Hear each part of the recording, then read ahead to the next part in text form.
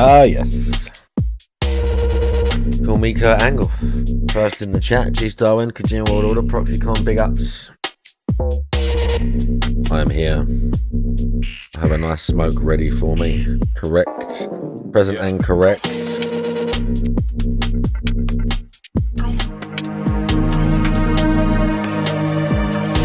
I was in the chat.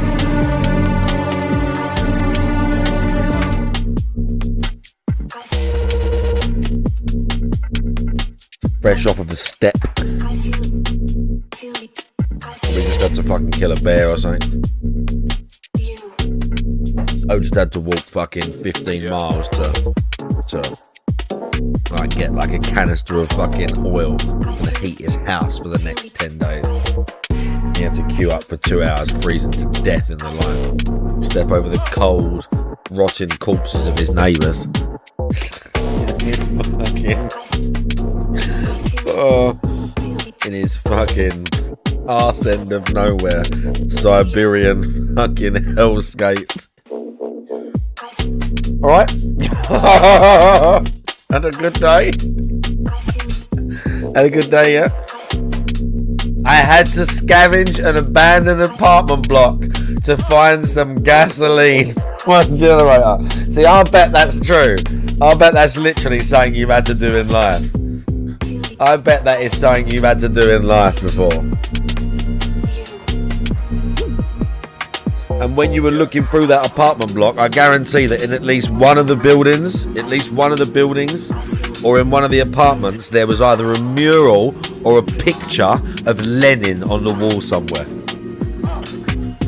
How many murals of Lenin have you seen in your lifetime? More than I've seen pictures of Winston Churchill, that's for sure. They're fucking everywhere. You can't escape that cunt if you're out there. At all the bus stops and that. To be fair, Soviet brutalist bus stops are some of my favourite pieces of architecture. So, you know. Right. I'm here. Welcome. Welcome to my TED Talk. We're playing some Neo. I'm near the end of the game. I'm near the end of the game, so we're getting there. We're getting to it.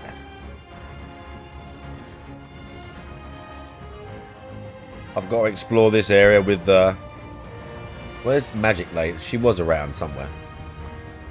There's like a sorceress lady coming with me. At least she was. Maybe she's already gone over there. Now, let me turn this up. Let me turn this up briefly. I need to watch this LTG clip from yesterday because I didn't watch it. I was at the gym. So he started more drama with LTG. Was talking shit about his child support. Oh, are you... Sorry, what?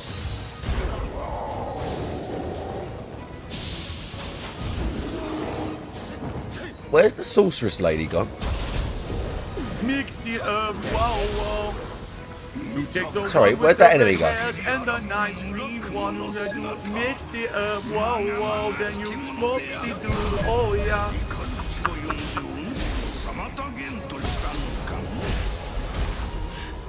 I'm fucked. Oh, bro, I gotta get these guys up here. We need to single file this. Yeah, we need to single file this with some of you because it's gonna get too excessive. Come on, here we go.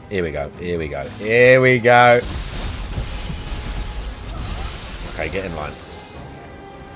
Get in line.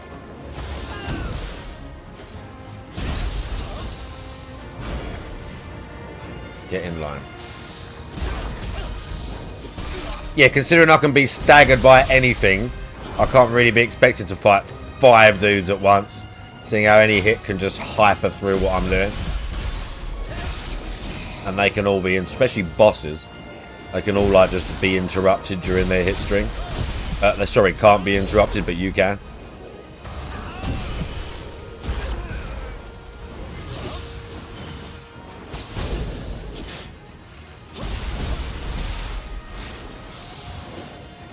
I don't know how I survived that. I got grabbed out of my... See, I literally got grabbed as I was phasing through him doing my martial art move.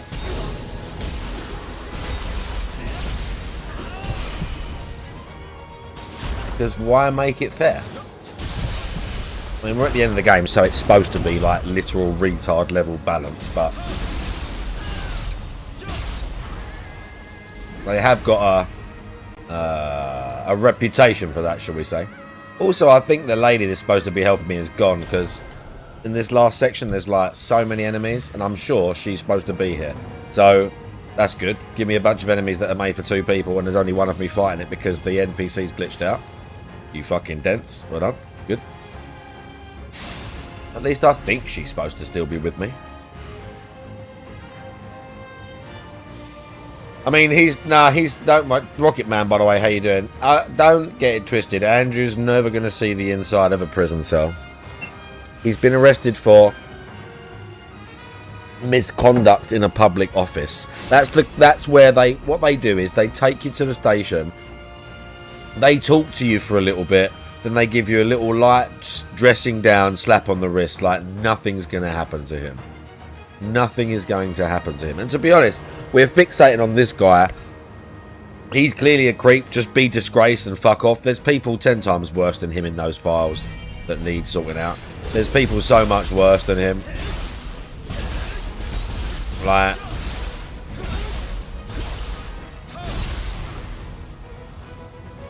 all of our politicians, for a start. All of our politicians, for a start. I mean, Andrew's he's just a creep that likes fucking young girls. And I don't mean that, like, I don't mean necessarily a pedo. I don't know how old that girl was. But I just mean when he was in his 40s and 50s, he liked hanging around with Epstein because Epstein knew 18-year-olds, 17-year-olds, whatever that he could bang. And I'm not trying to downplay what he did. Don't take it like that. I'm just saying, it looks to me like the reason he's into all that is because he just got young birds that he could fuck, and he's a creepy old dude that would never pull those girls in the real world, even though he's Prince whatever. I feel like there was people there that were genuinely like evil. There's people in them files that are genuinely evil, hurting children, killing children, fucking. They should all be murdered. All these people, all them people. They should just all be fucking murdered, dude. They should all be hung from a lamppost. These people, our fucking society. Insane. They should just be hung from lampposts, all these people. It's madness, my dude. Absolute madness. What are you? How are you sitting like that, cat? Akuma. I wish I could quickly turn it without him moving, because he's sitting like a human, like with one leg here and one leg there, and he's like that, sitting like on his ass with his legs out in front, with his paws down, because he's cleaning. So he's sitting like a human with his like little thing popping, just going. And he knew I was talking about you because you moved now, aren't you? Now he's moved and he's just staring at me as if to say, fuck you. Yeah, clean those paws, boy. Probably skank, aren't they? Get them clean. Walking on my floor with that. Anyway.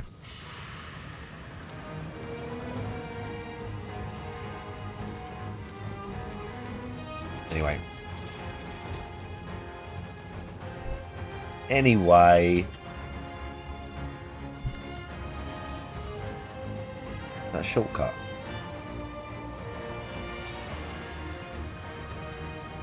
Oh no, this was the... Is this progress? Or is the spirit jump progress?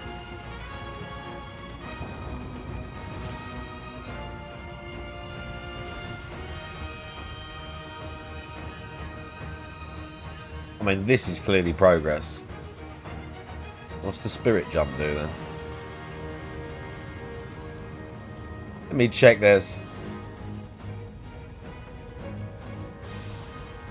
Also, whilst we're here, come with me. Come with me. That's a AI NPC as well, as in that's not a person's... that's not a player's ghost thing that you can summon. I think that's an actual... That's an actual one the game's put there.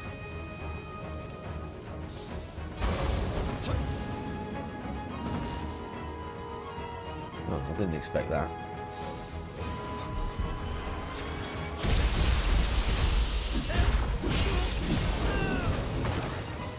Literally couldn't get out of that. That was fun.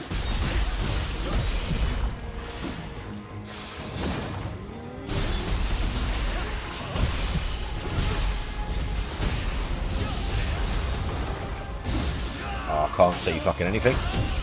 Amazing. I don't want to lock onto him. I was locked onto one enemy, and then we swapped mid-enemy. That's not fun. I don't know what we based that on. It was not enjoyable.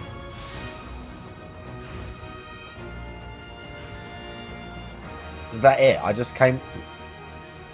Really? I mean, I'm definitely not dropping into that shit. That's death. That'll be instant death.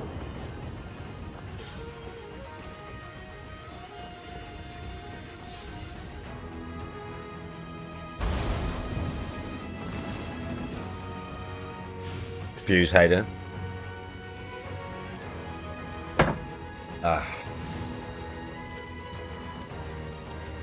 Right, guys, coming with us.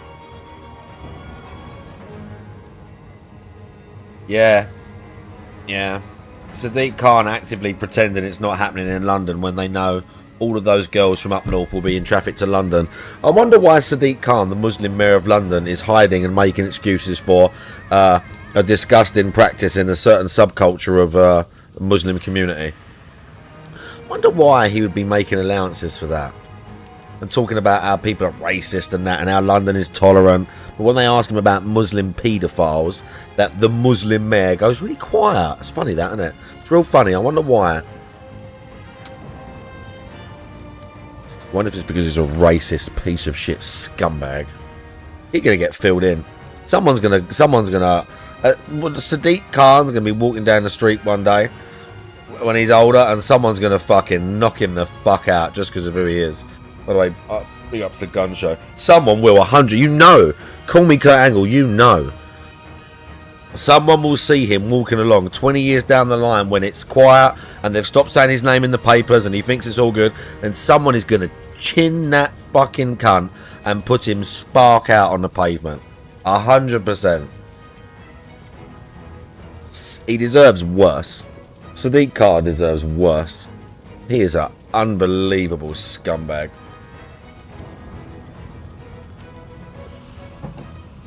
We'll just lock him in a dark room and give him bread and water for 30 years until his brain turned into mush.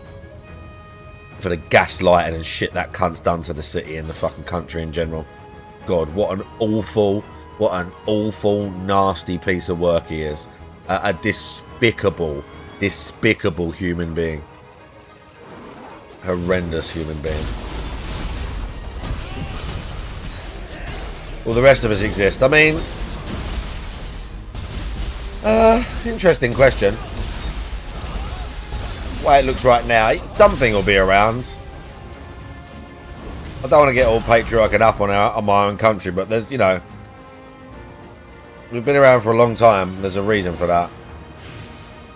They're not bad. Those ideas have been around for a long time. They're not bad ideas. Do you know what I'm saying? Yeah, and the thing is, call me Kurt Angle. That's true, because all the time Sadiq Khan was sitting there saying like stop and search was racist and blah blah blah blah and stereotyping and London's open and inclusive and it's so wonderful. All that time whilst people were getting stabbed to death and raped and murdered. All that time he was doing that, bro. Someone, honestly, he's going to get filled in one day. The way he's acted, the absolute arrogance of him, he's going to get fucking filled in one day, bruv. You know. Right, that's the spirit jump. Is this a shortcut? No, these are just items.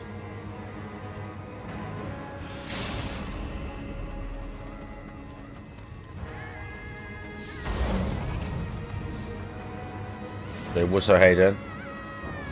RE5. Fuck me. Is it old, isn't it? Oh, I think I 100%ed that game back in the day.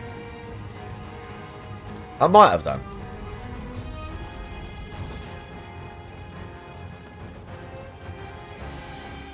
Oh, is this gonna be? This is gonna be some mad boss right now.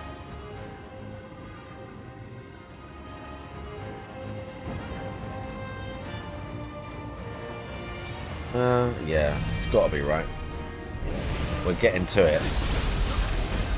Okay, not yet, but we're getting to it, I guarantee you. Some mad endgame boss is coming.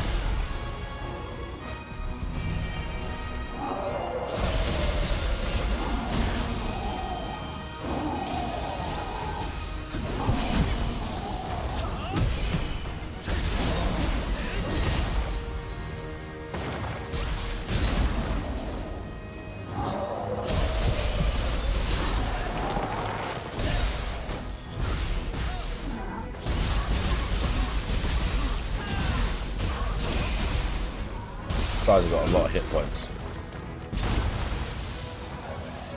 Those guys always have a hell of a lot of hit points. Always. He showed you the infinite money glitch. Nice. Going back to Neo 1 is unthinkable. Correct. Correct. You're like, how can I possibly go back to Neo 1? There's so many missing features. Like, there's like the burst counters, the enemies, the balance. How can I go back to the Neo 1 dog shit? Neo 2 is going to be... Playing Neo 2 again after this is going to be a little bit jarring because I think the bosses are on par with Neo 2, but the world enemies are so much better. The balance is so much better in this game. The world enemies in Neo 2 are just, some of them are just trash. The priority they get on their moves, how much health they have, like they're just fucking garbage. By the way, big ups Brian S. How you doing?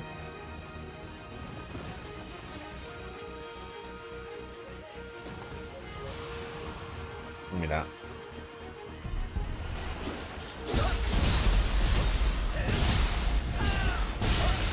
I'll tell you what though, I don't know how hard the last boss is going to be, but the boss before it, I might summon for the last boss. The boss before it was ridiculous. That they are taking the piss. I had to spam so hard and get so lucky.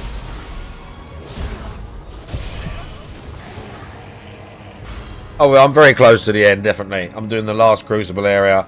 I've fought the... Have there been duo bosses? No,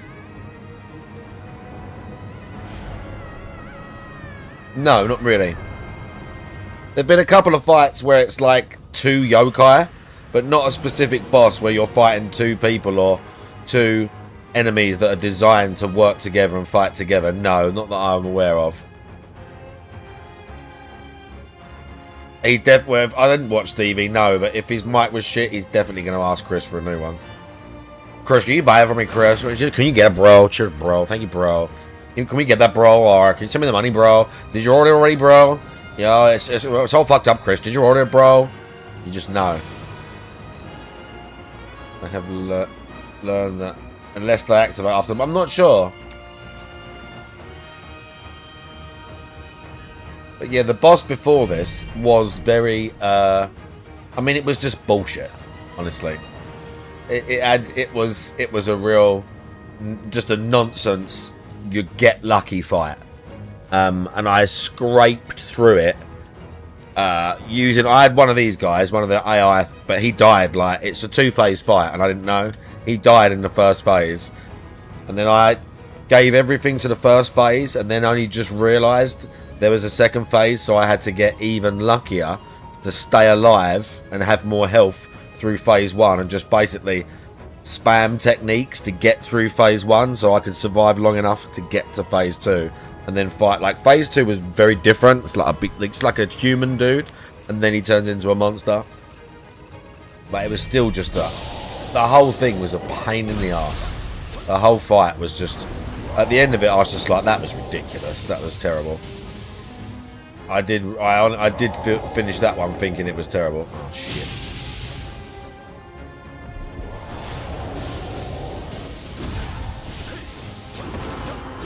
I hit my friend.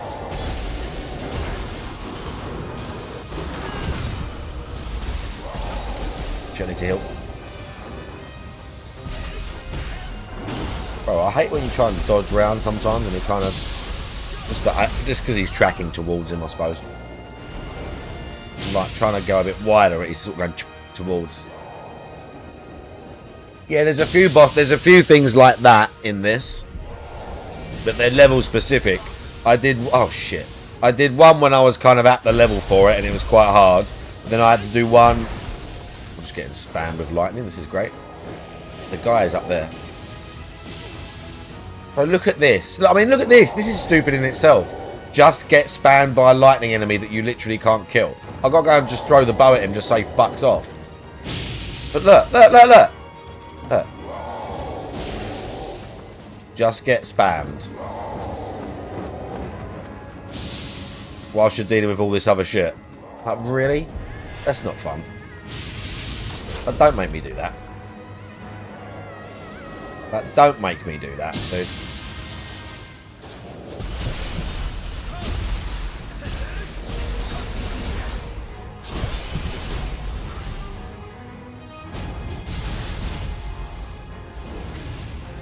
Don't make me do that.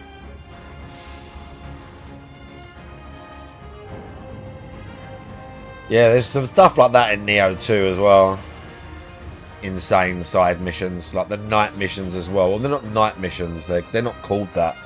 They're called something, but you have to just basically go back and redo some of the missions. But like, They're just much crazier, they're much harder, much more enemies, all that nonsense.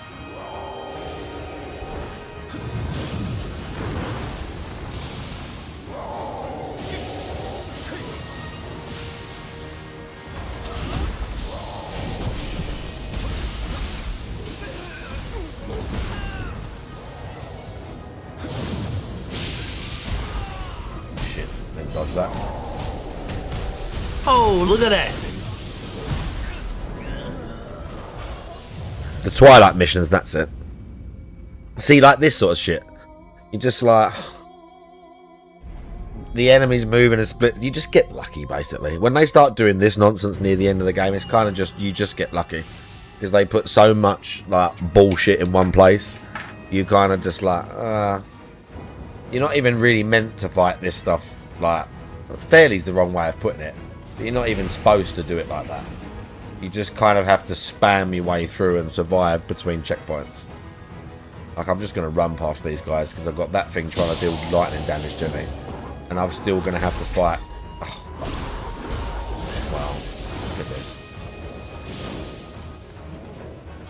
I'm still going to have to fight all of them when they follow me anyway.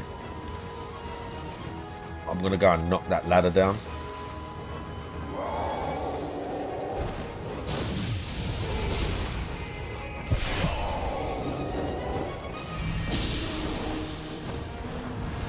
Nice. So now we've got our shortcut. We can fight this guy.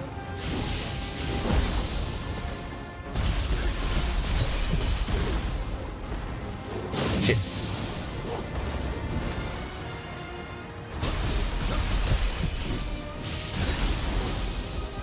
I've slowed him down as well, and he's still like, shit. I can't recover from it. I can't. Didn't carry that in time.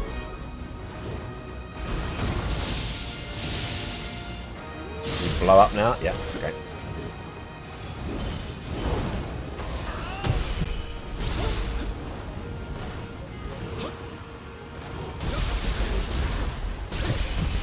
It's a lot of the time you don't see these things very much, or you don't get many chances to. You don't get as many chances to fight these things without just spamming the fuck out of them. Because they're so. Look, I mean, all this shit. Because they're like basically like it's basically like fighting a boss. So you're just spamming hills and not really properly learning what the thing can do. Right, let's get all that out of the way.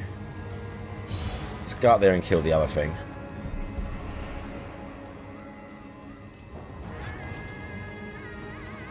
To rearrange my skills, really. I ain't done that in a while, but they're not. It's not hurting. Like, I could probably squeeze a bit extra health or efficiency out of some things, but we're pretty powerful. I'm not gonna lie.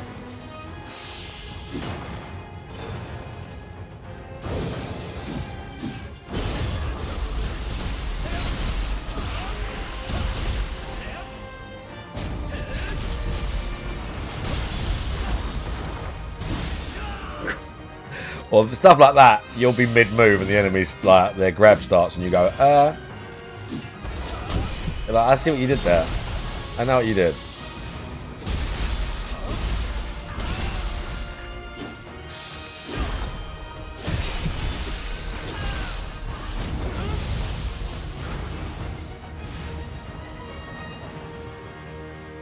Thank you. And I've got to check all this crap I've picked up. Yeah, the mobility off that giant enemy, do you see?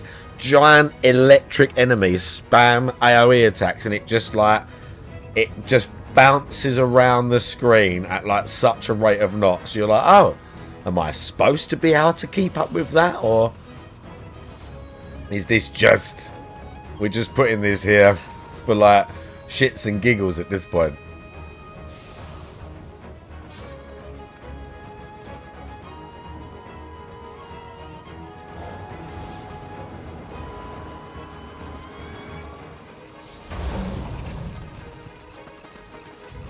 So yeah, if we get to the last boss and it's like ridiculous, I'm 100% summoning.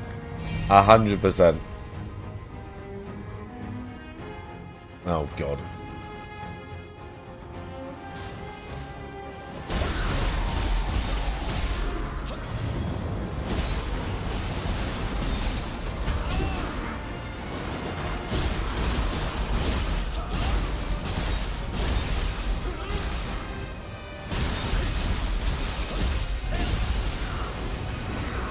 Okay, good. Guy's still shooting at me though.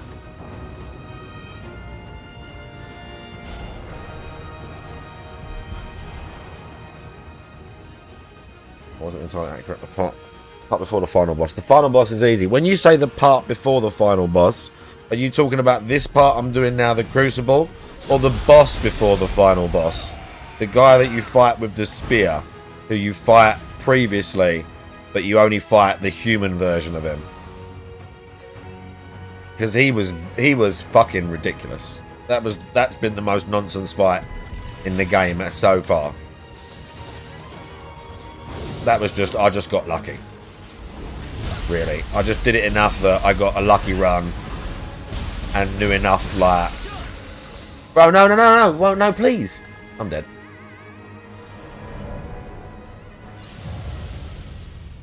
Can we not, like...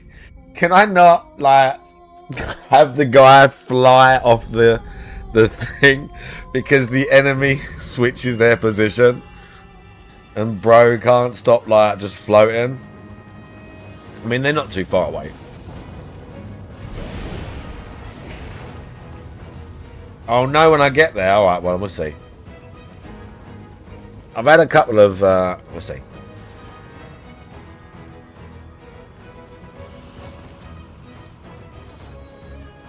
Does that thing respawn?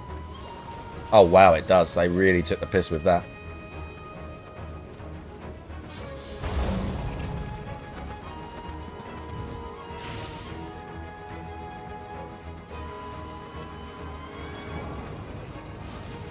Oh, I've got to kill Horse Guy again, really.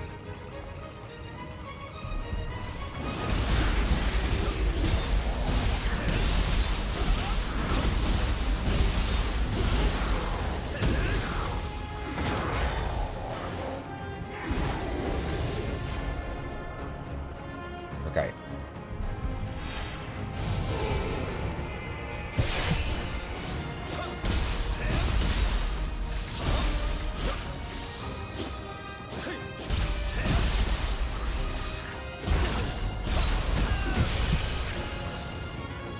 It nearly happened again. Nearly.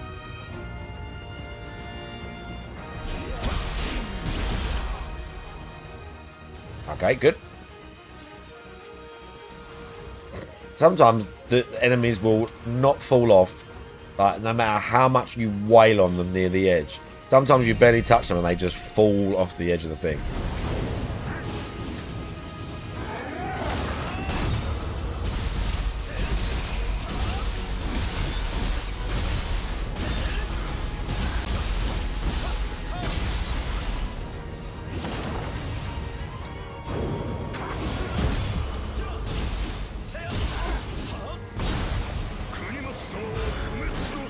Cute.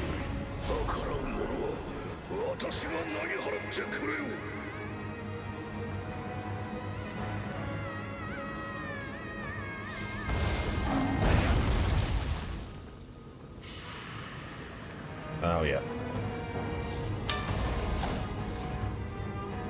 Oh yeah.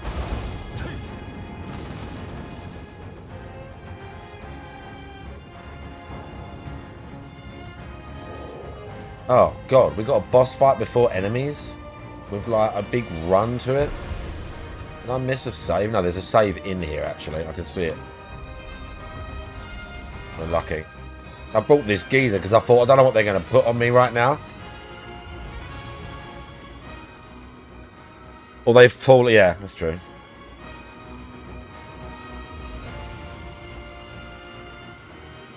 Oh, we nearly got a level as well.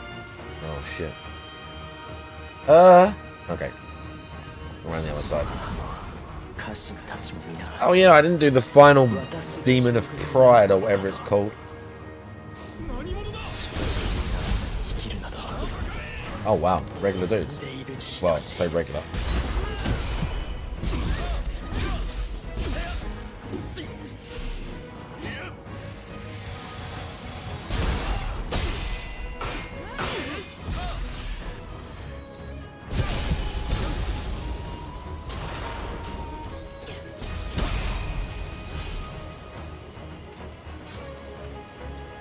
Bro, he's hiding right there.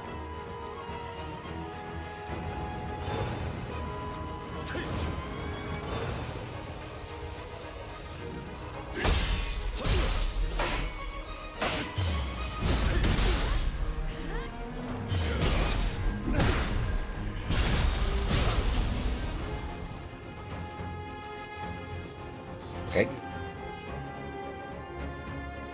I randomly blurt out, "Hey, on guard." Imagine. Bless her. You know they told. You know they told him as well. You know they fucking told him, and he was just like, "Oh, it's a stupid internet thing. Just ignore it. Stupid trolls." You know they told him.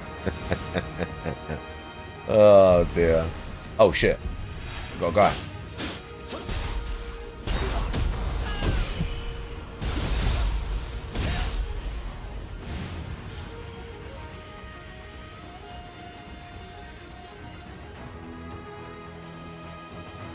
Ooh.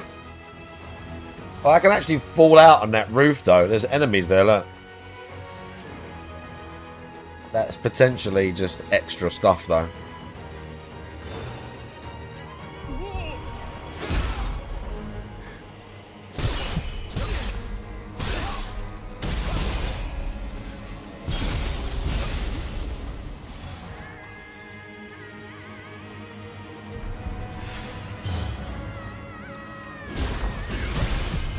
I was lucky he didn't do a more aggressive hit right there because he powered up. I was just lucky I like poised through it. Stay full health.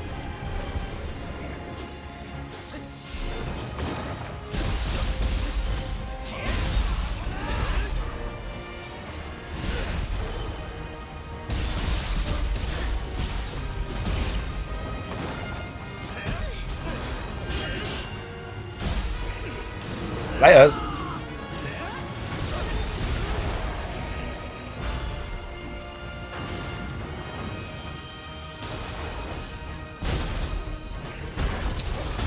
Ow.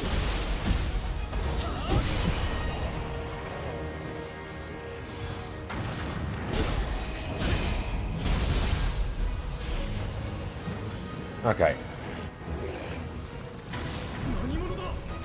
My God.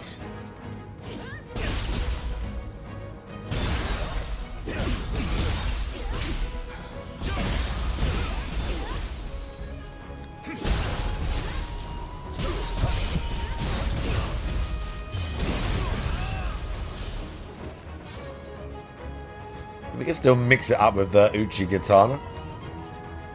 The Uchi Katana.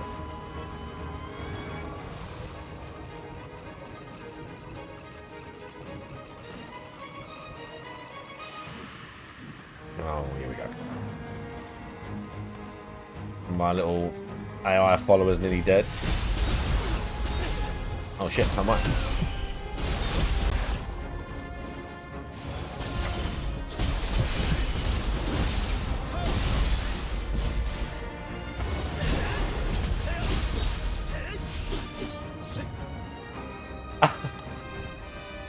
I mean, I've stayed in the air for quite a while, but... Screaming? Fashion hijab store, wow. Amazing, enjoy that. Enjoy when you start seeing them all walking along. Looking at, like, literally oppressed. Do cupping to age. Some people do, I personally don't. I've never read anything about it. But that doesn't mean it don't work. I've just never... Oh, fuck. Okay, why? I've just never read anything. Wow, somebody died right there. I've never read anything about it, so I couldn't tell you how good or bad it is as a practice.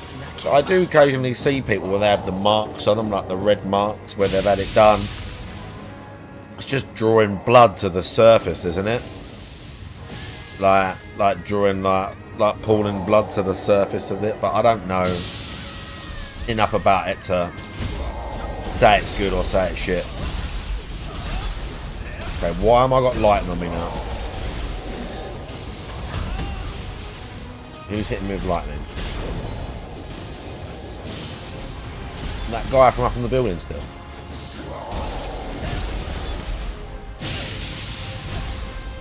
Wow, we've got big skeleton in here too, wow.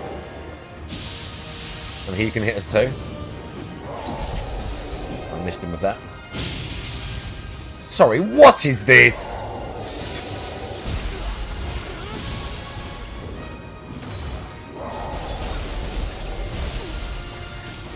Why can this enemy spam the lightning inside?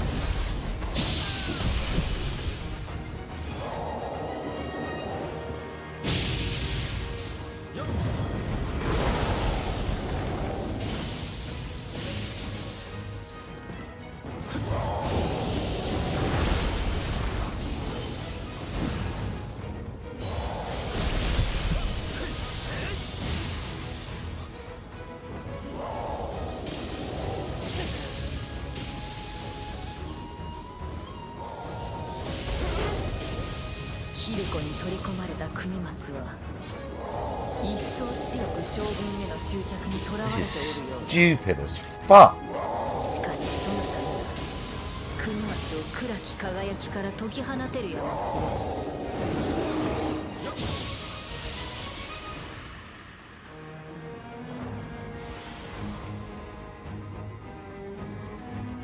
Turns out you weren't as oh yeah, I suppose, yeah.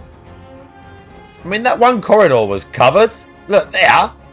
Oh, I see. I suppose that's true. All right, let's change out of line of sight. Now it's line of sight. I'm gonna die on that hill. Look at that. Yeah. Yeah. Annoying as fuck.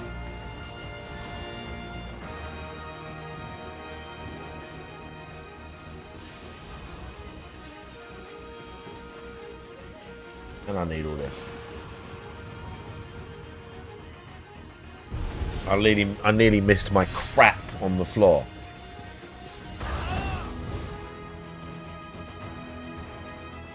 And I just waste both my... Oh, fuck. Oh, shit.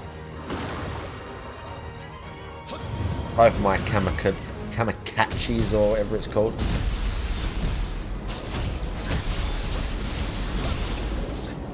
Wow.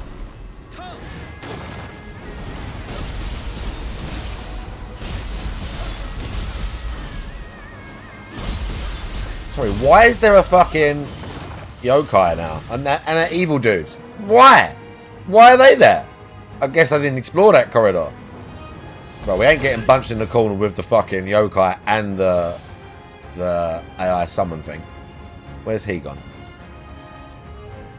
Bro, you need to get up. Oh, look at them both. Right, whatever, you can follow me. Not in that tight space. That's not happening. Oh, and there's a save right here. You can both get fucked.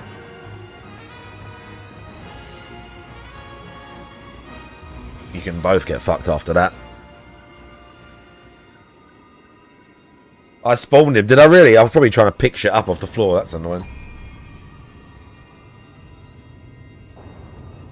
Giving me flat... Oh, we are getting diminished returns now, yeah. Alright, cool.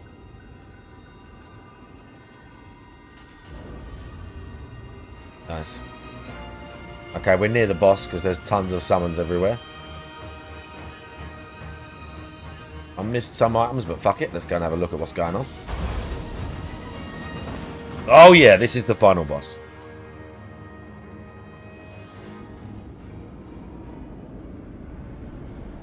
Yeah, I thought that too. I went to 35 of health just to give a little cushion. Oh yeah, we've got to fight demon version of this guy. He's like, oh, I'm gonna be the Shogun or whatever. But we battered him.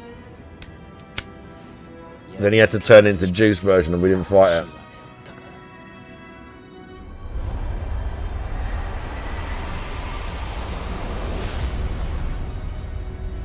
Yeah, Juice version.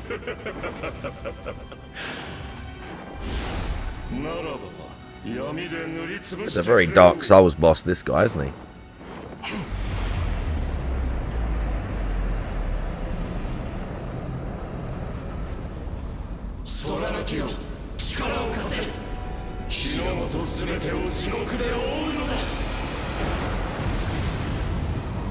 Yeah, we've already fought him.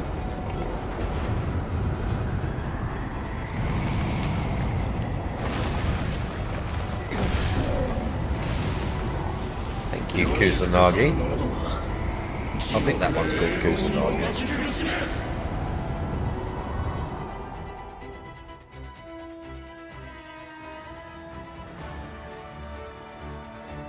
Oh no, do I have to... Oh no. Oh no. It's a puzzle boss. No, please. Oh, it's a crucible. Alright.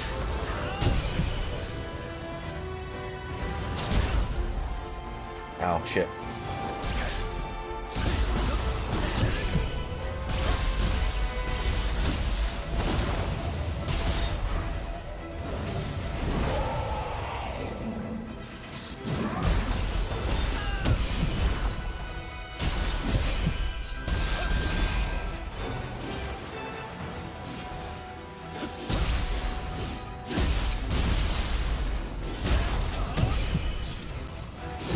Oh, I knew I was going to die right there. I thought I've probably got time to heal. I'm bringing our fucking one of the AI for this to draw some of the fire. If I've got to go all the way up and then fight him, we're going to bring a dude for this. Who's the lucky winner? Phoenix Blade. I can't see what you got. Tonfas. Tonfas are popular, huh? Yeah, look, another Tonfa guy. Right, fuck it. You're coming.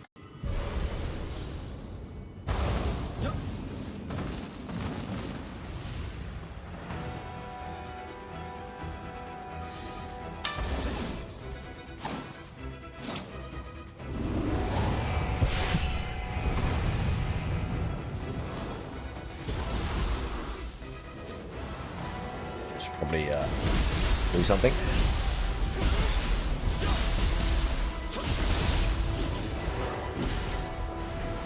Yeah, he's doing a bit. Oh. Oh, I was literally winding up, you cunt. Get hit. I literally said it. I'm gonna get hit. I literally said it.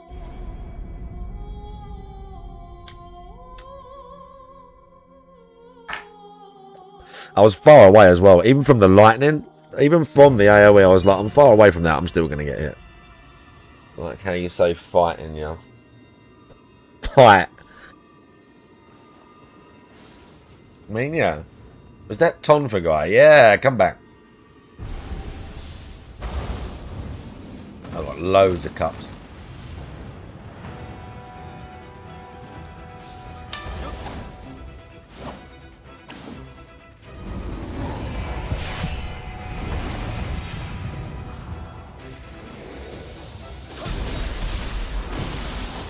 Managed to dodge that time.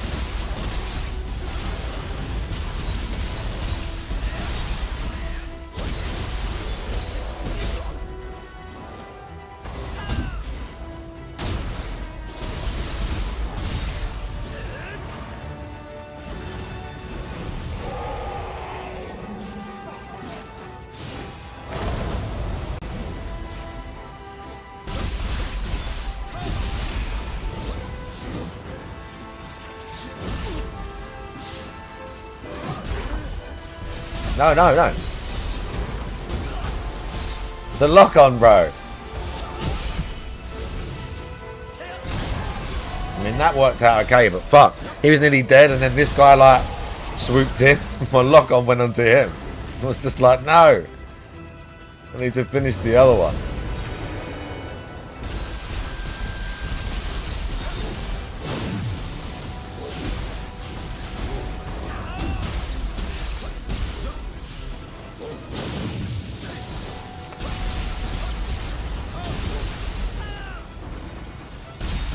That was a really obnoxious set of enemies to make you fight one after the other. Those three sets of enemies were obnoxious as hell. One of those floating ones, and then I'm not sure the one with the staff is called, with the robes, and then that lightning tiger thing at the end. That's some that. I don't know what that is. We're gonna go. That is obnoxious as fuck.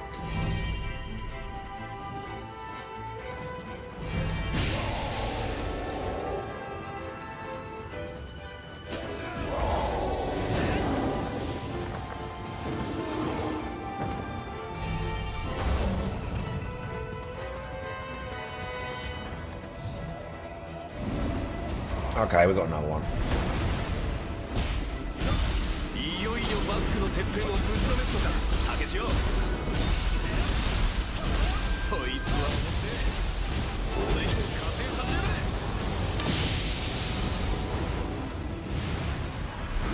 What? Oh. Oh, no.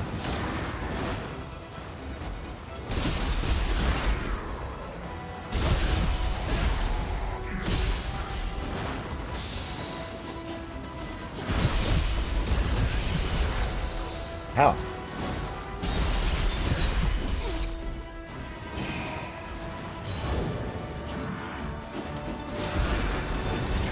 Oh, I tried to get the manual, but I fucked it up.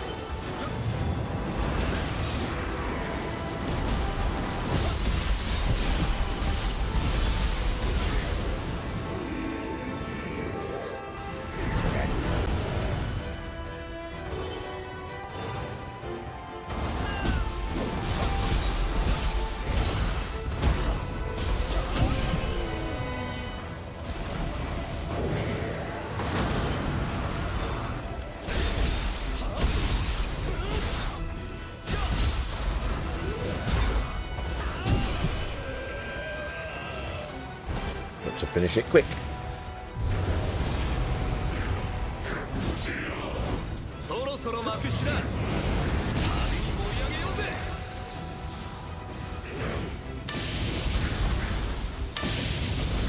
Wow.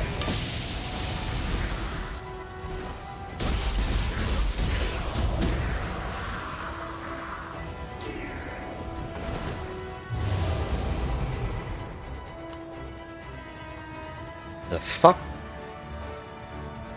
Do I have to do all these again if I die? Do I have to do every single one of these again if I die? Oh, definitely. I don't want to. That's going to annoy me big time. I'm telling you now. That'll really annoy me.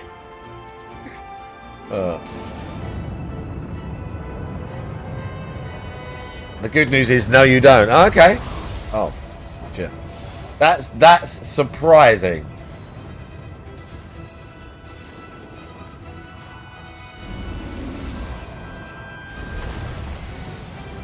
There's still going to be some bullshit. Okay, we're running out. So we're running out of summons fault, alright. And every now and then this guy's helping out, but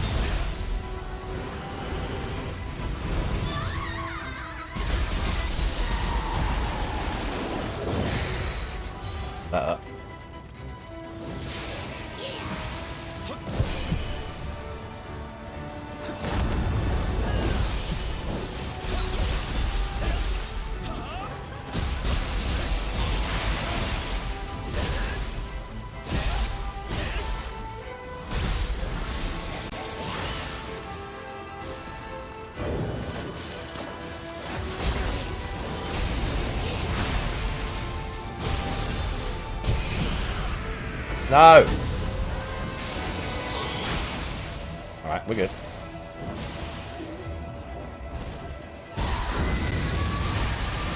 Oh shit, I hate that. Lose all your key.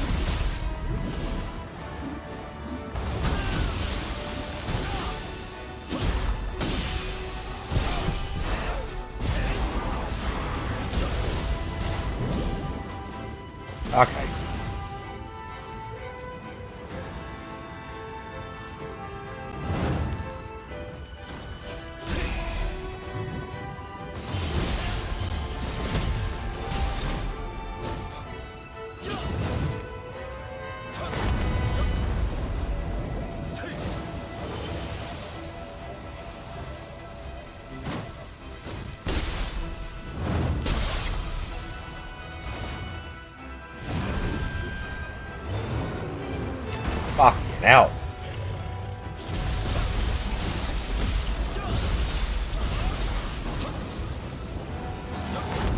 Shit.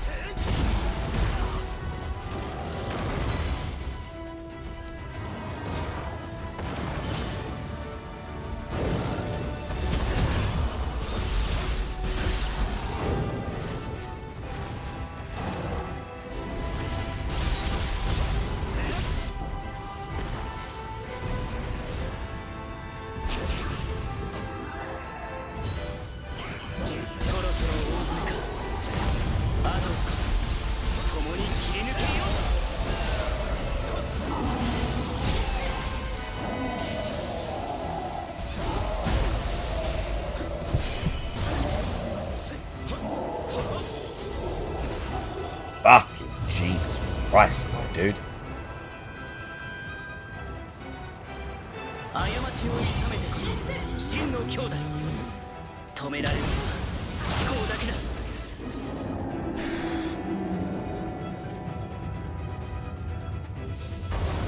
There are shortcuts. Well, that'll be it. Well, then they need one of those. I'll definitely add up these things or whatever.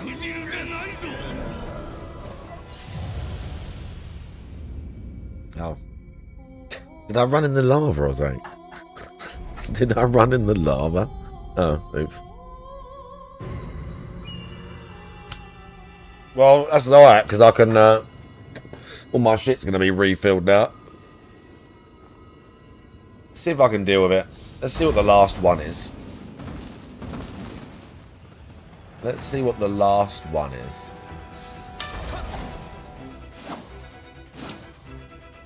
I'm assuming the little things like that is the shortcut. Yeah.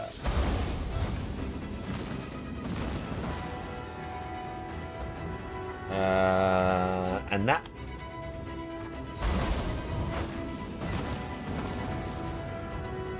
Oh, well, that's just lava, yeah. Just hanging out.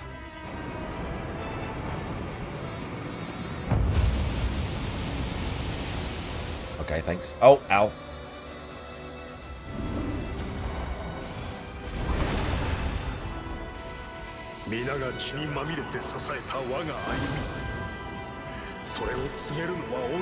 Some space. Oh, okay, dude.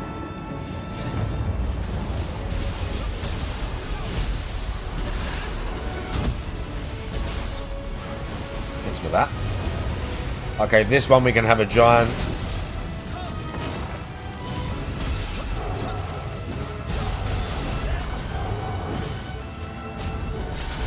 Oh, the Ippon de Tower is really trying to force the issue. Do you see that? Wow, and you give me one of them?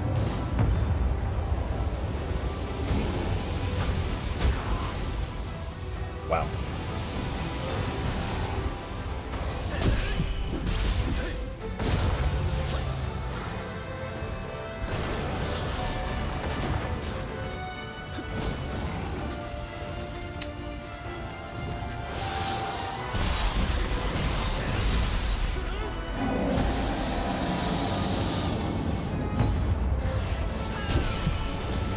He's fucking dead. He burned to death.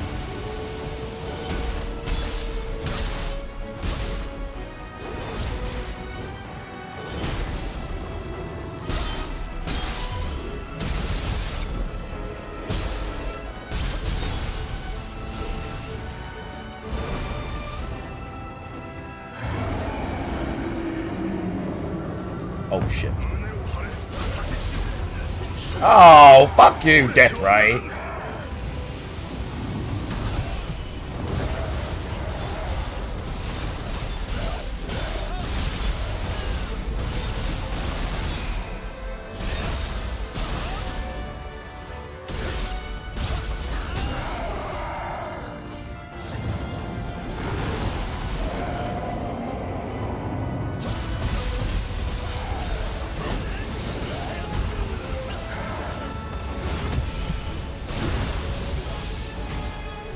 Death Ray's gonna kill him.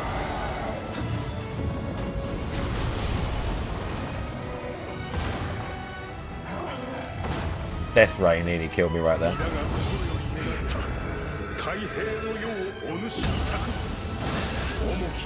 Yeah, I think you've been able to do that since the first game, right?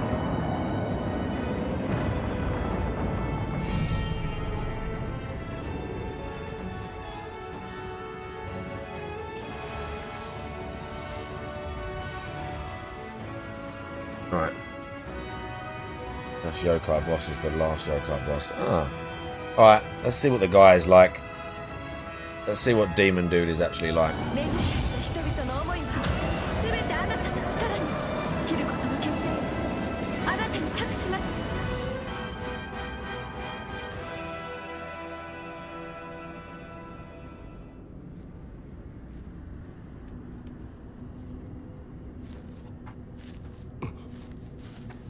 Fucking fox mask, so good. We've got a nice shiny pink robe as well.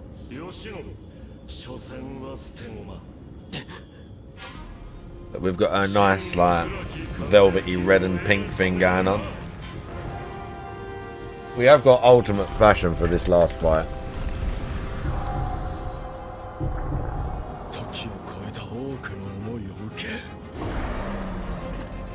Kusanagi's not happy.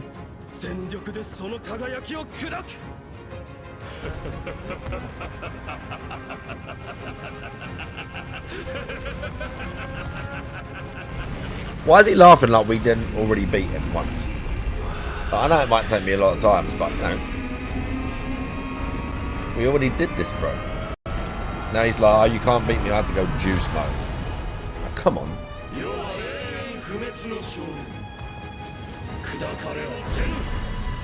I shall not know defeat. Okay, hi Millennia. That was definitely a nod. Come on now. Oh, that's good.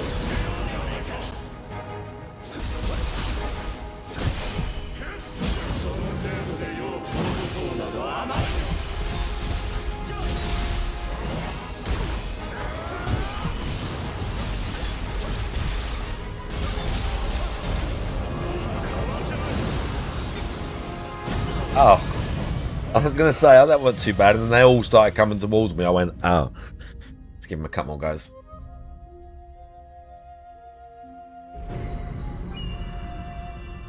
He's got a lot of hit points, but he don't seem too bad.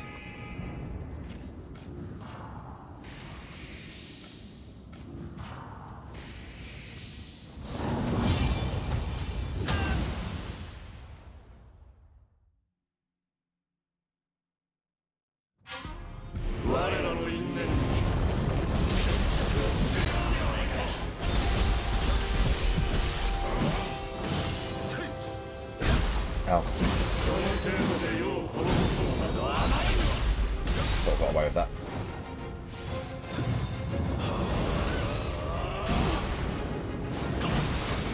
It would be faster normally.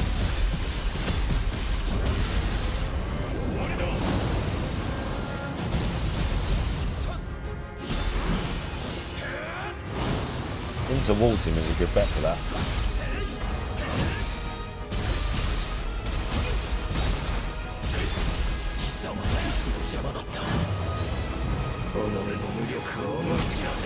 Oh.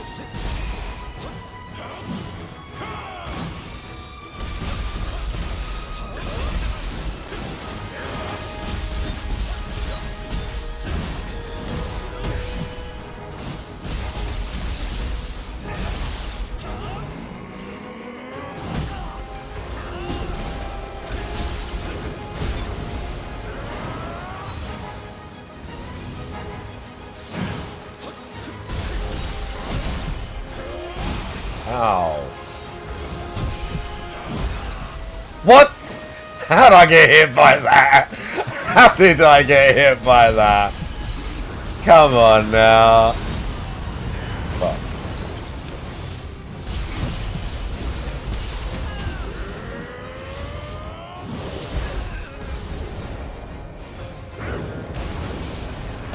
Oh, follow up.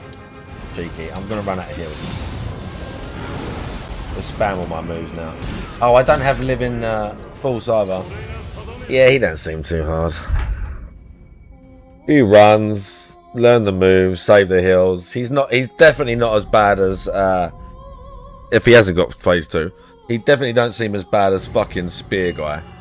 Not spear guy. Yeah, he did have a spear, didn't he? Whatever. The boss before this that's not the gauntlet of bosses.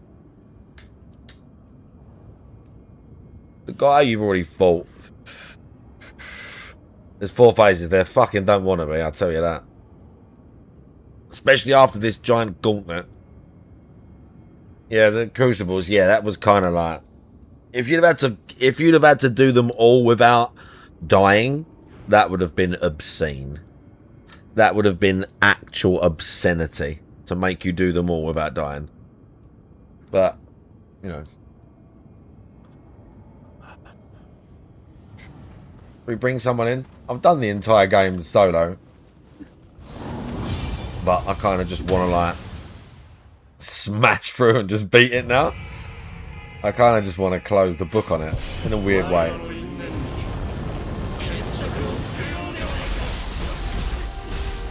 I haven't even optimized for it on nothing.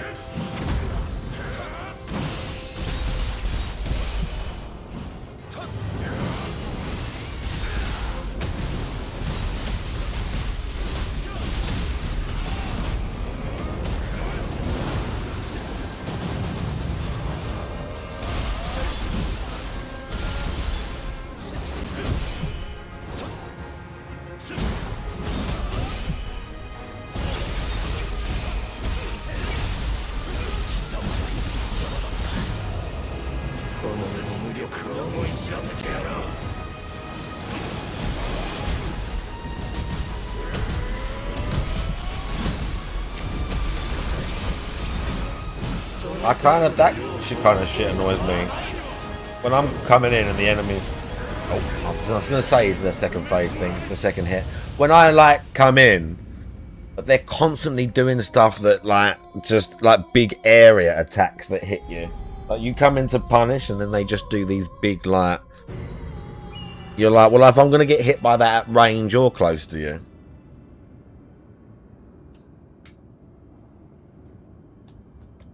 Let's have another couple goes. And then we might... Oh, we're going to watch the LTG, right? That's what we're going to do. And then whilst the guy is talking shit today, I'll give this a couple of goes in the background. And then if I get bored, I'm just going to summon for this final fight.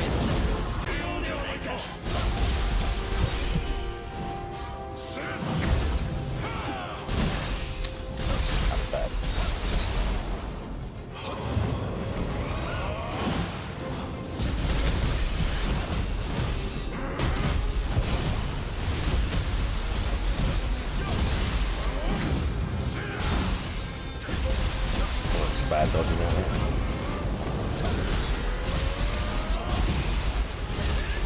And again, he's still, even though he's like transitioning to yokai, he had no key there, so he should have been staggering. So I'm wailing on him, but he's just hitting me and like transforming and doing stuff. So I've seen a few of the bosses are like that. They just go the whole key thing. It does work if they're in phase, but they'll lose their thing for a tiny bit, and then they'll just be, oh shit. They'll just be back at it and like wailing on you. And you go, oh, you're supposed to be like literally staggered right now. And you like, I'm supposed to just be able to unload. That's the whole point. But sometimes they kind of just recover. Right, let's watch this. Because I didn't see this yesterday. And I specifically didn't watch it so that I could watch it today. I specifically didn't watch it. So I don't know what he said. All I know is the title of the video. And from what I gather, he talks shit about LTG basically revealing. LTG also tried to pretend that LTG tried to sweep that and pretend that, like, imply that maybe he wanted you to see that notepad thing he left, even though he was clearly awkward as fuck when he first showed it and was just like silent, doing his weird chewing like a literal fucking retard into the microphone. That's what LTG was doing. So it's quite obvious he didn't mean to show people. But it's funny how it gets to him so much. It's exactly the same with DSP. How the internet, they like to put themselves out there as like, you know, they're successful and they're this and they're that and they're happy, whereas really they're so desperate for like adoration and acceptance from the internet. They're so desperate for their image to be better than it is. It's hilarious. The insecurity from and both these people are scumbags for different reasons.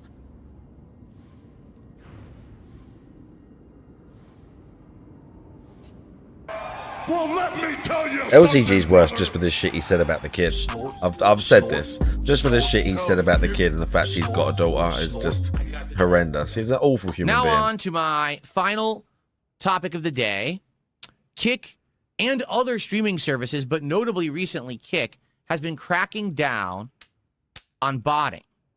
And there's one particular streamer that has been massively negatively affected by this. Now, first off, here we go. First off, you might say... Oh, so he was giggling straight away. Why would a streamer who's being negatively affected bring it up on stream and talk publicly about it? He was giggling straight away. The truth is, I don't think that anyone ever should. Like, if there ever is stuff going on behind the scenes... So he already knew. He was... remember that I'm not going to do drama shit. You know, being called... Do you remember when we did that and we're positive guy? You may or may not consider that you actually are guilty of. I don't think you should talk about it publicly. If you want to deal with it privately behind the scenes, that's one thing. But to be blabbing about it publicly on a stream is probably a bad idea, particularly because real hard. Your audience probably can't help you with it. Yeah, I know. So just be who you are. Like, why would this person be talking about it publicly on their stream? Well, here we go. It's an easy answer. Okay, hold on. Oh God, there we go. It's because recently, LTG accidentally leaked this on his stream. This is an actual document that LTG... What's this got to do with bots, by the way? What's this got to do with bots? Accidentally put up on his screen. I mean, again, at this point, DSP is just an LTG detractor. He's made this much of a thing about it, and not only that, DSP gets more views than most people. Not most people. Sorry, that's right. Let me start again. DSP is like more well known, and like if he talks about something through detractors and everything else, shit go out there way more. So him talking negatively about this, about LTG all the time, you're just spreading that to everyone. All the stuff that you say is like people that have no lives do, is what he's doing. Yeah, he's still yeah, he is. He is still so annoyed that he denied him his respect that he thought he was owed. Like, he is still so annoyed by that. He's the real father. That'd be hilarious. Bring a live stream. Why are we giggling so much? Oh, man. So why is this bad? This is bad because this isn't, a detractor supposedly got his information and posted it up on Kiwi Farms. Or someone claims they hacked his account and this is his bank account balance. Okay? This is something he actually... But why are you bringing it up as someone who hates being trolled? Okay? And if why are you bringing it up, it's very simple. His detractors have accused him of having a kid and basically being a deadbeat dad and not paying child support. And then he puts this up on his stream. Okay? So, in summary, this is basically saying he supposedly owes around $9,000 of back child support because of legal orders against him. Okay? So he shows this and everyone's freaking out like, what the hell did he just do? Why did he put that on his stream? Okay? So you might say, well, what does this have to do with view botting and all of that? Well, that's a good question. The next day, all of a sudden, LTG is complaining about lost revenue on his stream. And it's like, isn't it weird that the day before, he accidentally puts that up on his screen, and then on his very next stream, he's complaining about Kick taking money away from him. All right? I'm going somewhere with this. Don't worry. So let me just play some clips basically, they didn't pay me for last night because when it comes to me, I can't get away with nothing. Everybody else could. So you hear what he's saying? We're watching Red Dale again. Basically, he's... Oh, here it is. We're watching Red Dale. Listen, hello again. Thank you for your patience. Regrettably, the reversion will remain. Please keep in mind that long-form videos are not allowed, especially if there's insufficient interaction with your viewers. Additionally, blah, blah, blah. So let's see what he says, and then I'll tell you basically what really happened here. I'll tell you what really happened. Please keep in mind that long-form videos are not allowed, especially if there's Look at DSP putting himself in someone else's shit. If you want to watch this type of content, please. He says he hates people doing to him. Do people that spam IRLs on the platform? Do people that spam IRLs on the platform? Do they interact with their viewers? So anytime we watch the Drewski shit, I'm gonna kill the kick stream 1,000%. So here's what happened. Okay, first of all, everyone knows that LTG is rampantly accused of view botting his content. Okay. That it always says somehow he has thousands of viewers everywhere he streams, whether it's Twitch, whether it's Kick, no matter where he's streaming, somehow he has thousands of viewers, right? But when you look at his chat literally never moves. Ever. It just sits there. And every once in a while, there's a trickle. Like, for example, there's something called a chat rate on YouTube. If you don't know what a chat rate is, it's basically how many people are talking and at what speed they're talking. Why are you talking about 15, this, though, bro? Which is a good rating. A great chat rate would be like 50. Oh, my Lord. But me, I'm a small-time guy. Rough. I got a chat rate of 15. When I play a slower game, like if I'm playing Dragon Quest 7, it'll go down to like 5. Okay? But I have a decent chat rate. Right now on Kick, my Kick chat constantly moves. You guys on Kick are always active. You're posting the emotes, you're talking, you're razzing me, you're constantly engaging. That's engagement. And this is what I keep telling you guys. That's engagement. Oh my God, this is painful. You don't understand that what's happened is that there are creators out there that literally are trying to make a bank and a living on a lie. They are constantly view-botting themselves. They are pretending like they have a certain amount of subs that they paid to get. They are actually gifting themselves subscriptions, donations. They are trying to fool the system into thinking that they're popular. And what they're hoping for is they can get to a level where people will start watching them just on the notion that they are popular.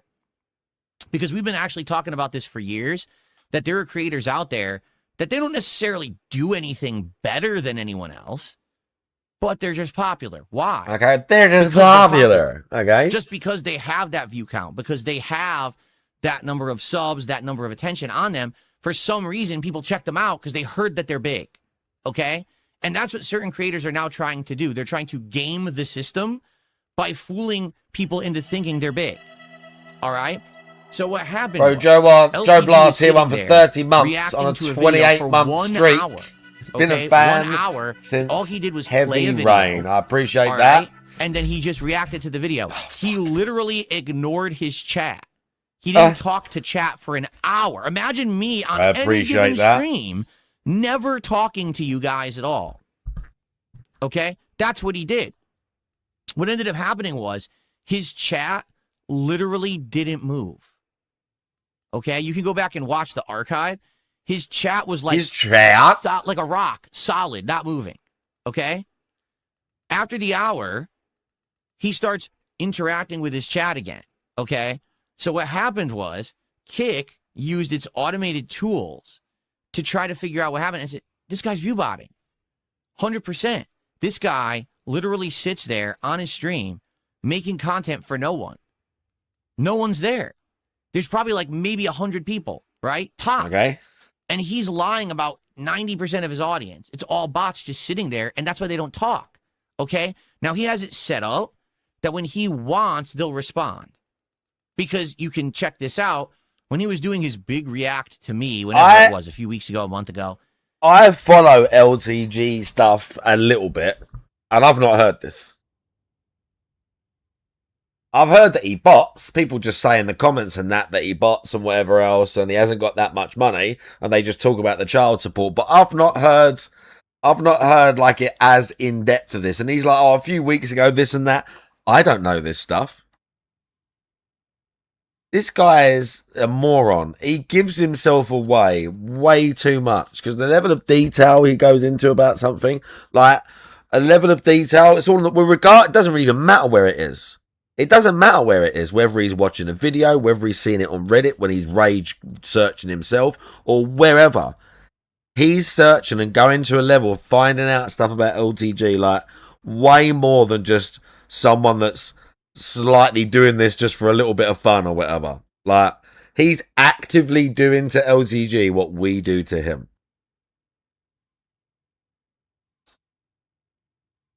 Yeah. He literally said to his chat, hey, chat, move. And then immediately the chat goes, because he has it programmed that way. Okay? He is literally faking his success. It's all bullshit. And Kick is calling him out on it. So what happened was they demonetized him for that stream, okay? Now, keep in mind, he's already been demonetized before for fake subs, meaning Kick actually caught the fact that someone gifted him a whole bunch of subscriptions on Kick, okay, and then they pulled the plug on it and charged them all back, but they had already paid him for them, so then they made him pay him back. He had to stream for like a month or two and made no money. He was literally paying back Kick the money that they had basically gave him a loan for, okay? He's out of that red now, but now he's got his individual streams now being demonetized one by one because he's doing botting. Now, here's the thing. Can anyone prove this? Of course not. Can you prove any of it? All you can do is rationally look at the situation and judge the facts. I'm a streamer. I know how my chat moves with real people in it, okay? I know how it works. I know that these people who are, making fun of me in the Kick chat are real people. They're just kind of mean, but they are real people. I know that the people talking in my YouTube chat are real people. I have a chat rate of 21 right now in my YouTube chat. This is legit stuff. This guy sits there and talks to himself. If you actually watch his streams, you'll notice all he's doing is like lecturing. There's no back and forth discussion. He doesn't actually have like a conversational tone with anyone. It's just, I'm talking down to you. That's his streams. Oh, wow, So, Riohan, you're right. Make... Riohan, you were right. It was his way of making himself feel better that he was at the top of live stream fails again. You're right. I didn't think about it like that. But it was the same day as well. It was the same day he had the rant about, don't post that on Reddit. Fuck you. Fucking brain dead fucking morons or whatever it was that he said. It was the same day as that. So yeah, he was so annoyed. He's like, well, he did the exact thing that he says other people have to do. I feel bad, so I have to look around for someone else and like punch down or whatever to make myself feel better. That's what he accuses all the trolls of once again. You're trying to make yourselves feel better by shitting on me. That's exactly what he's doing. This is exactly what he's doing. Making himself feel better by shitting on LTG, whilst the rest of the internet once again. And I think the thing is as well, I don't know if it's necessarily got worse today, but I've seen more clips today. I've seen clips and tweets this time. Again, this is only through Discord, but for the most part, it'll just be, you hear that he's at the top of live stream fails and you laugh. Today, I've been seeing clip after clip of actual content creators and like tweets of people just saying, oh my god, like this is like, what is this guy doing? There was one, I don't even know who it was. It was just that they said something like, I hardly ever see anything about Darkseid, but whenever I do, it's like the dumbest thing ever. And they're just, again, everyone is laughing. There was some guy, I think he was an English guy, I can't remember, he was a black guy, and he's watching it like a clip. I've never seen the guy before. And he's laughing, saying, someone in chat said this as a joke. Like, because I think he got this Virtual Boy thing. Or he was talking about it. And he said, someone in chat said, as a joke, just put the thing on and then describe to us what you're seeing. And then they press play and DSP describing the Wario gameplay. And the dude's just fucking pissing himself. So that's what I was going to say. More and more regular people seeing it and seeing the clip of him saying, oh, and now Wario is coming down here and I can see him. Oh, yeah, he's wicked pissed. And now I'm jumping onto this and then I'm jumping into the background. People are just seeing it with his giant retard head in the fucking camera. With the mic, like, the mic taking up a third of the screen and his giant head. I mean, look how stupid it looks. Like, look how stupid. Who got it? Mimology had it. Just look how stupid it looks. Overshot, and I'm going all the way down. All right. Think how stupid it is.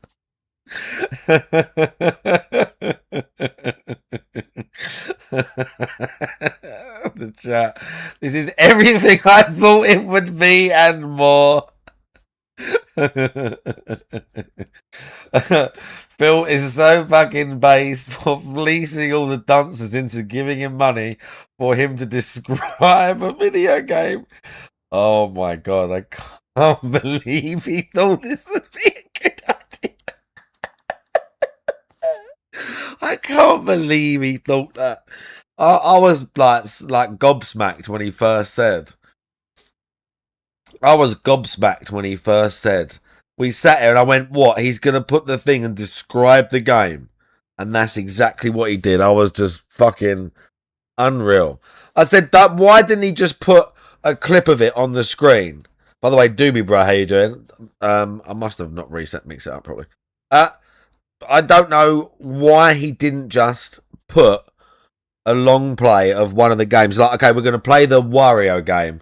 And just put a clip of the Wario game on the screen and have it play. Whilst he's like playing it and saying, yeah, it's okay, I'm doing this, whatever. Just being slow. Is that what Alt did?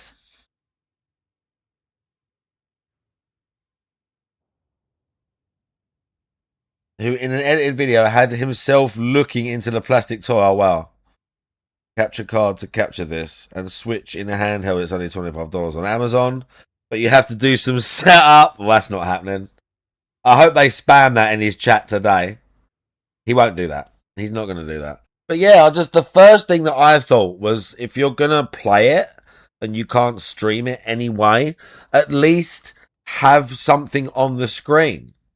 Just have something on the screen, like a long play of of the game that you're playing, just so the chat have got some sort of visual representation that they can. It's only 20 minutes or 10 minutes or whatever, just so they've got a little bit of like reference as to what the fuck is going on.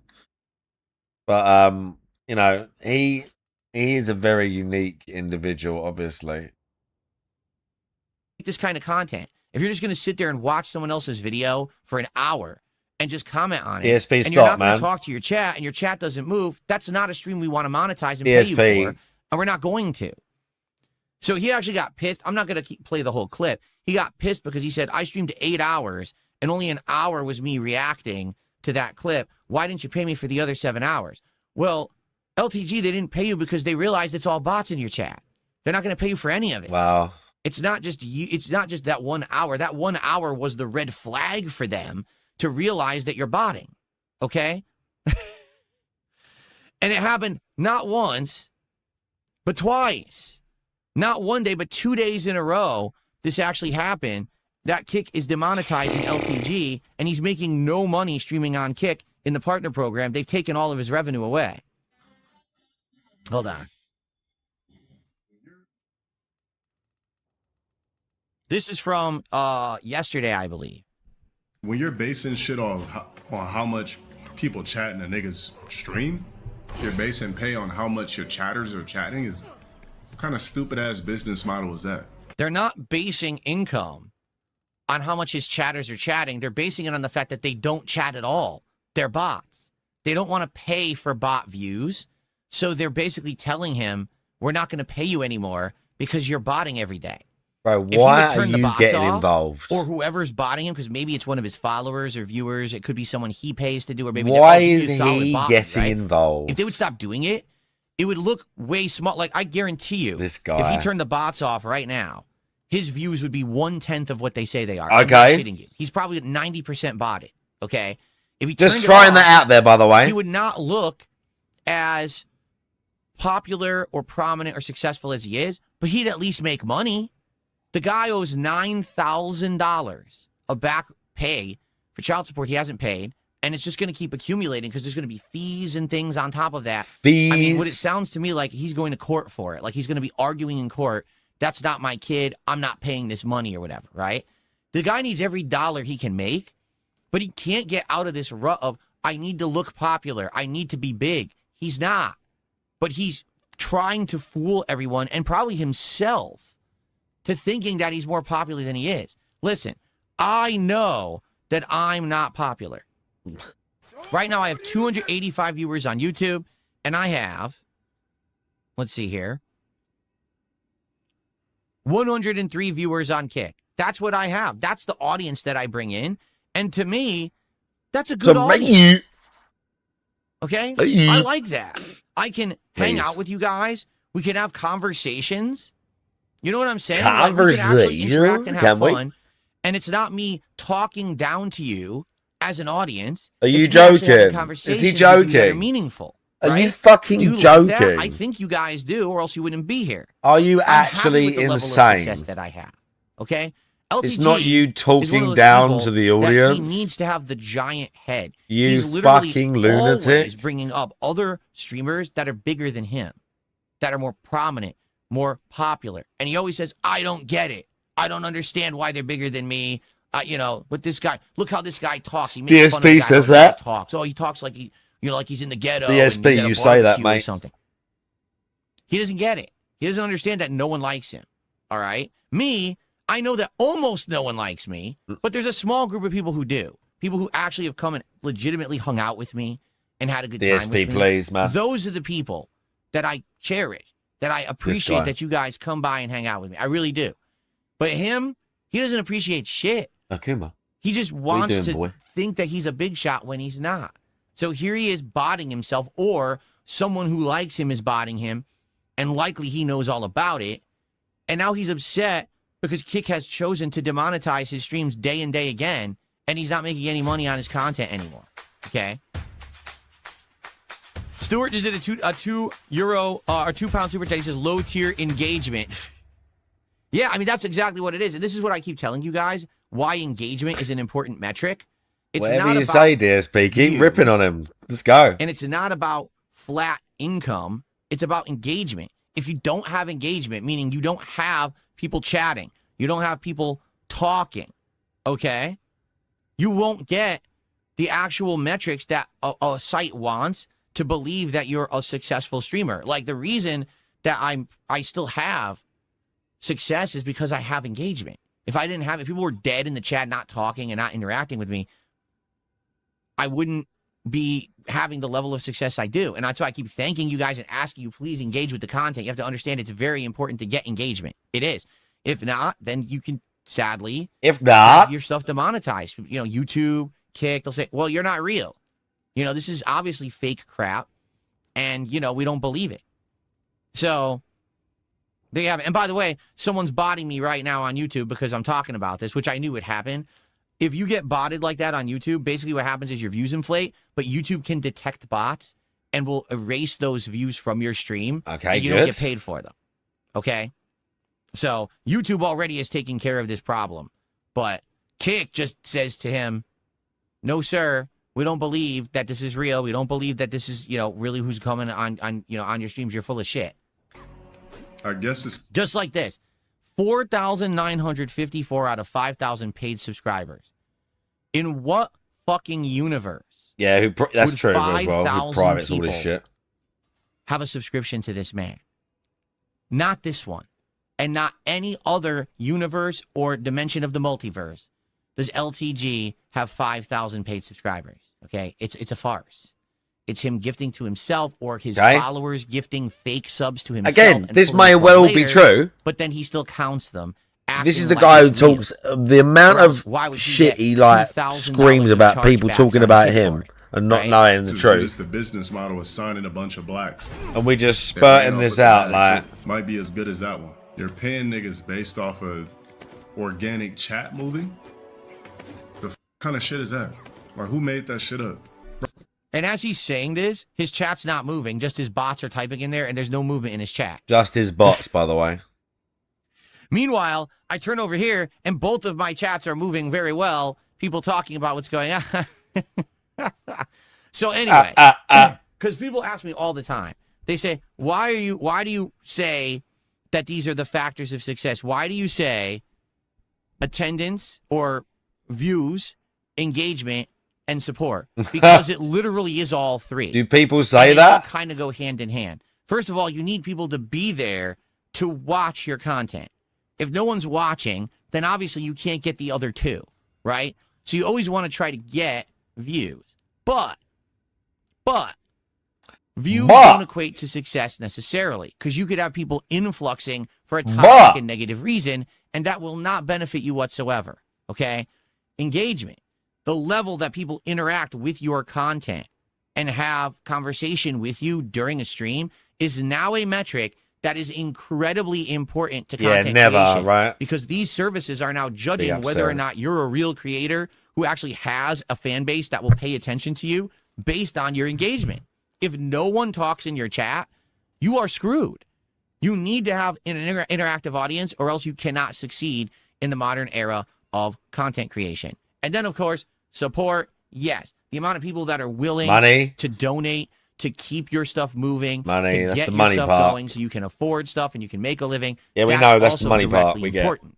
But you need all three. You can't fake it to make it. It doesn't work as a content creator. Now, some people may get away with it, like maybe Burnt Peanut actually is doing some view botting. Maybe he's not. Why would you bring that geezer He's up? Virally popular. Okay.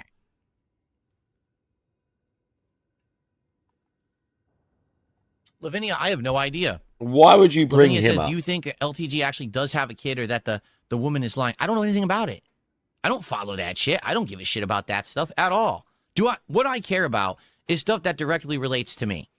When you got a creator who outright can't stop lying. We're lying again. About who he is, about his popularity level, about his We're level lying of success. again. He's in an empty fucking room in a house that's not even like a high-end house. And he claims that he's in a mansion with 1 million rooms and this palatial ceilings. No one. What? But the room's empty. He hasn't even put anything in it. And he claims that he designed it, like he's expert level designed his stream setup, and he didn't. He's lying. There's nothing in there because I made fun of him for his old setup, and he's embarrassed that if he puts something else in there, he's going to get made fun of again.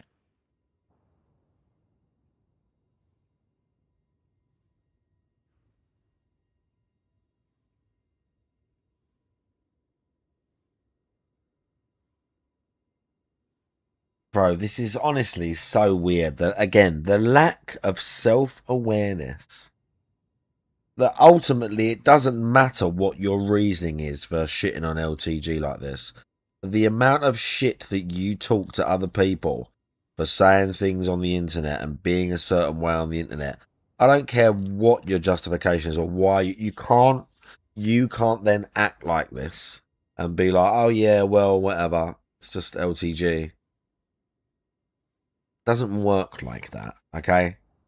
If he had self-awareness, he wouldn't be a lolcow. This is true.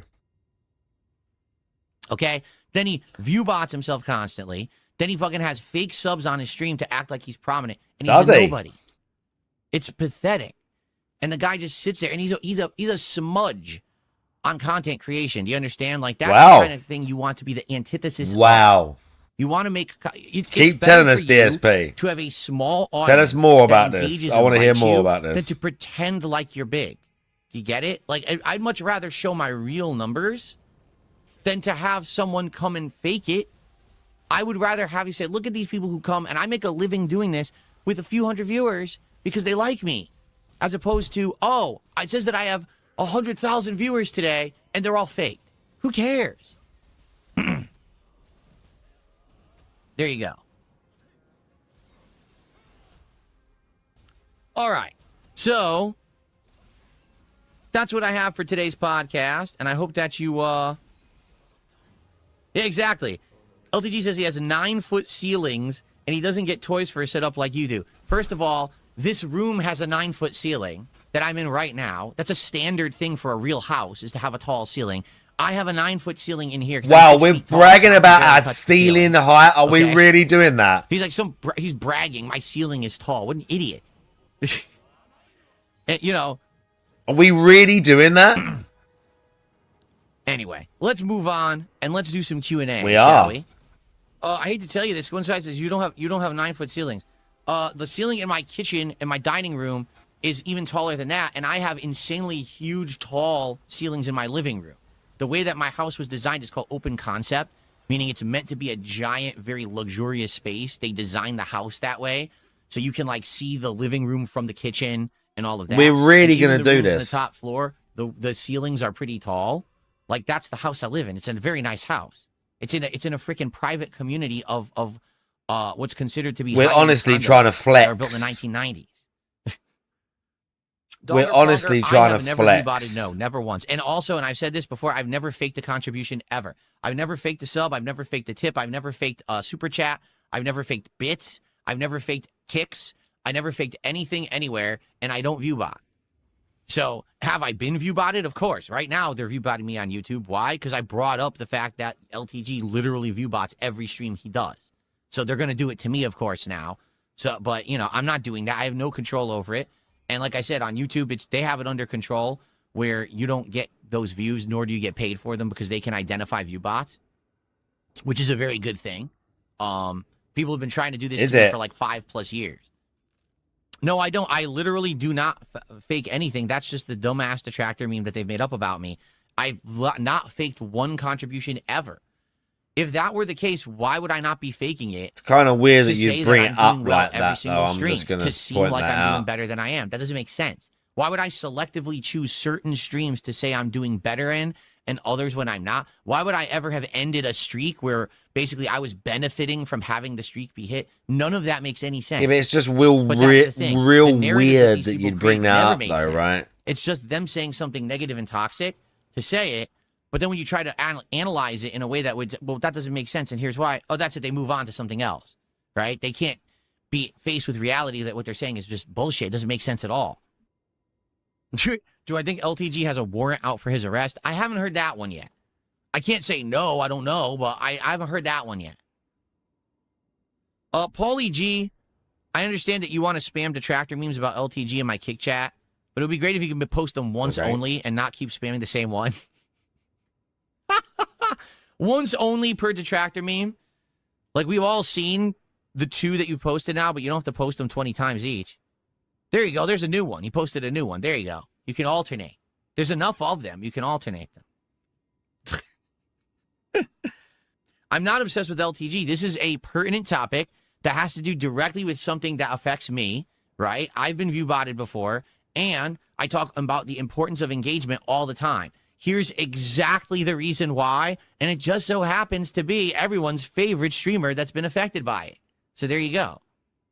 The notepad drama, I don't understand, because now, of course, everyone on the internet is saying, is it real or not? Well, first of all, why on holy hell would LTG have that note open on his streaming PC when he's streaming? I want you to think about that, right? Like, it's his streaming PC. Why is it opened on there? Well, was he looking at it right before the stream and then he opened, like, huh? It doesn't seem to make much sense.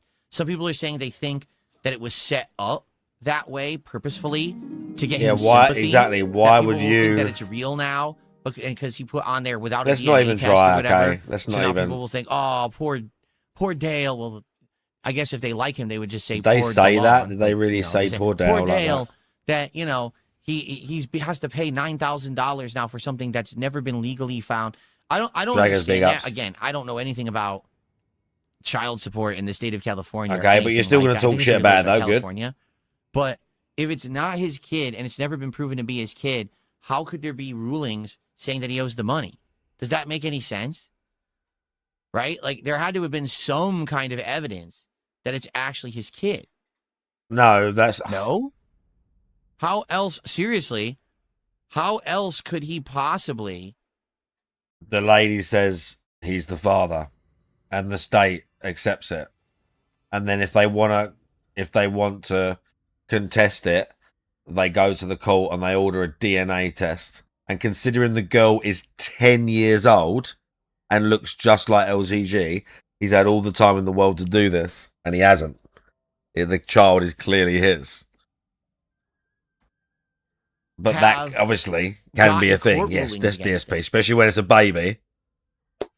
Yeah, they looked at the girl and went, pfft. I don't understand that whatsoever. I wonder if I'll find a I don't picture. know a lot about him. Jesus Christ, she looks just like him, every mate. once in a while, one of these clips pops into my feed. The same exact thing happens with Wings. The clip pops into my feed, and if it happens to be something that looks interesting or piques my interest or has something to do with, something that I would be related to, I'll take a look at it. In this case, there was a thumbnail, and it was like, he lost like $2,000. And I was like, wait, that's old. Like, that's old news that he lost $2,000. That was months and months ago, and supposedly he already paid that back. I mean, so what the hell is this one? And so I click on it, and then the narrative begins of, oh boy. Oh, yeah. I got robbed by Kick and blah, blah, blah. Yeah, that's like her. That. And then I look into it, I'm like, Hang on. Says if he signed Hang up, on. I typed it in. Let me try and find DNA it. test to prove the opposite. Let me try and find it. Hang on. Without, like, getting a bunch of sus pictures. For those that haven't seen it.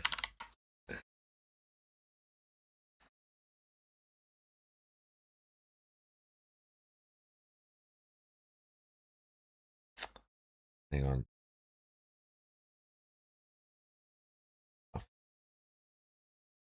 I found it on my phone.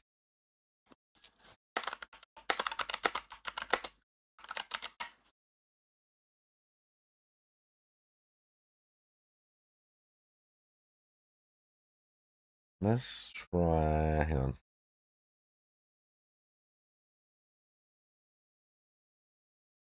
Hang on.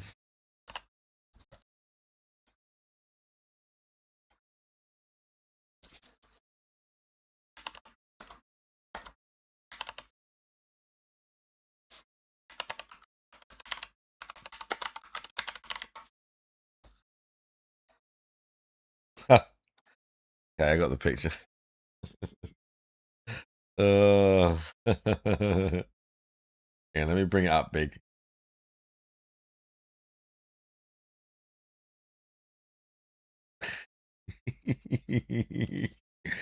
This is low tier gods. This is the daughter that he says isn't his and he's having to pay money for.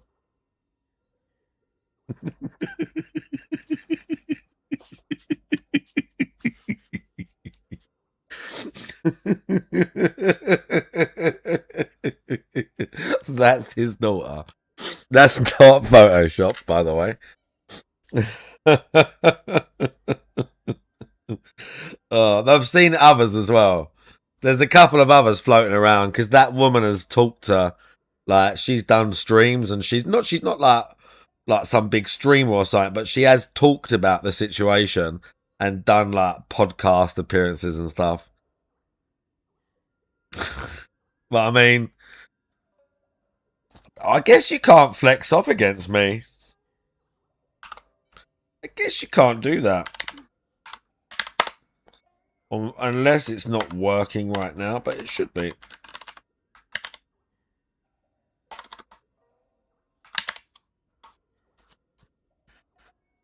Oh, I spelt it wrong.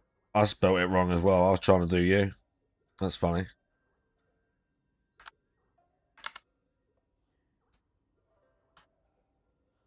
Yeah, there you go. It's weird. Weird that. But I mean, yeah, that's not I mean,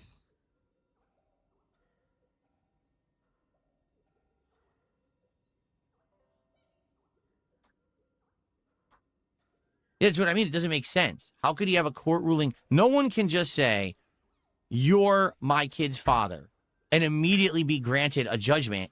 Well, that does happen, yeah. Money. That doesn't work that way. Well, it does. There has to be some level of evidence. It does. Sadly, it does. Dad, whether it is the DNA test or, like you just said, maybe on the day the kid was born, you were at the hospital and you signed the document saying, yes, I'm the kid's father, the birth certificate or whatever, right? Something like that has to take place.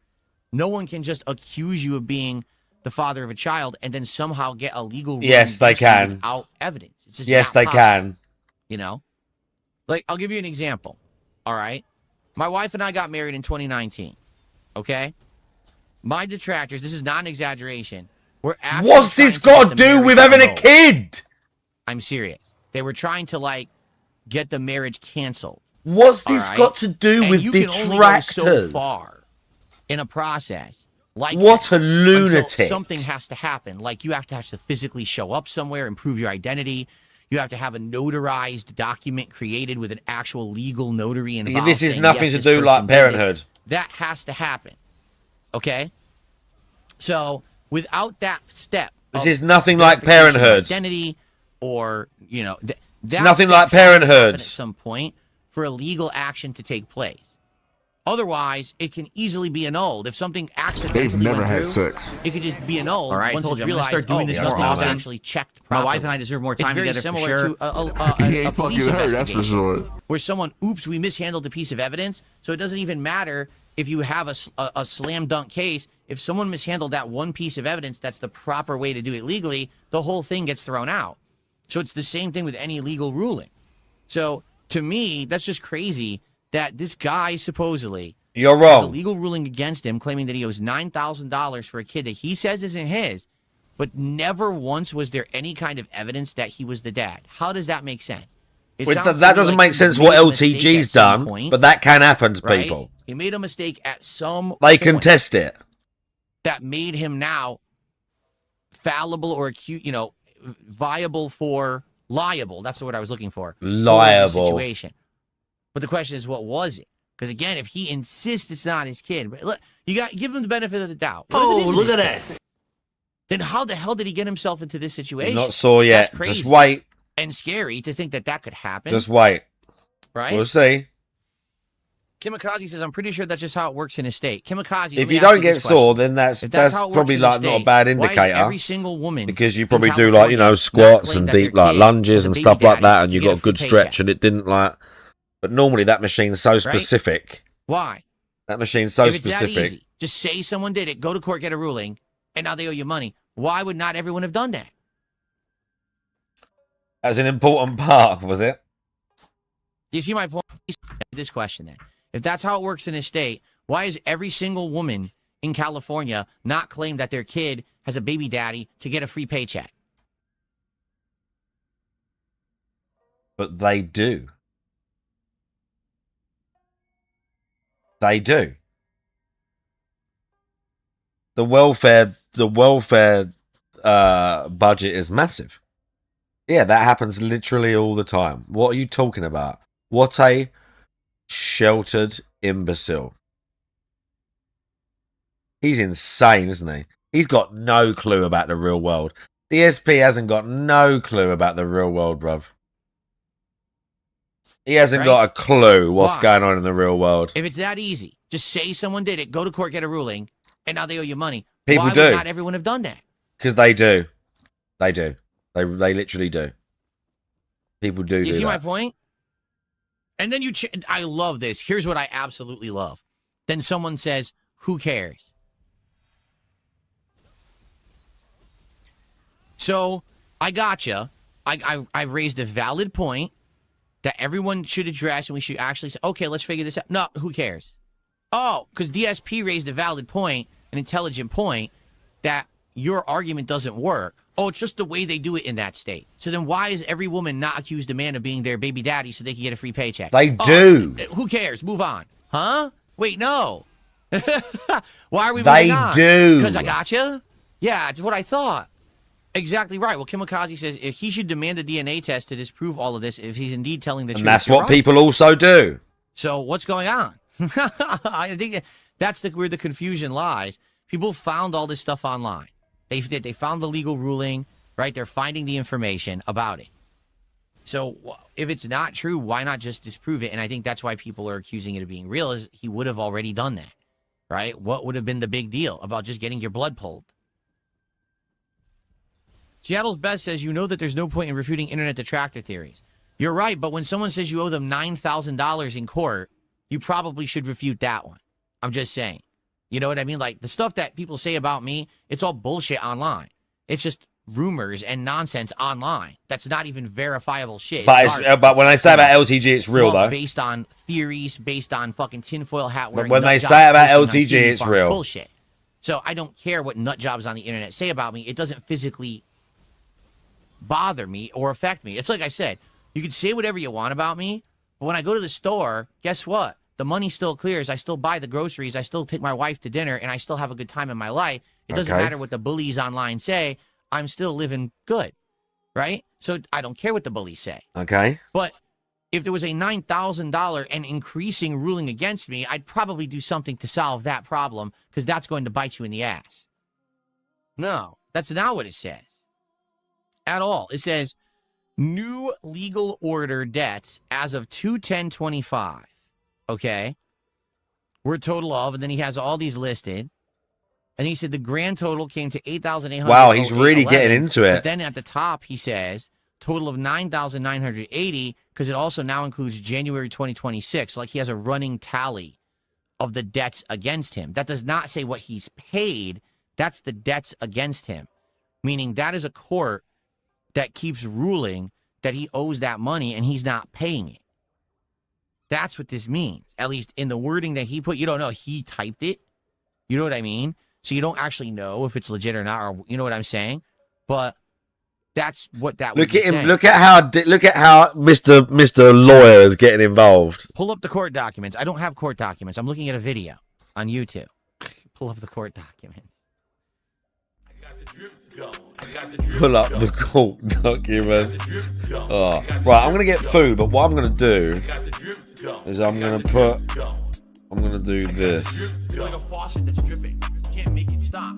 So what do you want me to do? Have a mute button that every second I'm tapping the mute button just in case I'm gonna have to clear. Like, this is what I mean. These dumb kids. This is what it is. It's dumb kids.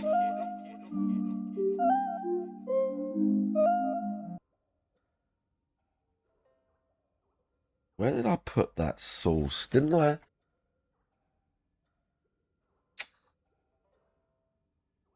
Why is there a muscular man screaming? Do I have it on this page?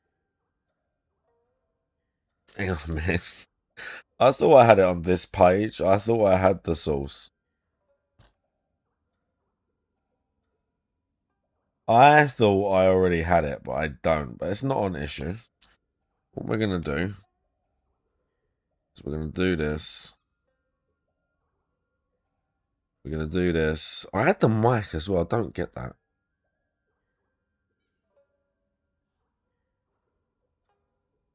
Right, and then I'm going to paste it here. I'm going to paste this here. Hang on. Hang on. Ah! Help!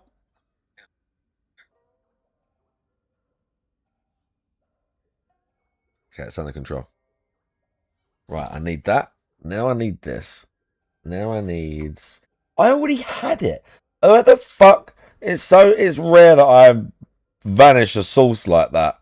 But I mean, I have done that. It has gone. Okay, I need to do a new one. Hang on. Let me...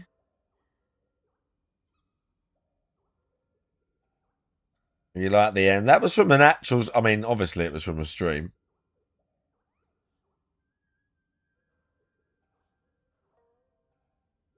Yeah, it's gone. Oh, it's so weird. Maybe I deleted it. Maybe I deleted it. Right, now I need that.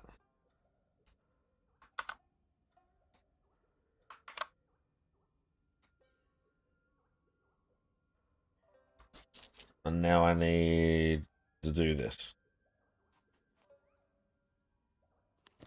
Please? Oh, yeah.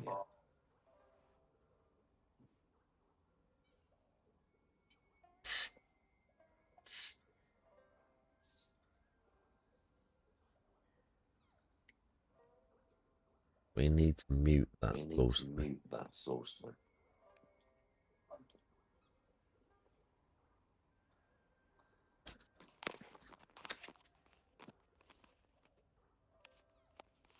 Hang on. Hang on. Hang on. Hang on.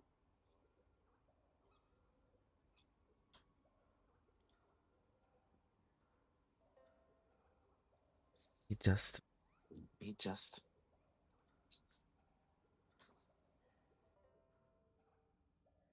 Yeah.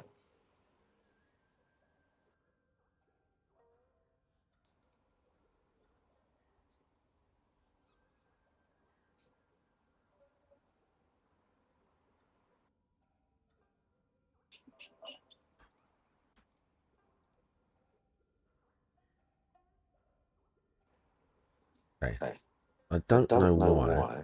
You should be able to still hear that. I mean, it don't matter if you can't. You just be able to see me whilst I'm cooking. I'm going to still put video on.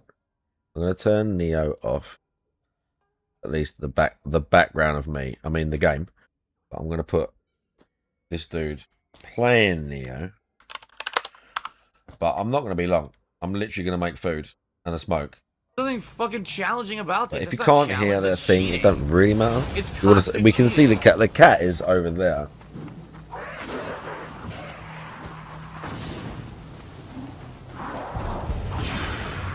The cat is loving life over here. Now let me just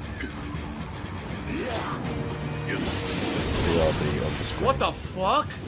He spawned on top of me and stun locked me. That's the time.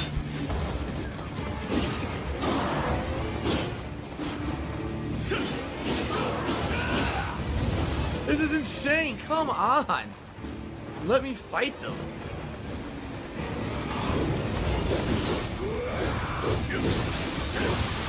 He hit me from behind.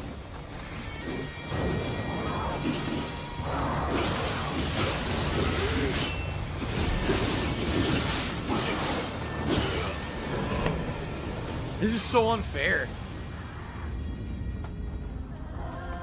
Complete horseshit.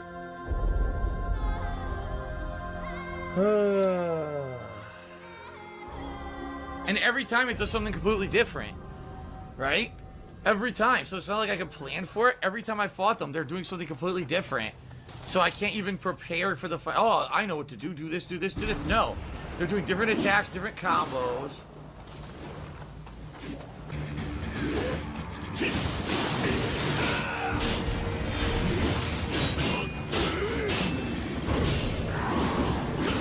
Look at this! Oh my god, already! Already!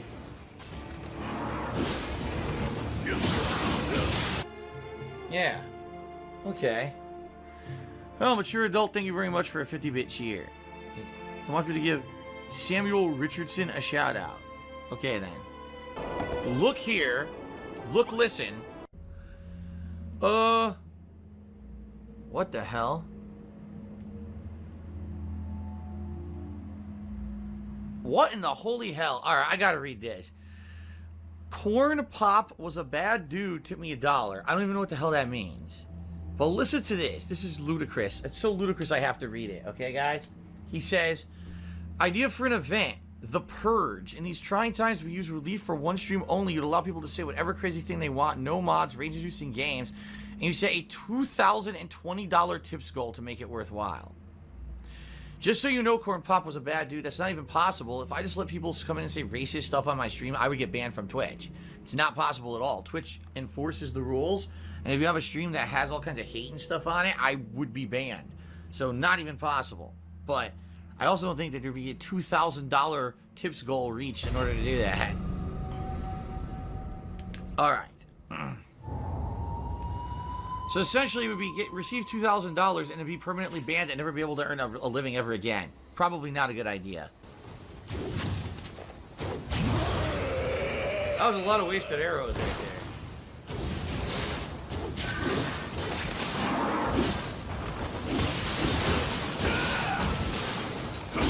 What? I swear I hit R2. Oh, that's all? Only like 99% damage? Okay.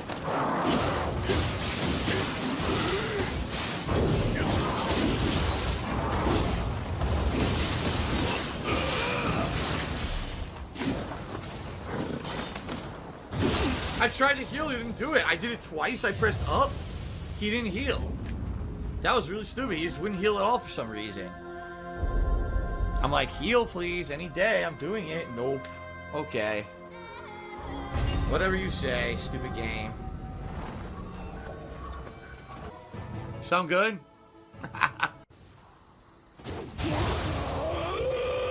What the? Ooh. Okay, a little over dramatic. Noisy idiot. That's all, he's a noisy idiot. Shut the fuck up. What? Hermione says, I don't watch YouTube videos, your YouTube videos anymore because of too much trolls. There are no trolls on my YouTube videos. The comments have been shut off for 3 years. How could you be bothered by trolls? What you just said made no sense at all. And the older videos don't even get troll comments on them. Oh, maybe not on YouTube in general? That I agree. You know, I agree YouTube is a piece of shit. It really is not a fun place to hang out at all anymore. Agio Artorias Cheer says, is this game a sequel or prequel to the original? I have no idea. It might be, maybe it's a prequel, considering, like you guys said, some of the characters we just saw in the cutscene seem to be bosses from the previous Neo. So how the hell could they be in the game if they're already dead because we killed them in Neo 1? So maybe this is a prequel, in which case this game sucks ass. It's terrible. I hate prequels. I hate them. Whining, complaining.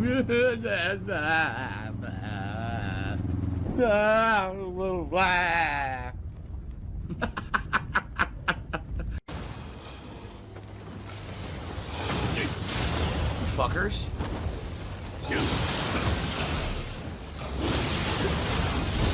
What? In the middle of a combo? This is just poison. It's not a big deal.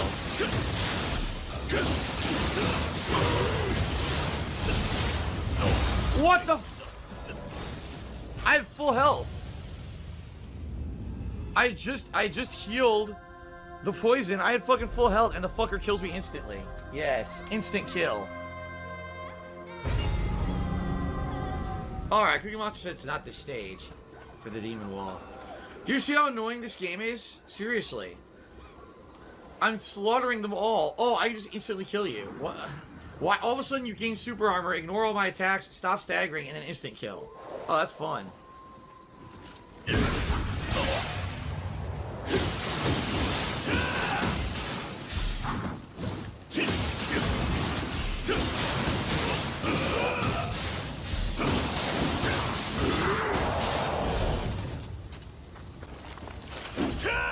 Parry, motherfucker. Look at that. His body fell apart. That was great. When was the last time I had a drink? Right now. You better take a sip. You fucking sleazy asshole. What? Guess what? I don't know. Guess what?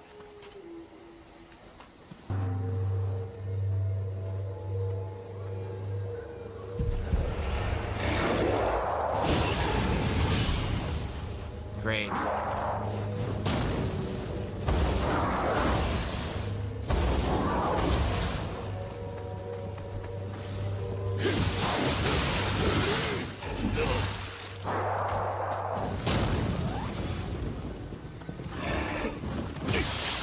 Great. I have like no healing left either.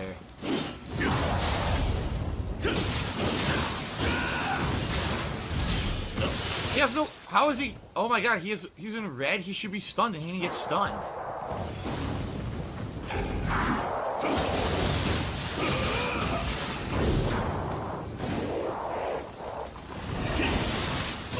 Oh my god, fuck this. I gotta waste my demon form.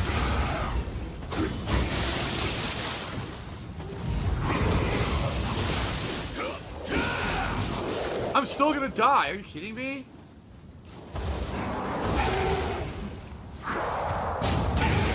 Yup. I killed the one, the other guy hit me. You're kidding? Oh I killed the one, the other one kills me. This is ridiculous. Even when you know what you're fucking doing.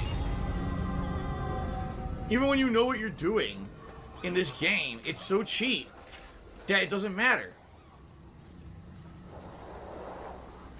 It's almost as if he plays games to have fun. Guess what? Wrong.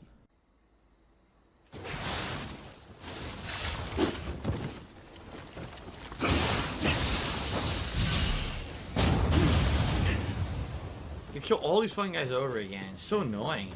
Kill every enemy over. It's so much fun. Oh, what fun. Play those video games, bitch. Excuse me.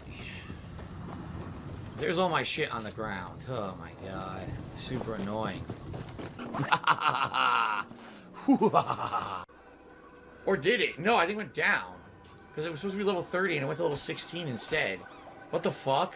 It did. I had a level 30, and then went to level 16. Are you fucking shitting me? My God, they make you could do reverse fusion by accident. This game is stupid. Oh my God, dude. That's incredibly stupid. Oh, I don't know if they have revived magic. I don't have it yet.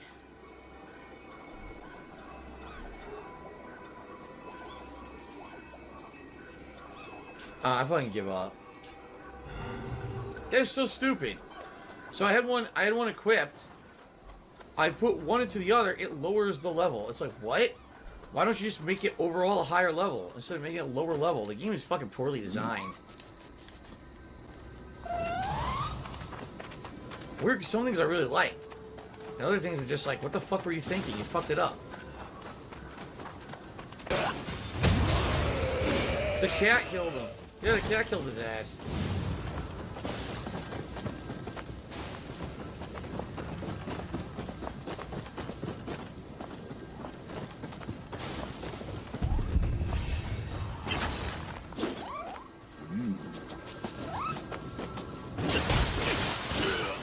That was totally fair. I mean, completely and utterly totally fair. I'm petting the cat. They won't end the animation. They won't let me dodge. Nothing happens. I just get executed. Can't move. God. This is the most annoying fucking game. This is so lazy. Lazy game development. Oh, yeah. You can't move because you're petting a cat. You can't interrupt your cat petting technique to fucking stop that. Fuck you. No, really. Fuck you. Lazy-ass motherfuckers. Yeah, oh yeah, I was right. Fuck this piece of shit game. And now I don't care. Now I'm just gonna kill the one guy and I'm gonna leave. Fuck this. This game sucks. Seriously, it's fucking stupid as shit. What the fuck? Oh, a checkpoint? What's that? I never heard of a checkpoint in 2018. Do the whole fucking mission over. Fuck your mother. Lazy ass game development.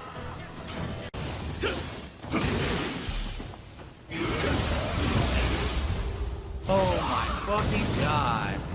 Lazy.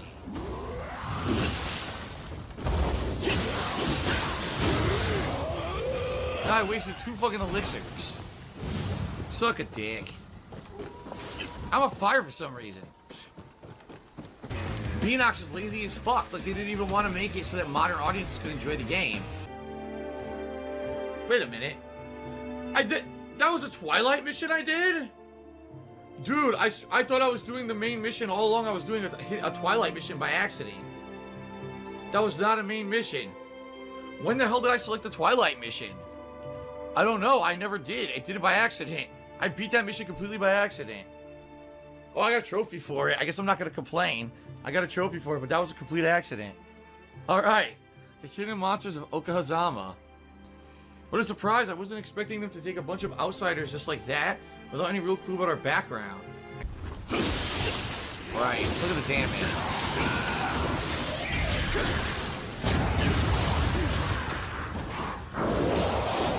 How did he get so... Why did he grow? He didn't absorb the other one.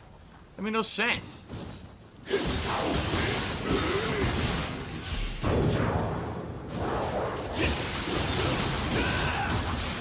didn't die? He has no health. There we go. Holy crap. Why are you guys spamming the stream chat? You realize it's against the rules. You know that. You know I'm going to ban all of you. So why are you idiots doing that? If I see one more person doing it, you're all gonna get banned. Stop it right now, stupid. It's because there's no fucking mod. Take advantage of that and annoy me and try to distract me when I'm playing a hard game. How about I put my foot up your ass? Asshole. I like he was complaining that his people suck. It's like, it's your people. It's your people, dude. Your own people who you trained and you put in charge and everything. You're complaining that they suck. It's your fault then, dumbass. A hidden Kagama? No, a cat. A cat that can help us. Hello, Gravity Play. Gravity Play today's been a mix of victory and rage, for sure. Some of this stuff's been fun, some of it's been pretty annoying. Uh-oh.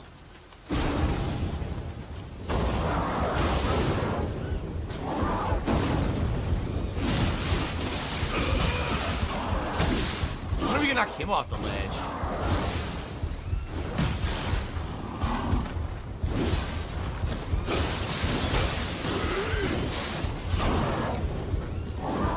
no!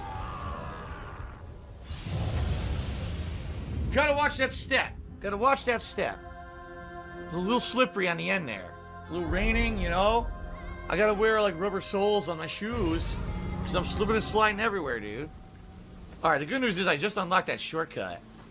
So this isn't really a loss. I just gotta go right through that little area. So first the enemy slips off the end, then I slip off the end. How embarrassing. That is quite embarrassing. Yes, I feel stupid. Yes, I feel stupid. God damn it. Another fucking snake? Seriously?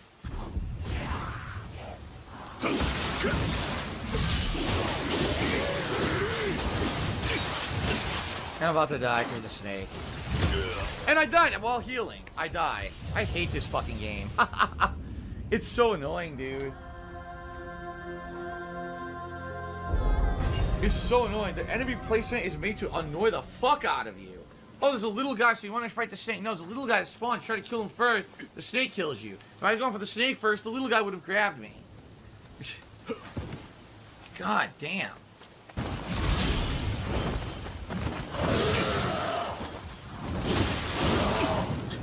He's gonna kill me. I can't move. I can't kill him here. You need to fight these guys in an open area. Because when you're on a narrow area, you can't dodge their attacks at all. So it makes it insanely hard just because they decided to put this motherfucker on a ledge like that. It makes it so hard.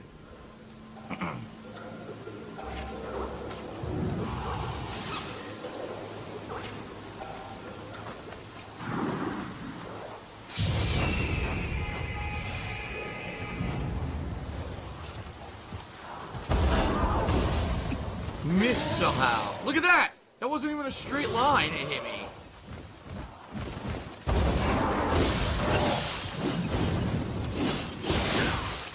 Look at the damage. It's insanity.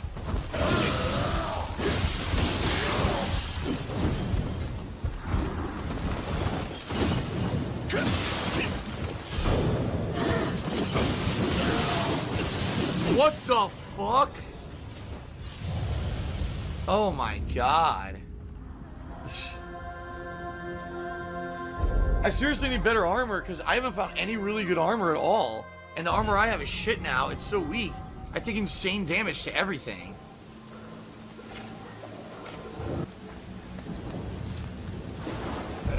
Oh, shit. Scared me. What? How was that fucking fair? A lightning bolt came out of nowhere. A lightning bolt came out of the sky and stunned me. What the fuck was that?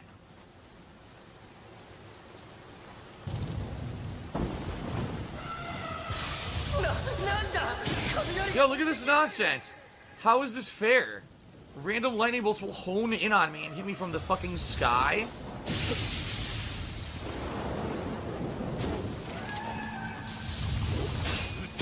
Now I'm stunned! You've got to be joking me! How is this fucking fair? Oh, should have stunned him. What? It hit us both!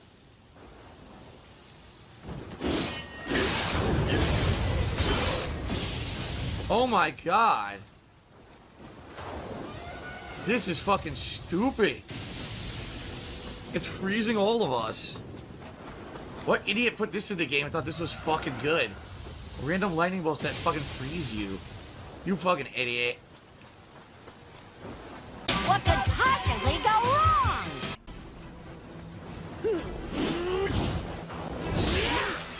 Ow. He doesn't.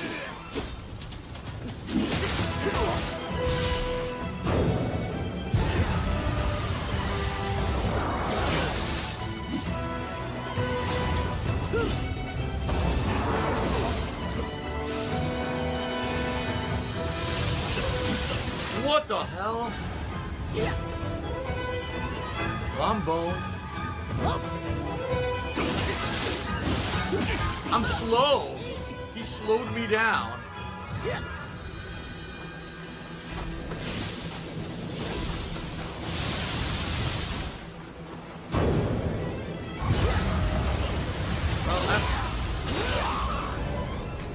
That's stupid. He has a ton of fucking abilities. A ton. A ton of abilities. I had no idea that's where I was going either. Like, I didn't know there was a boss there. I wouldn't have gone there with half healing. Well, this really sucks.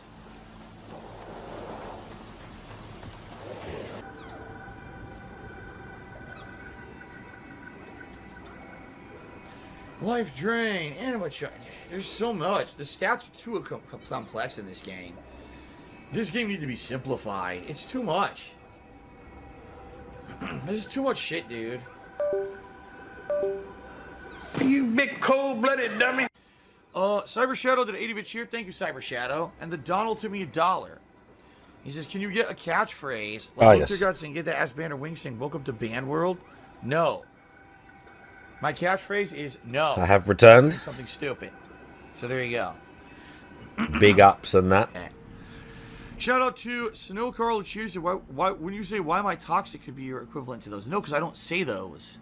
If I actively said why am I toxic, I'd be like, okay, that could be my catchphrase. I don't say that. I don't see that. One combo, and I was attacking. He just attacked right through it like I wasn't doing anything. You gotta be kidding me. Well, That boss ain't too bad. Cheer. Says, give me my interaction. He hits now. pretty hard. He's Brian got some Held annoying went up attacks, to but he's $1. kind of Please slow. Tell chat to stop spamming emotes constantly. And Hulk Hogan sent me $1. Says, does your wife hear you screaming at the TV? Yes. Of course she does. That's Same house with me, unfortunate. Of course she can hear me yelling.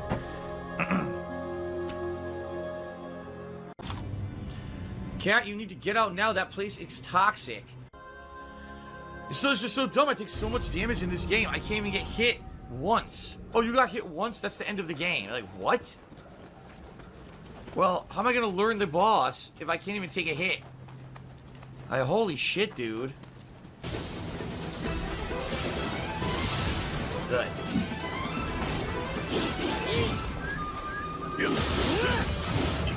Ooh. Oh, somehow I'm in low stance, so that's me how.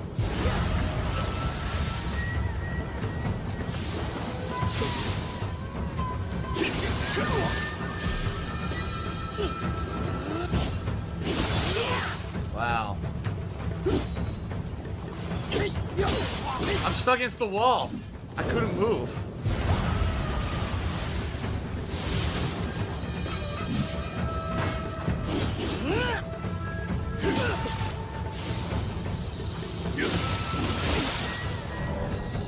What the fuck? Oh, fuck you. Here's the problem. He has ridiculous, uninterruptible poise. He has no health. I'm wailing on him. Oh, I'm just gonna unload 5 arrows that all hit you direct hit. Fuck off. No, this is bullshit. It's complete nonsense. Okay. It's not fair at all. It's complete bullshit. It's not fucking fair. Yeah, he's invincible to my attack. He has no stagger, nothing, and he unleashes 5 Yeah, that's arrows. Neo. Fuck your mother. Yeah, I'm sorry. This game is fucking annoying as shit. It's I've had very plenty of that unrealistic. too. It's very fucking one-sided nonsense. Extremely annoying. How is that fair? How is that fucking fair? Stupid fucking piece of shit. Piece of shit. Piece of fucking shit. They want salt, I'll give them salt. I'll give them more than they can handle.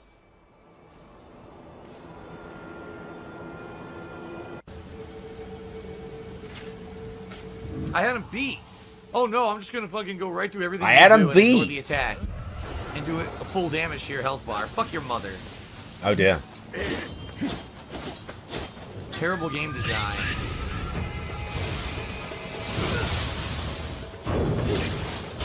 Can't dodge at all. I'm stuck. Huh. Why? I can't do anything right now.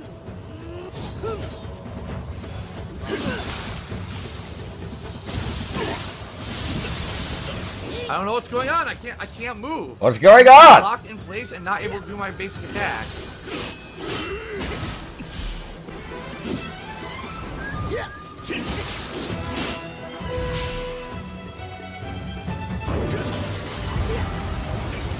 Well, I tried to see, it does the animation like you can parry that, and I don't think you can.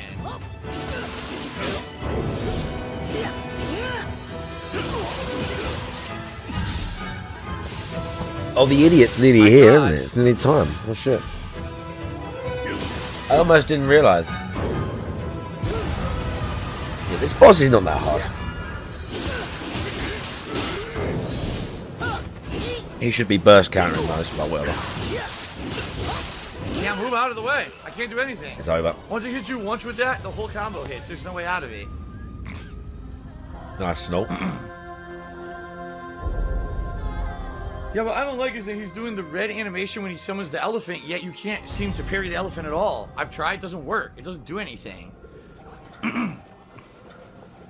So he's showing the animation that says you should be able to parry. Oh, Dragon Quest? Good lord, no. What do they call that? A burst counter? Yeah, burst counter. I ain't watching you that. Can't do it. Hell no. I can't watch him play those games.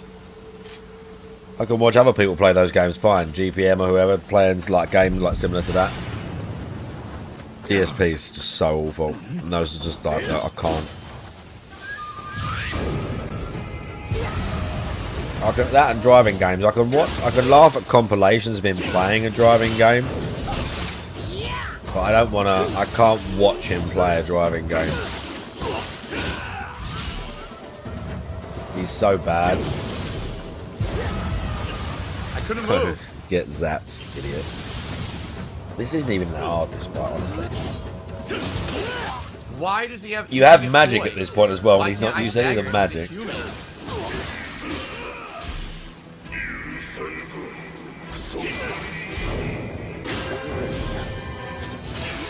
What? I was out of range.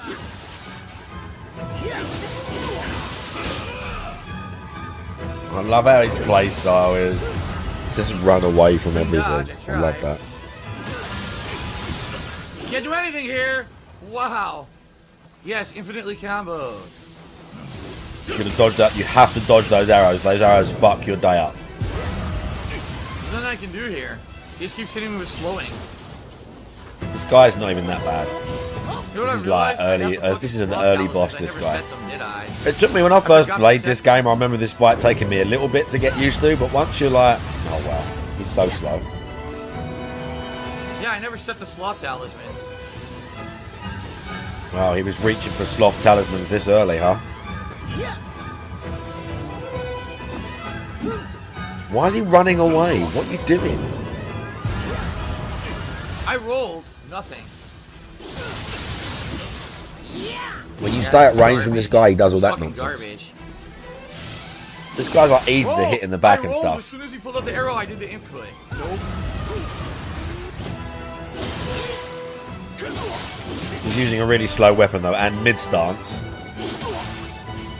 Especially for a human enemy that has twin katanas. He does it both with the swords and the spear. It's a 4-hit combo. If he hits you once, you can't get out of it at all.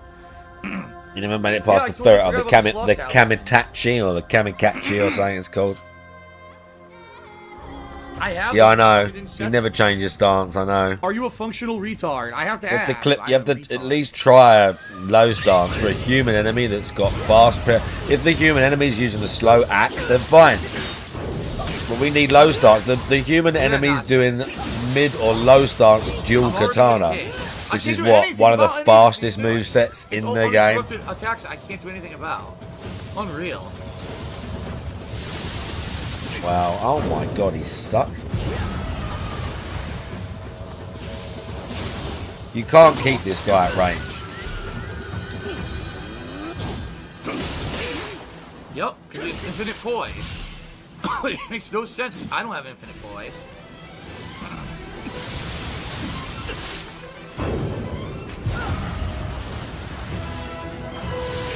I don't remember the timing for the elephant, but I know I used to get the burst counter on some of his other attacks, this guy.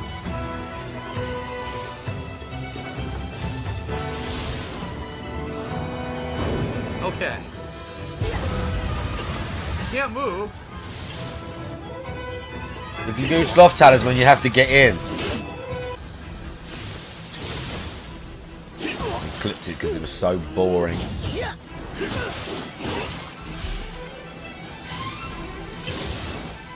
God, he's so bad at this game. Every single one of those bursts, those bit where the enemy goes red, through everything I do. Yup. is a chance for him to get a big parry damage. How stupid. And he just hides it. Dumb. This boss I is doubt terrible. he even upgraded He's terribly the designed. combo Everything he does system is for meant the to fucking weapon. Annoy you. Now I have no elixirs. Everything is meant to annoy the fuck out of you. He's not challenging, he's just fucking annoying. Yeah, that doesn't surprise me. Yes, everything I do interrupts your attacks like infinite poise. I break all the rules of the game. Lame. I mean, the Lame bosses and do lazy that game in this development. game. Completely fucking lame. I never heard of a checkpoint in 2018. Do the whole fucking mission over. Fuck your mother. Okay, good. Lazy ass game development. It's what it is. The thing is, the boss It's battle is lazy. easy. If he wouldn't just interrupt everything he does immediately with a super armor attack that plows through what you're doing, he wouldn't be hard at all. But you know, this is what all games are doing now. They're copping out. Instead of creating a pattern that's like challenging or interesting or unique, it's I just immediately get super armor and go through everything you do. Every game I play now is like this now. Every game, I have infinite poise. I just attack everything you do and ignore your attacks, even though I'm wide open. I'll pretend like I'm not. Fuck this game. Fuck that cop-out shit. That lazy-ass game development. That's exactly what it is. Here we go. Oh, I ignore it. Look, I ignore everything. I just attack non-stop. Fuck your mother. Fuck this. Fucking asshole. Yeah. Fuck this piece of shit. So dumb.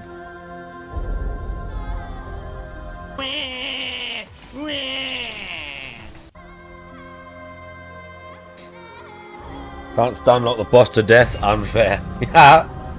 And the worst part about it is, it's a core game mechanic to reduce the boss's poise. Oh, you can't on him. It just doesn't ever go down. Oh, okay. So boss at any time can immediately have full poise super armor and attack through what you do, and you can't lower his bar, even though every other enemy in the game. Oh yeah, I'll can. see That's this. what I Yeah. mean, you can't. Is this today? Is this today? Much to the chagrin I might watch that of later. Everyone in the establishment. Sargon gets on my nerves a little bit still. I like Sargon, but he sometimes gets on my nerves a little bit too much.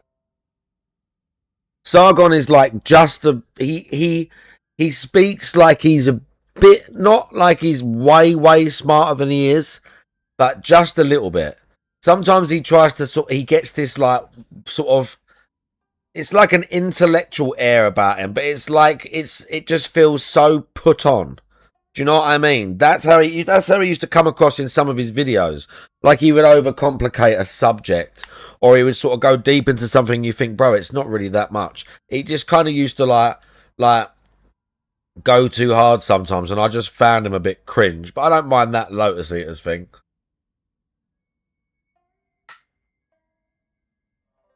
But it's rare that I watch his solo content.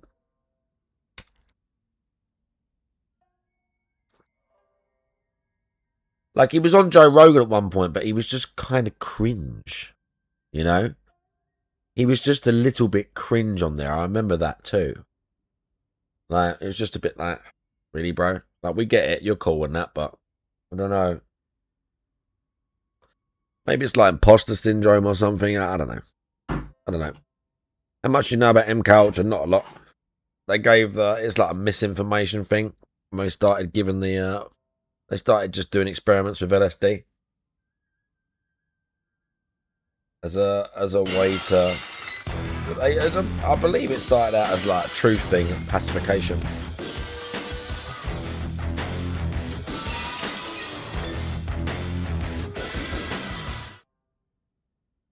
Andre Smart. Oh, God. Do you know this guy's like in his early 20s, right? You know this guy's like, oh wow, 27. Amazing. He'll be dead before he reaches 40.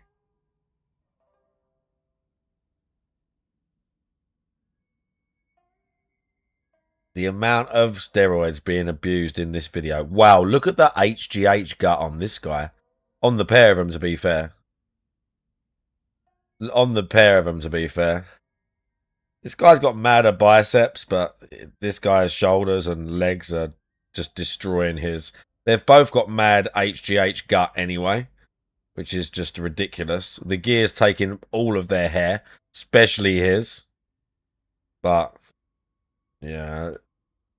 You're just fucking fast-tracking yourself into an early grave.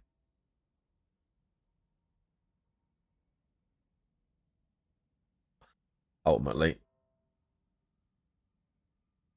At least he's very strong. I mean, yeah. He's got to get something out of it, hasn't he? He's got to get something out of the fact he's going to be dead before he's 40 from all the gear he's fucking abused the shit out of. But, you know.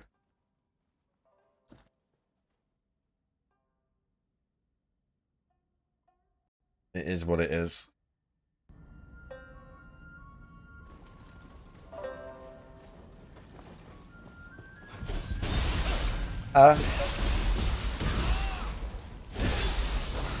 They dead. Very annoying.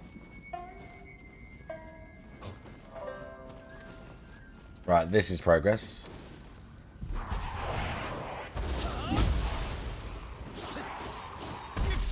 Ow.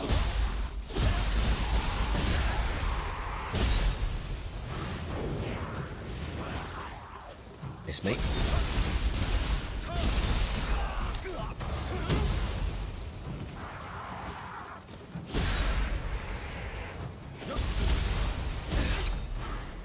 I've got a parry set to that. I've got a parry set on that. Why? Where were you?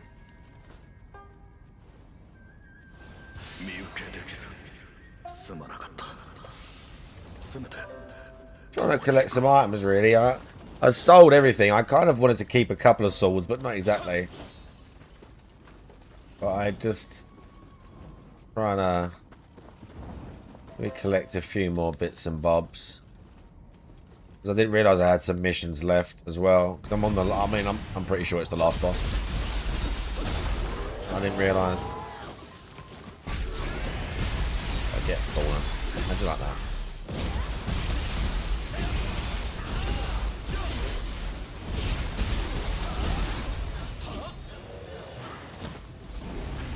Thank you. Oh, I'm gonna like dust these missions up. I mean, I want to go New Game Plus, to be fair. I don't know how much I'm going to hang around and do literally everything and end game in that one last boss. I don't know how much longer, before, unless because I kind of just want to go into New Game Plus and play some more. I don't know if I'll finish another run straight away after. But I want to at least start it and go back to the first area, fuck around. Oh, shit. Oh, didn't mean to do that. Be fine. I killed 2 out of 3. I've got to kill the last one. Again, I kind of not forgot, but that's one of the other things I've got to do as well. But I've killed 2 out of 3. Last one's kind of hard. It's just got a lot of hit points. The last one's just got a fuck ton of hit points.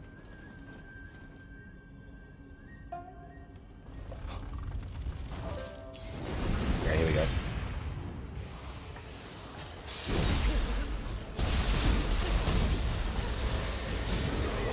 Let's fuck up.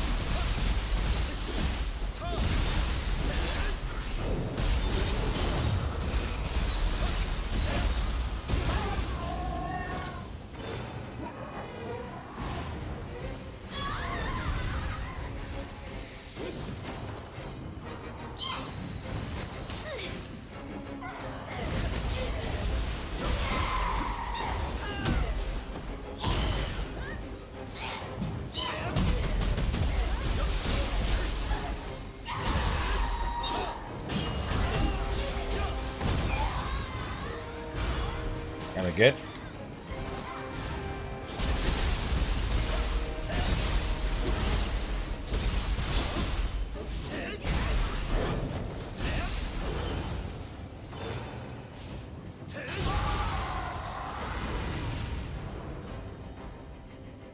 What we got now? Wow. it's her. This is going to be fun. I'm going to have to remember what she can do.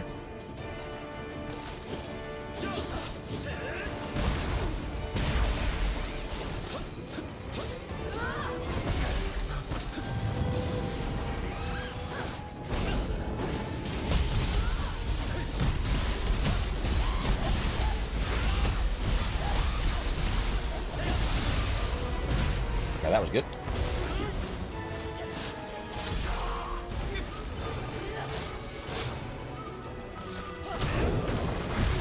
Ow, that hurt.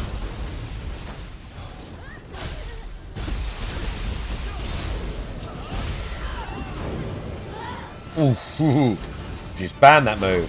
That's naughty.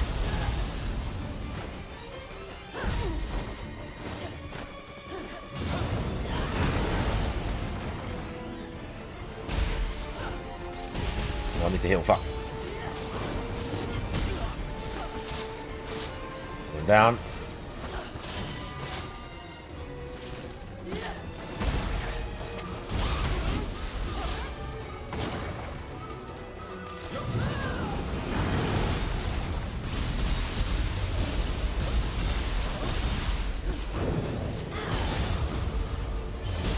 That's clutch, that parry right there.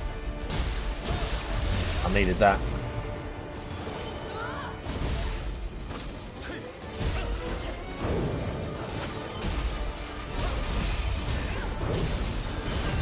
And that one.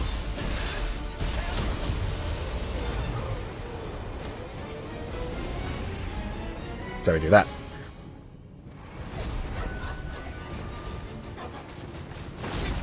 Oh, it's still going on.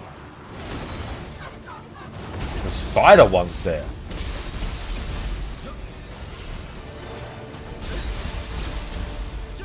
Okay.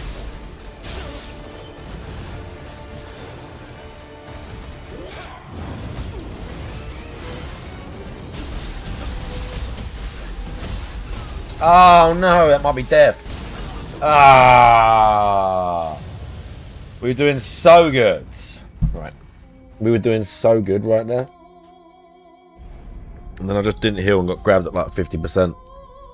Tut. Oh my god, look at what he's wearing. Another good day. Another good day for clothing. What's going on? What is going on, everyone? Good morning and welcome Good to morning. the Morning What? Show. Broadcasting live from lovely Renton, Washington. Today is Weirdo. Thursday. Don't be weird. Let's try that again. Today is Thursday, the Good 19th smack. of February 2026. Had some marbles in my mouth there. And Did you have a dick in ready your for mouth a as well? full and fun day of streaming here on the channel, and I hope that you guys are too. No judgment. Good morning, everyone. Bro, Sarah, big Welcome ups to the to the 30 show bits. as we build up attendance for Dragon Quest VII Reimagined continuing this morning/afternoon. How is everyone? Let's see who we got. No one cares about that LG game. Power Gaming, Gas Giant, Nerexidev, Heartbreaker, Quasar, Rose Something Diamond, here. Is that your favourite emote now? Chris Perry, how you doing? Chris, how you doing? Let's see. Very matter-of-factly, Quarmath, Captain Cody the Kid, Cactus Jack, Eddie Chill, Large Marge, Penguin Soldier. What's up, everybody? Good morning. Bizarre pronunciations in the house. Terry Willis, the Villain, a Moose, the Don Tooth Big Tom. What's up? It is nice and cool here in Washington today. Nice Yet again, and we're actually having cool. a week of Is winter, it? which is great because, you know, we've been in winter You know. since December and haven't really had much or any winter weather at all. And so to actually get some winter weather is appreciated. In fact, today we might have snow, it's claiming, if the temperatures dip far enough. I'm thinking, though, it's probably going to be more into the night, into the evening, from what I can see. And then next week it's going to warm up a bit, but it's going to be raining all week, according to the weather, which would be great because as long as it's cloudy, I'm good. So as you can see, I'm nice and relaxed and nice proper attire for the season today. And I'm ready yes, to proper chill with all of attire. you here on the channel. So, how you doing? I hope you're doing well, and I'm ready Weirdo. for chill, relaxing fun today. And we got some topics to actually cover on today's morning show. Number one, if you didn't hear Blue Point Games, the company that has most notably made the Demon Souls remake at the launch of PS5, was just closed by Sony. And when people looked into it, they actually found it really isn't the company's fault, it's Sony's, which is kind of interesting. Are we going to talk about that, are we? In addition, as you know, we have been planning for I can't wait to upcoming hear you marathon, the talk some shit about something you don't know anything about again. It's going to be good. Event. I'm actually going to be playing a variety of retro games all day long, which is something people have been asking for months. Like, when will you do retro content? And to finally be able to do this in a setting where everyone can come and chill and relax while I play the classics is going to be great. But since I'm going to be playing these games on the Switch 2, the issue here is that I don't have a good controller for it. The only controller that I have for Switch 2 is the Joy-Cons that it came with. Joy-Con! And they're not very good when it comes to the D-pad. In fact, there is no D-pad. It's just a bunch of buttons. So what I'd like to ask you guys is, do you have advice on what kinds of controllers there are out there? I've seen tons of different ones on Amazon, and I'm wondering if you actually have one that you could recommend, because I definitely need to get one in time for this marathon in a few weeks. All right, so we'll talk about that and more. I actually had a pretty insightful comment left on videos overnight, and I want to talk with you about that comment because I think that it might actually lead to some new stuff in the future that's going to make a lot of sense. So we'll talk all about this on the morning show today. I hope that you're all doing well. Let's see here. What is this?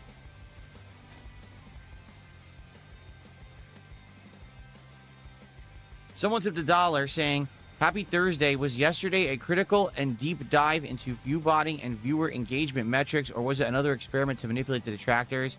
Thanks for $1. Okay. Anyway, it was called A Topic on a Podcast. Okay, thanks for $1. Appreciate it.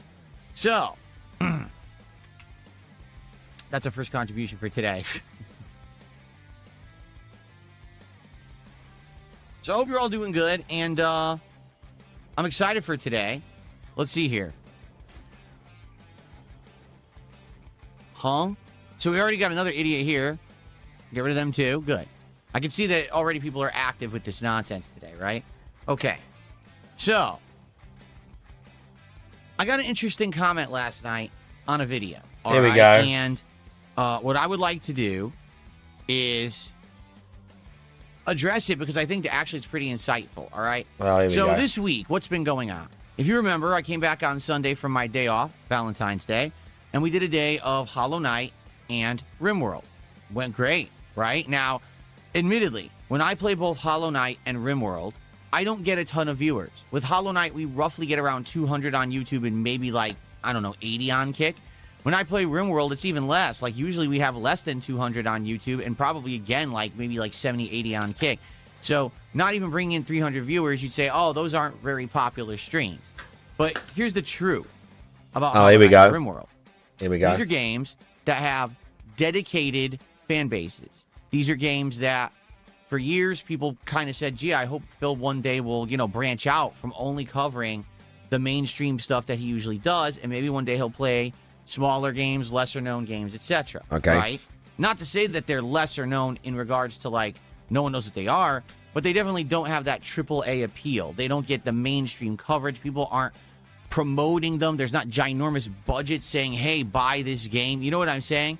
Right. But in their own right, both the Hollow Knight franchise and RimWorld have huge fan bases. I mean, RimWorld's been around over 12 years, and I didn't even know about it until last year because people finally brought it up and started asking me to check it out, right? So, what? In regards to these games, the thing that happens is I just don't get a lot of attendance on the streams. But what happens is I get a lot of engagement, meaning the people that are there and like the games. So we're going to talk about money instantly. We're going to talk about support as well. And that's a good thing. They're giving me advice. They're letting me know about secrets. We're going to talk about support. It's coming. They're helping me to understand the big complexities of said games, like with RimWorld. If you guys hadn't helped me to understand RimWorld, right, I never would have been able to get as far as I've gotten here. I certainly wouldn't have 6 survivors surviving and almost up to 8 in my Yeah, he's group too now. much of a retard to play a I never game would on have his done own. half the stuff because you guys are guiding me through to understand this very, very deep, complex game. I've described it like an onion, where on the outside, it just looks like it's a basic thing. But as you start to peel back the layers, you realize, oh my God, there's another layer and another layer. There's so much to this game. Okay, good. And you wouldn't expect that from a game that, quite frankly, looks like RimWorld does. And a game that really, again, doesn't have a budget when it comes to like AAA, support. It just doesn't. It was a small-time game when it came out over a decade ago, right? So, in regards to both of these games, all right, I really like the streams, to be honest. Now, going hand in hand with the fact that these get tons of engagement when I play them, they also get a lot of support. Here we These go. games have been staples of my schedule for about a month now and are doing really well. On some weeks when I'm taking chances playing a new indie game here or there, and I don't know if they're going to perform well, these games have actually been kind of the rock on which my content is based, because I know when I go back to them, I'm going to get that engagement and support, and it's going to help out if a week is maybe not performing as well as I'd hoped. So that was Sunday. Okay? Then on Monday, I played Dragon Quest VII. And once again, admittedly, I wish I could get more of a viewer base and a fan base and a following for JRPGs because I love them. I don't think it's ever going to happen at this point. I mean, I've tried my hardest to convince people to come by and hang out when I play them. I've tried to show you that I can make these streams interactive and fun even if you don't like the game, and it doesn't really work. To be honest, usually whenever I play a JRPG, we get lower attendance, lower engagement, and lower support. Dragon Quest VII, I feel like, sadly, will be this way the whole way, although I hope not. Like, today, I would hope things would turn around. Maybe we'll get some more people to hang out and support Dragon Quest VII Reimagined. That would be great, just saying. But, it's a hope, not a realistic goal, I guess, because I just don't know how I can control that. If people have this bias towards JRPGs on my channel, I can't really get you out of that bias. It's a preconceived notion, and people just are programmed to think these games are boring when I don't feel that they are. So, it was Dragon Quest, and then it was Hellmart on the late stream, which we beat within like 20 minutes, which I wasn't expecting. I thought it was going to be at least an hour or more, and then it ended up being the will to live. way shorter than expected. So we just kind of hung out for the rest of the night, but a lot of people were disappointed. They wanted more horror, and there wasn't time to start another game, so horror. Monday night stream didn't do so well. Then we had Tuesday, all right, where the daytime stream, was my coverage of the Virtual Boy. And to be honest, I think that stream would have done a lot better if I actually could play the Virtual Boy on camera for you, except as we know, Nintendo has blocked that ability. So I flubbed it and did a bootleg thing. I think a lot of people enjoyed it, but it didn't become a well-supported stream. And then on Tuesday night, it was Street Fighter 6, and for the first time since I brought Why are we talking about this now? A month ago, the stream did not do great. It did good, but it didn't do great. So good means 100, not 150. Where I played games that don't necessarily bring in the views, but bring in engagement and support, and it was a very successful day. And then I had 2 days where things weren't bad, but things definitely slowed down a bit. I can't. And, I talked about this in my content. Every single day is a business meeting here on DSP Gaming. Every single day now, the first thing we do is talk business. The first thing we do is talk business. I need to have a musical interlude, bruv. I need something.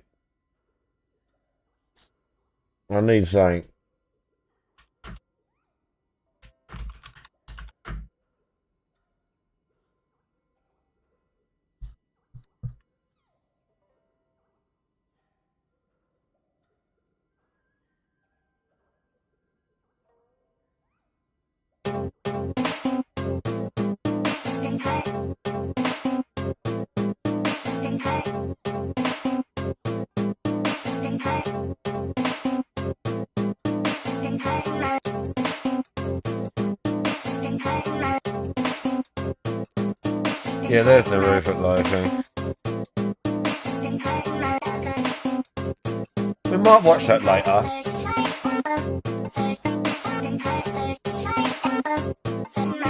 We might watch that later.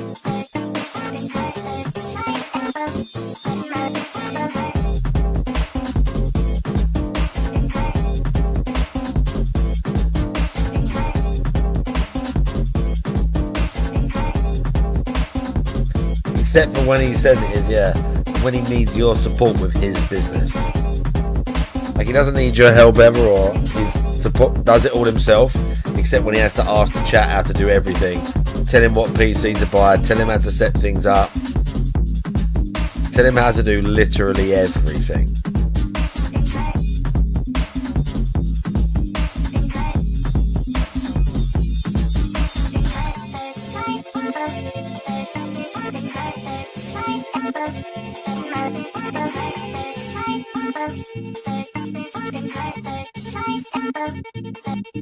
I've been hurt.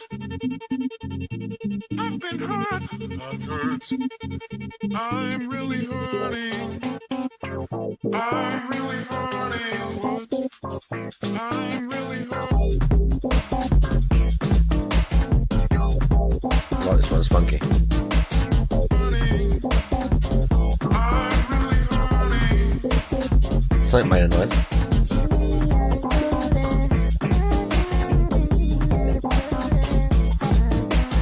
Like Ascenji or something I was listening to like 3 or 4 years ago.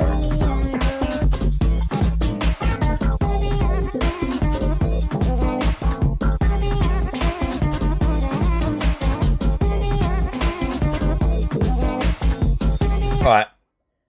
And you guys know that. I talk about this all the time, whether it's on the podcast, whether it's on the Daily Yeah, Wrap, you talk about it all the time. Money, yeah, we know. That's very true. So someone that left is a very true. I talk about this all the time. comment, Yes, you do. Overnight on one of my videos. I forget which one it was. It might have been the Daily Wrap. Yes, okay? you do. And the comment was, the reason that you're finding success, despite the fact that you're not bringing in the views, is because you're now trying to play games that actually have dedicated, established fan bases, despite the fact that the games aren't necessarily big AAA. And the person made an interesting point. They said, if you had done this years ago, you likely would have been better off than I don't you think are that's now. true. A lot of creators have found success honing in on these games that have these really I don't think that's true at all. dedicated viral fan bases. What do they call it? Like cult fan bases? There There's you go. plenty of That's the games real like word that to that describe people it properly. hate watching him play because he sucks at them so and they even bad. brought up a couple games. They said, for example, you played games like Final Fantasy 16 and Starfield. And when you did, I just couldn't stop shaking my head. Like, why is Phil wasting his time playing these inferior games simply because they are considered AAA new releases? Like, my time would be better spent playing games that So they're people just glazing you, absolutely yeah? want to see Did they me say all play this in the long comment? term because there are cult followers. Was all of these this in the games, comment? and it's actually giving them a lot of satisfaction and pleasure to see me, someone who isn't used to Oh, these shit, I kinds of literally tried to pause franchises, that. learning, I mean, I can see it adapting, and coming. actually becoming immersed in these game worlds. In these game worlds. And I started to think about what they said, and I was thinking to myself, you know, this kind of goes along with my philosophy this year that I definitely want to try more games. A lot of them are going to be smaller scale indie games, all right? And I think that the way of the future is to actually find the hidden gems rather than the big shiny thing that's presented to you as the best that in reality probably isn't.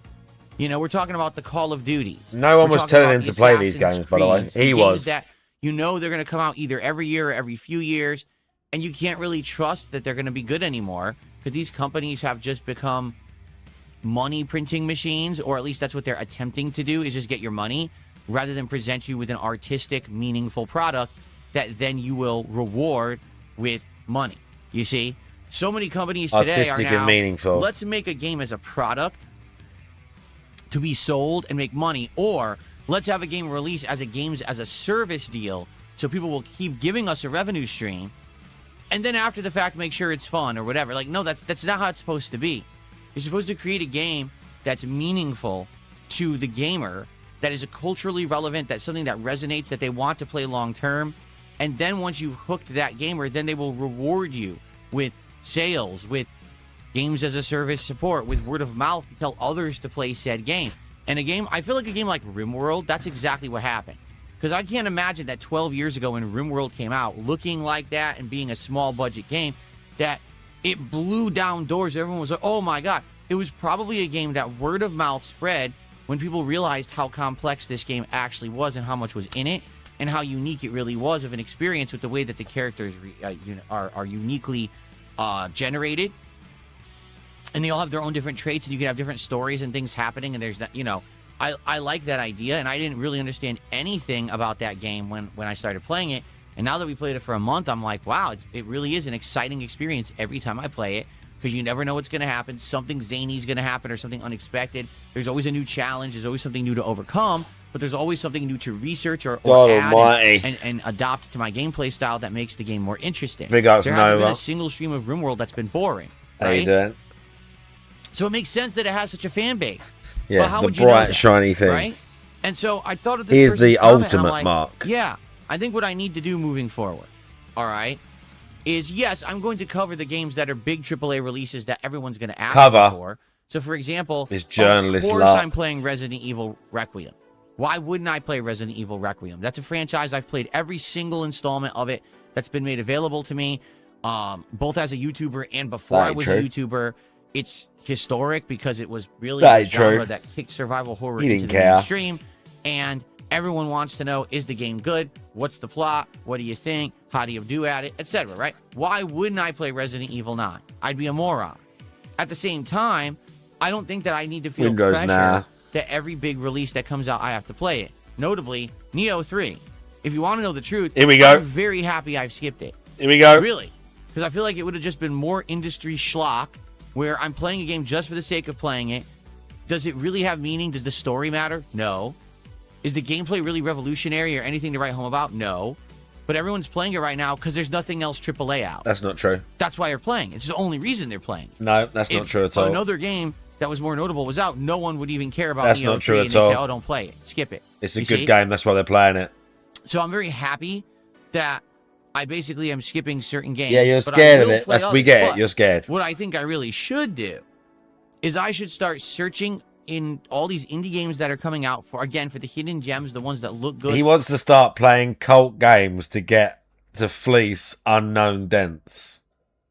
He wants to play cult games so that he can fleece a bunch of people that don't know who he is. That's his plan. That are interesting that people are going to want to see, but also listening to you and your feedback of suggestions that you give me. This is one now, comment not every allegedly single as one well. of them is going to work.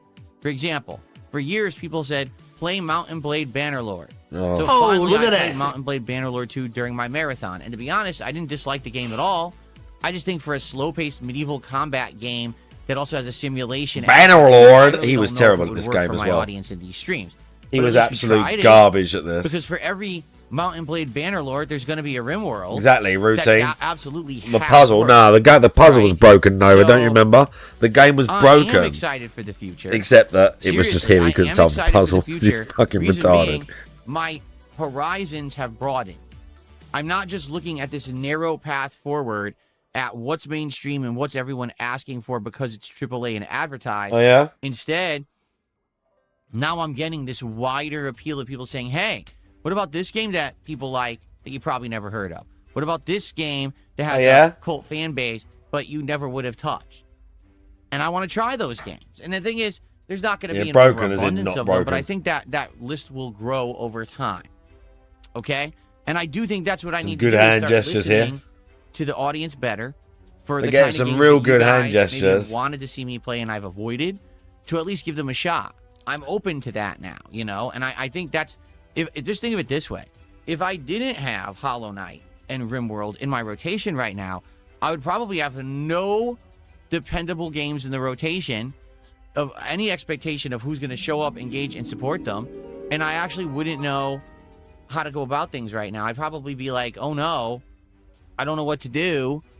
You know, help me. But we're not. It's the opposite. Things are actually going quite good right now. So, obviously, I'm very happy for that. And I want to say thank you to those of you who have suggested these games, these maybe lesser known, not AAA budget style games, but you wanted to see me play them.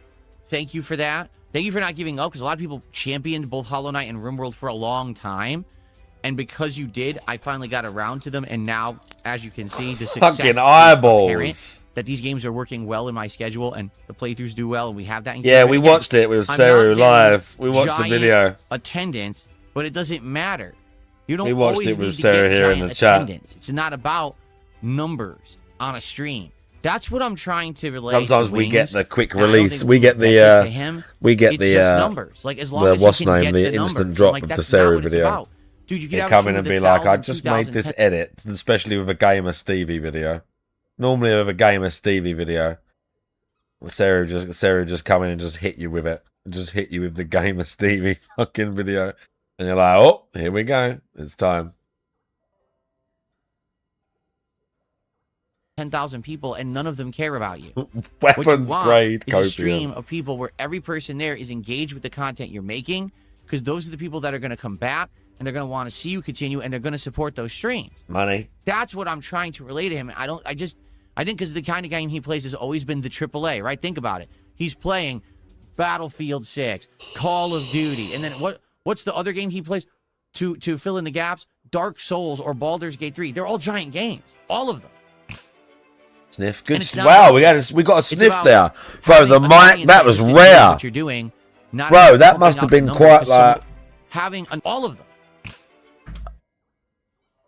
Wow. That was a rare sniff caught on camera. Because the thing normally cuts out all the snorts and that now. That snort was so ferocious. It made it through the fucking mic filters. That was a proper pig snort, that one, wasn't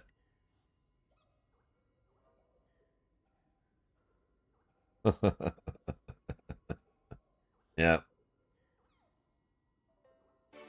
And it's not about that.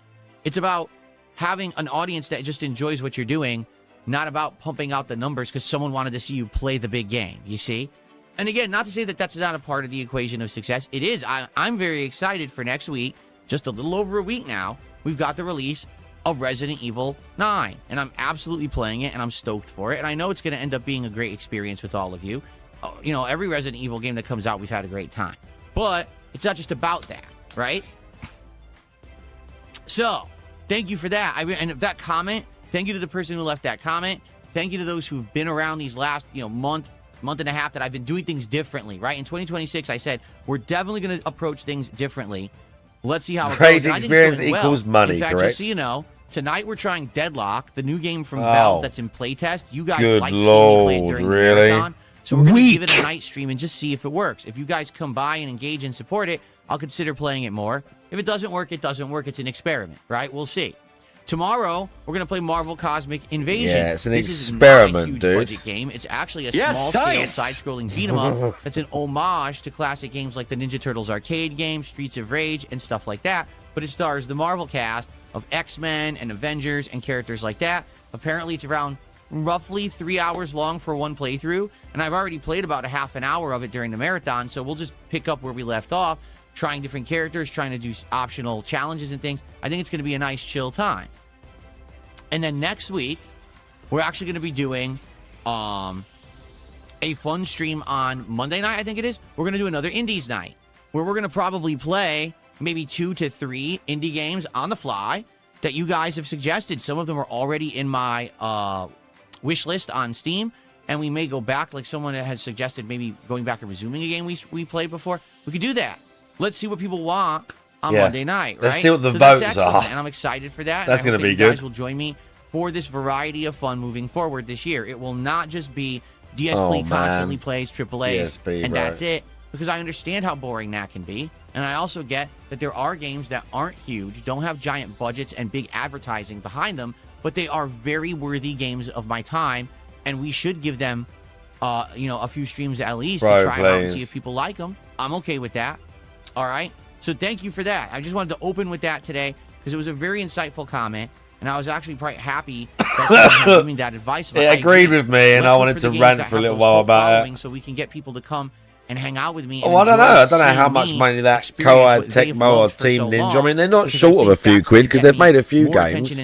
But it's not got like. This hasn't got Elden Ring money behind it. If that, yeah, we can definitely agree on that. This hasn't got massive Elden Ring budget. No, you're right. AAA releases. Typically, the first to 2 streams will do well, and then after that, there's a sharp fall off. Every single one, right? That's how it works. So, there you go.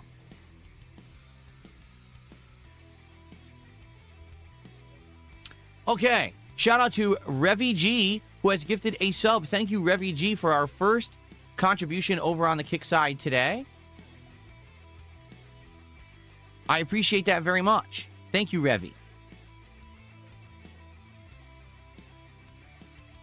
So, a good time to mention before we start talking about our other topics today. Hold on. Let's read some comments. I should have read some comments before I started to move on. Let's see here. Can we get some Sonic in the retro rotation? Well, the thing is, Quasar, I've played all the Sonics. I've played all of the retro Sonics already. So for what's available on the Nintendo Switch Online platform, there's really nothing else to play. I mean, if you want me to play Sonic for a half an hour, I'm okay with that, but I don't think it's really going to be significant because I've already done them all, right? So typical average gamer says, are you playing Marathon or Resident Evil first? They come out the same day? No, they don't. Marathon is coming out with a beta on February 26th, okay? Resident Evil 9 comes out February 27th. So I will do a stream of the Marathon beta on the 26th, and I'm playing Resident Evil all day on the 27th. The way I'll probably split it up is the daytime. I thought we don't do all day anymore. The night stream will be Street Fighter 6, and then the next day, that Friday, will be Resident Evil 7 all day. 9. Okay. 9. Can I check out Windrose? Yeah, the marathon. Yeah, when I don't do AAA, I'm going to seek out all these industry people, blah, blah, blah, blah, other streamers, AAA. People are so stupid. I'm gonna diversify my content, blah, blah, blah, blah. Yeah, fast forward 5 minutes. I will be playing the marathon beta.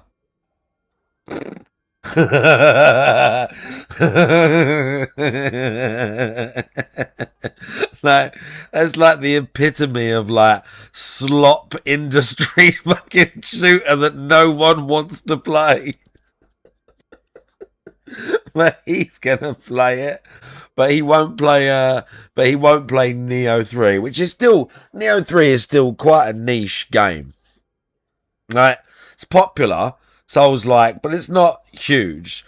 If you go to someone on the street and say, do you know, even the Elden Ring is still like, it was Game of the Year, as much as you pay attention to or give a shit about Game of the Year, bunch of cunts or whatever, but saying to the average person, like, do you know what Elden Ring is?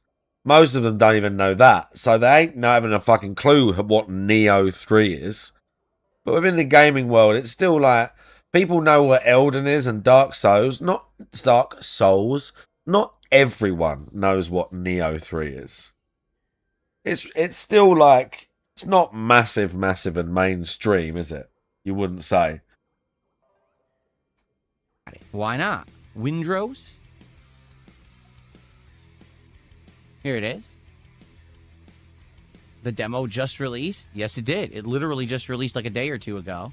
Oh, DSP. I will add this to my wish list, and we'll take a look at it Monday night, perhaps. Thank you for that suggestion. Let's see here. These are great suggestions. This is great interaction. What game is a demo? That game I'm going to try Dalton Marathon. just I'm said not is the committing one to he was buying looking it and at. playing it, but I want to try it. I mean, I played Arc Raiders and didn't know what to expect. I'd avoided it for like 2 months, and when I finally played it, I got addicted, and I liked it. Now, of course, it wore out after a couple months, but it was a fun game. I now understand what the extraction shooter genre is about, so when I play Marathon, I'll have that frame of reference. Oh my god. I want to give it a shot, at least for the beta. I'm not saying that I'm going to actually play Is he for real? the final game when it comes out in March. We'll see. We'll decide that together, okay? You're right, CHMF. I don't play MOBAs. I know of MOBAs. I know exactly what they are. In fact, I remember the original one was a mod for Warcraft 3. I can't remember what it was called. It had a really catchy name, and everyone used to play it back in the day. It was a mod for Warcraft 3 that basically turned Warcraft 3 from a game where you just had a squad of soldiers and workers that were trying to survive and build a base, and turned it into a game where it was one hero who was your focused hero, and then everyone worked around them, and there was combat and everything. Was it Dota? Oh, well, there you go. I didn't even know. That's what it was called. Defense of the Ancients. There you go. So I'm well aware of what that is. I did dabble a tiny bit with it in the 2000s. I never really got into it because I was a Street Fighter player, but I knew about it. Everyone knew about it. It was very popular. And then I know that League of Legends came out, and that kind of took over the mantle and became the prominent one and stuff like that. So I know the formula. I just don't know how the formula applies to Deadlock.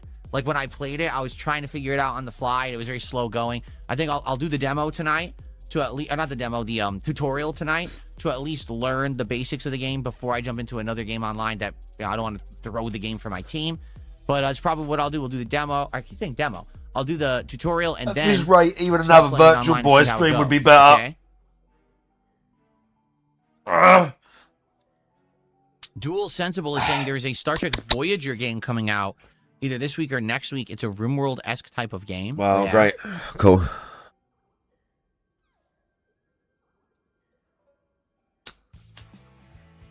Star Trek Voyager Across the Unknown.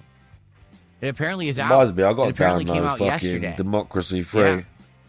I haven't installed Steam on this PC yet. I was saying about this yesterday because I was mainly going to like not use it to stream games and PC. Like, I do Fightcade. It looks like a combination. I'm going to do like a few bits and bobs, but it's been a while since I played Democracy, and I fancied it. With I don't know if anyone space plays that game. exploration. So is Democracy 3 the latest one, or is it 4? You were just basically in a vault trying to keep I've got the newest two. Your vault members alive, and you would send them out to gather resources or to fight other people and try to get resources from them, and then you'd have vault management. This looks like it's exactly the same thing on the ship, the Voyager. What is it, boy? But also, it looks like there's going to be combat and exploration, like moving your ship around space and stuff. That's what it looks like to me. Sadly, it doesn't have a demo, does it? If it had a demo, I totally would have been down to jump into it. But all it has is the main game, which is $31. Again, not that I can't get that, but I'm curious how many people would be down for that. I added it to wish list. We'll take a look at it on Monday. Again, when we do their indie nights. We might do like 2 indie nights this week, actually, coming up. We'll have to see. Because I think we're going to do one Monday. We might do one Monday, and we might just do another one Wednesday, because I'm trying to think. Or maybe we could do 2 nights in a row. We could do that, too. Because we could do Sunday Night RimWorld, Monday, Tuesday, Indies, Wednesday, RimWorld, Thursday, Street Fighter 6, and Friday, Resident Evil. Yeah, we could do that, actually. All right. That might be what we end up doing, actually. Then again, we might have an extra daytime stream this week, too. I'm not sure. It's going to be a weird week because we got Resident Evil at the end, and also I want to try Marathon, you see? Real Irish just did a $2 super chat and said a nonsensical message I would never read, but thanks for the $2, Real Irish. 2 rupees. Thanks for the 2 rupees, actually. Appreciate that.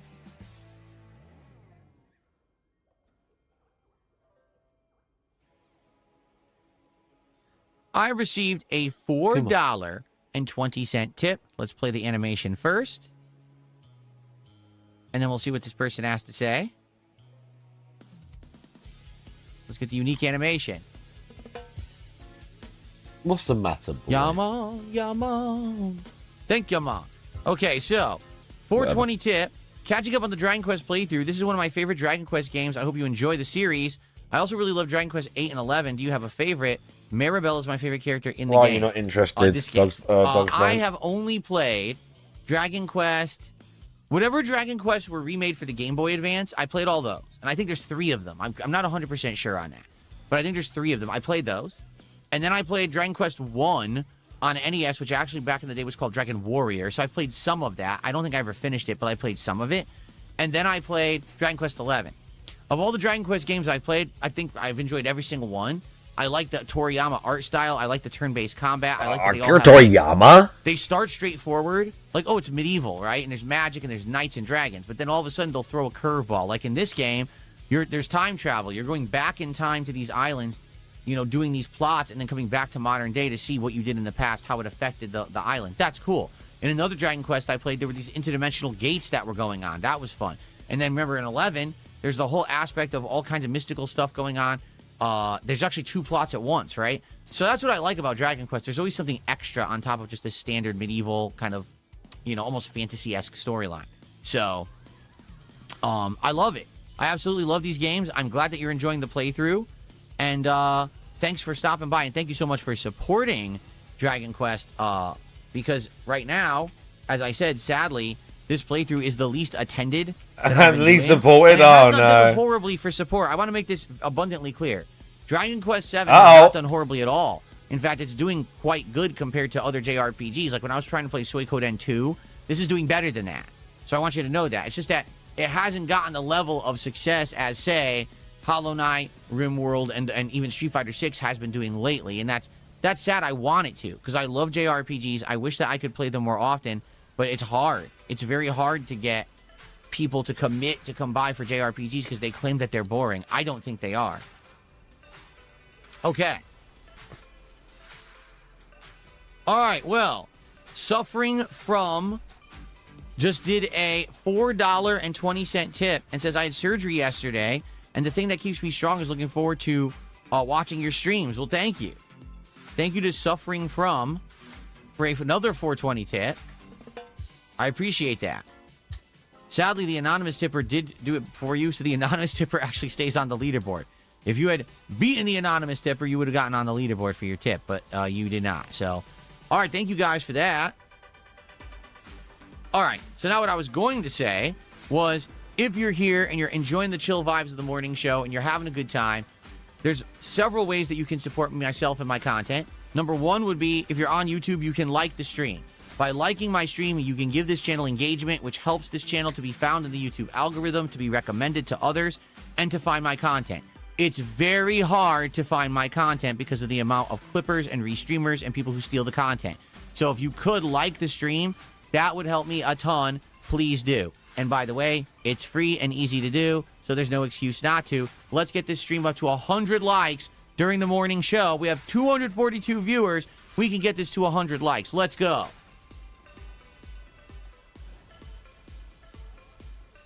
Now, if you want to go above and beyond and you want to support the stream, you can.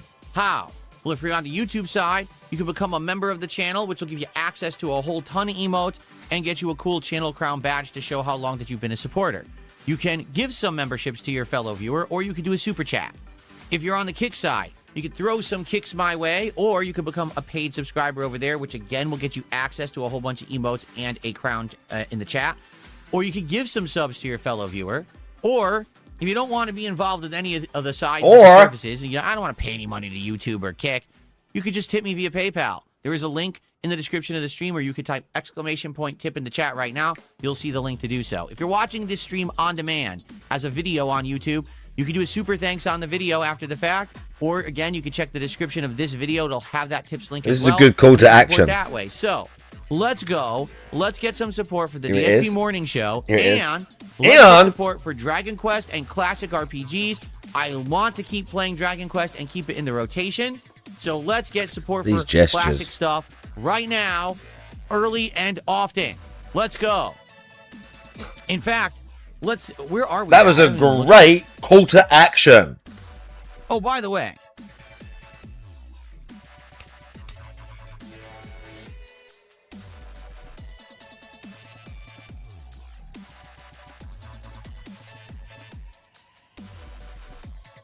what a great call to action that was. did you see what I just did? Take a look at the leaderboard at the top of the screen. This is something that I'm going to be doing moving forward. And you might say, what did Phil just do? I just added the date to the leaderboard. It now says February 19th, 2026 stats. Right. And then it shows the leaderboard moving. Okay? What? Why did I add that? Yeah, why? Because guess what? I got a comment. I was shocked about this. Okay? I got a comment on a video overnight. It's music, by the way. Here's what someone said. Phil, I'll be honest with you. I thought you didn't make content anymore. I thought that you had actually stopped, and that all that was going on was that people were constantly still clipping you and making fun of you and doing this detractor style stuff. The reason that I thought that is because I can't find your channel. Like, I didn't know that you actively are making content. So I thought these were people who were just beating the dead horse. I didn't know that you were streaming every day and making this content. What? The problem is when people do these clips of you, they steal your content and they don't say, oh, it's from DSP Gaming, it's from this date or anything like that. So could you add the date that you're streaming to your moving leaderboard that you already have? Because if you do, now you're dated. We know what day you put out that stream or that video. So by seeing this, you know this is the morning show from February 19th, 2026. And, you know, now, oh, wait, that actively was made that day? Oh, cool. Now I know to go check out Phil because he's making content. Does he really believe this? He thinks... So, that's awesome. And by the way, Dr. Magical Man says, I searched DSP Gaming, you're the first result. Wrong. The reason that is because the YouTube algorithm, when you search, is based off of your view history. Lies. Lies.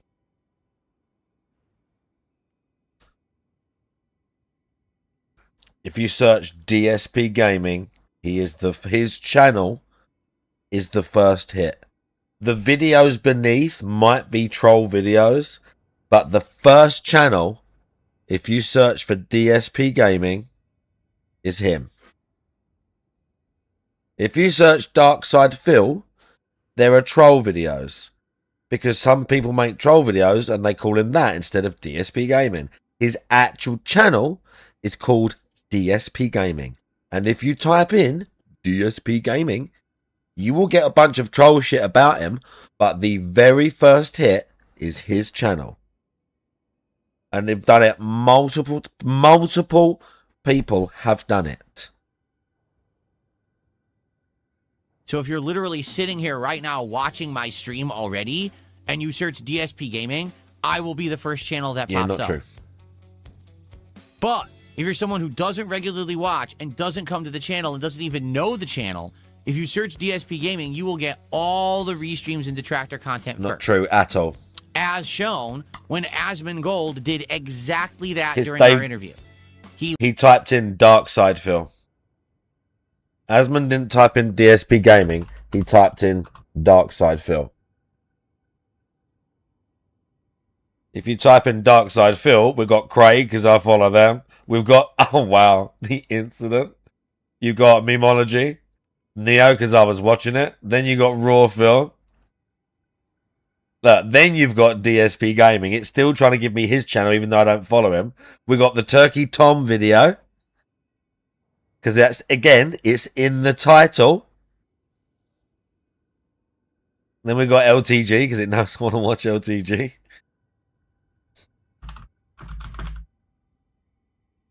Look, he's already coming up in the list. Let's not even click on that.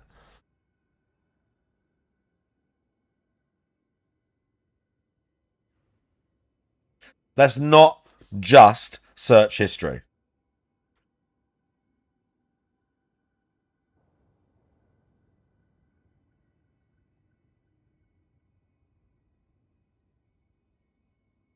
Then it's got Neo because I was watching it. The first probably look, and then some and then a high view memology video. That's just because it's got 130,000 views. Him destroying the joystick. DSP destroys his $300 joystick trying to fix it and goes insane on the company who made it. That was a great stream.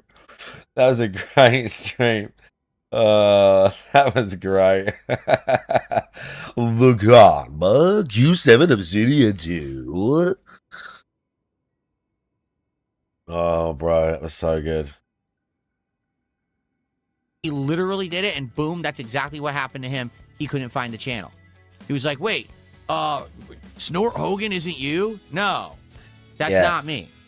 You see? That you can go and watch. So, that's the best thing. I can't remember what's the video called. It had a thumbnail. I gave it a thumbnail when I was not streaming on YouTube and I was just moving the videos over. That was just the live stream, but putting a thumbnail on it. But there was There was one of them was a Kanba thumbnail. Was it that? I think it was that. Because it's got Sanwa on it. Yeah, it might have been that, where he was talking about having Sanwa buttons and all this shit. I think this... You know, rebuying Street Fighter 6. You know what I mean? This is it. This is the stream. This is him saying that he had to buy the Ganma Q7 Obsidian 2 2 years ago. Oh my god. Bro, 7 comments? Wow. Don't remember all that. It's the bad bitch at the club, yeah. Shog says, can you disable spamming a friend? Under $400. Yeah, literally, it's 4 buttons. He's looking at the buttons and that. Why do you want to spend $300 on a new stick for it? Like, it was like literally, it was funny because it was like literally a week before, a day before, he had never heard of that stick. And then he came onto this stream that old me is getting annoyed at and was telling people that this stick was the stick that all of the pros used. Almost word for word, he was like, and it's got the Sanwa stick, the Sanwa buttons, all the parts that you want. He was trying to sell it to the chat. When he went to tell the chat, he went, it's called the, he didn't even know the name of it. The best stick in the world that all the pros use, that he had to buy and had to tell them he had to buy. He didn't even know the proper name of it at the start of that stream. He had to look it back up. It was fucking wild. This was wild. Or you've got the biggest fucking... If I absolutely wanted to play fighting games on PlayStation... Okay, listen to how quiet he is. Yeah, he needs to get handheld live. His old audio. What game did I play here? See? 2 weeks, remember? What game was I playing? Did I play a game? Oh, Metro. Robbie's playing Metro. Just Metro? Oh yeah, just Metro. Yeah. Probably on hard. Yeah, this is the start of the game. And I can see there's no HUD at all. So this is on like one of the hardest settings, definitely. There's zero HUD, anything. Oh my god, I nearly got dropped right there. All my ammo's done. Yeah, nice. Big ups, Metro Exodus. There you go. So I'm going to have the date, all right, in the leaderboard from now on, so at least people know. Yeah, maybe that. It was either that or the other one. It might have been Ranger Hardcore. It doesn't really affect anything. It might have been Ranger Hardcore. So I think it's fine. I don't think it's going to be, you know, any kind of an issue having the date on there. Okay. The Redux is worth playing. All right.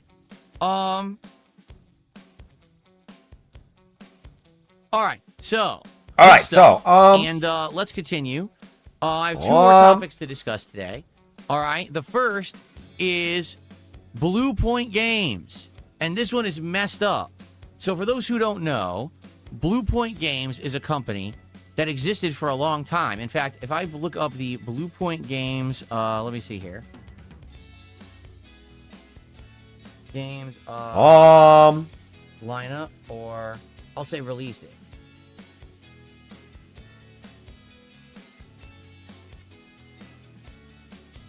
I'm trying to find their game releases.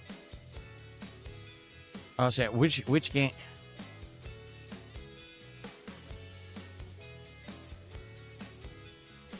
Here we go. Which games did Blue Point Games develop? Okay, here it is. So Blue Point Games has been making games for a very long time. Have they? And what they normally do is they take existing games and they either port them. So not making games then, because that's not making a game. For example. That's not making a game. Most of you probably recognize Blue Point Games from is the Demon's Souls remake, which they remade as a launch title for the PlayStation 5 back in 2020. The Stalker install is massive. Okay, that's the one that most people know them for. What you might not realize is that they have done a ton of remakes. For example, they redid Shadow of the Colossus for PlayStation 4, in 2018, and that was a porting of the PS2 game to a PS4 game with brand new graphics and gameplay. The Uncharted Nathan Drake collection from back in 2015 was Blue Point Games. Gravity Rush Remastered in 2016. How about this one? The Metal Gear Solid HD collection, which I played in 2012. That's right, the game that actually was the origins of This Is How You Don't Play. Okay. That was Blue Point Games. Okay? They also made the Ico and Shadow of the Colossus collection in 2011, and that's the version of Shadow of the Colossus that I originally played back in the day. They also made God of War collection in 2009, which remastered God of War 1 and 2. God of War. Geez, I mean, keep going back. They made Flower and ported it to the PlayStation 4 and the Vita. They actually ported PlayStation All-Stars Battle Royale to the Vita.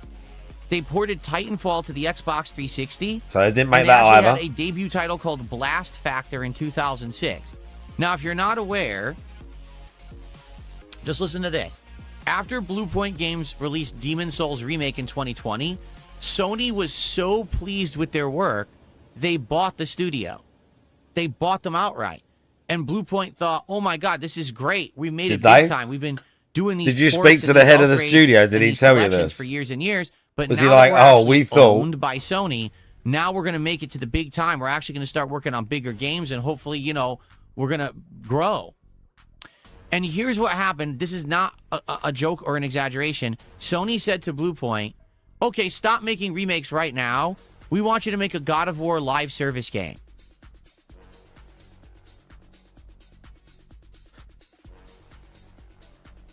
You know, like what happened with BioWare when their owner, who was it, EA, told them, hey, stop making single-player RPGs and make a live service online cooperative shooter instead. And BioWare said, what? Why would we do that? That's not what we do. That's not our forte. We're not good at it. We have no experience in it. Why would you want us to do that? And EA said, don't question, just do what we tell you. And as BioWare was developing this game, they kept telling EA, you know, it's kind of like Destiny in a way, and it's kind of samey to other games because that's the genre, and you're telling us to trend chase if we don't like this. To which EA said, shut up and still make the game. We don't care.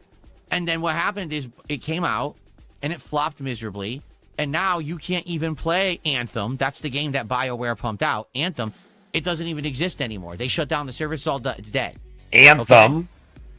So, there was a track record of this already happening, of a major company kind of acquiring a studio and then telling the studio, don't do what you're good at, do what we tell you because we think this will trend chase and make money. And the studio were like, I don't know about this. And they said, too bad, do what we tell you because we own you now. So that's exactly They what said, Blue Point that's did. what they said, For by the about way. 4 years, They were said, developing do what we a tell God you, of War live because we service own game, you now. Which never saw the light of day because, lo and behold, what a shocking twist. The game sucked. It wasn't going to work, so Sony canceled it. So then for the last year, Blue Point has been scrambling, pitching ideas of games that they could make for Sony, HD collections, upgrades to previous Sony properties. And Sony said, okay, thanks for all your feedback. We'll get back to you to tell you what to make. And now they closed the studio this morning. So Blue Point Games, who was fine making games on their own, doing these upgrades and HD ports and all this stuff and doing great work, was bought by Sony, forced to make a game they didn't want to make and didn't know how to make, canceled the game, and then laid everybody off. Thanks, Sony. Wow, you're really doing a good job for the industry, Sony. Really. I mean, you're really just, helping improve the gameplay landscape. You destroyed a company for no reason because you're idiots. So it's hilarious because it was Herman Hulst, right? This fucker who's in charge of Sony Gaming who made the announcement this morning, and he goes, oh, don't worry. We're confident that we're in control of the future and we know what's best and that gaming is going to... Shut the fuck up, Herman Hulst, you piece of shit. Okay. Seriously. Saying shit like that is so underhanded. So it's like dirty. You read his announcement that he's laying all these people off. It's about 70 employees. And you read it and you're like, what a disgusting, filthy person. Are He you? buys a company, forces the company to do things that they're not good at, and then lays them all off. You're a scumbag. They were fine. They were literally doing fucking fine until you ruined them. You should be the one suffering, not them. You, Herman Hulst, should be the one out there unemployed on the street Okay, not the dude. 70 employees of Blue Point Games that have a track record of success, and you fucked it up. The games industry is ass fucking backwards. These people in charge don't know what they're doing, constantly run things off a cliff into the fucking ocean. Bro, The people you who make listening the to bad this fucking decisions insanity? Are fine and succeed and get paid and get bonuses and get promotions, and the people who are working their asses off and are told to do the wrong thing and don't want to do it and they're forced to do it, they lose their jobs. What kind of a backwards fucking way is it to run a company?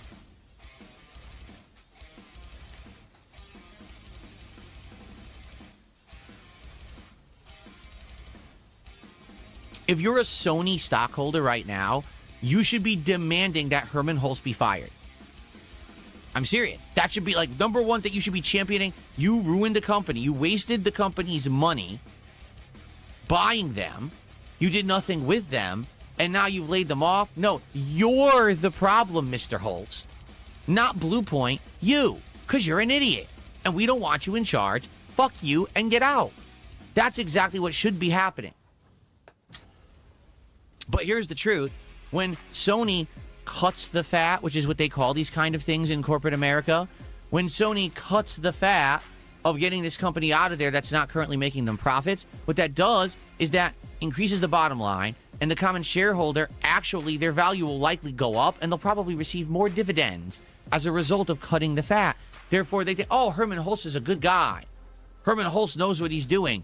He really made a good choice for us because now we made more money. Well, that's not what it's about, you fucking idiots. It's a short-term game, but long-term, you've shot yourself in the foot. You ruined a company that was a great game dev company that could have made you millions and millions and millions because of bad leadership, and you're remaining that bad leadership, or you're keeping that bad leadership in that spot. It's like there's cancer, and you didn't cut the cancer out. So it's going to come back. It's going to fuck you and kill you. You have to cut out the people that are ruining the company, not leave them there because today they tossed you a few dollars to distract you from the fact that they're awful leaders. Because that's exactly what this is. I'm a bad at my job, but I made the shareholders a couple extra bucks, so they're going to keep me in power, even though I'm obviously bad at my job.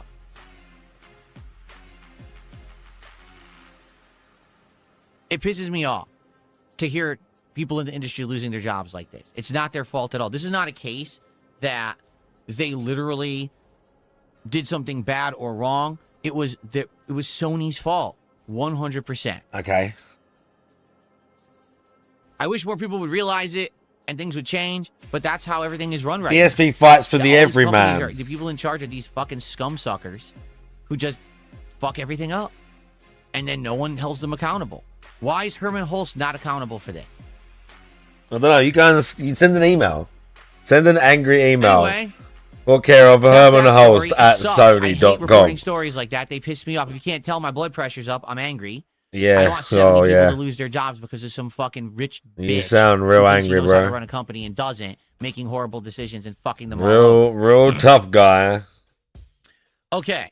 So continuing on, the other topic of today that I want to talk about is I am looking for a controller. Now, maybe you know what? Because Here we it's go. already 12:13 and this is the DSP morning show and not the podcast. I think maybe we should talk about this tomorrow on the podcast. So here's what we will do. Tomorrow on the Level 1 podcast, I would like to look for a new controller that I can get for the March 6th Retro Marathon or Retrothon here on the channel. Okay? Okay. So we will talk about this tomorrow. Some people are saying 8-bit dough. Is it 8-bit do or 8-bit dough? I don't know how to pronounce it. I need to know how to pronounce this. So I can Is it figure this out. 8-bit do Okay? or 8-bit But dough? I need to have a controller that will work with Switch 2, a classic controller. I don't know, DSP. So What is that it? I can actually play these games for the marathon, or else it's going to be horrible.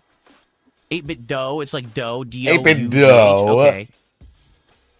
Rude Fawcett Gaming says, I have an 8-bit dough ultimate Bluetooth. 8-bit dough. And he loves it. All right, let's look at this tomorrow. Like I said, right now, I'm not even kidding you. I just did that story. I got a promotional email from Sony. There's still time to save up to 75% off on these games. Fuck you. Yeah, buy them, bitch. Okay. He goes, "Oh, fuck you!" Like you didn't buy the PS5 and the PS5 Please Pro make suggestions. We'll look them up. We'll see the prices. and the PSVR And I might even buy a controller and all the other live Sony tomorrow on the peripherals that podcast hardly because anybody I else need to get bought. something in time for the marathon coming up. Okay. Cool. All right. What would you guys like to talk about on today's morning show? What's on your minds, everybody? By the way, Real Irish did another $2 super chat and talked about a detractor meme. Thanks. I'm not reading that, but thanks for $2. Could you send me some more? That'd be nice. If you could do more detractor memes with money attached to them, that's excellent. Okay.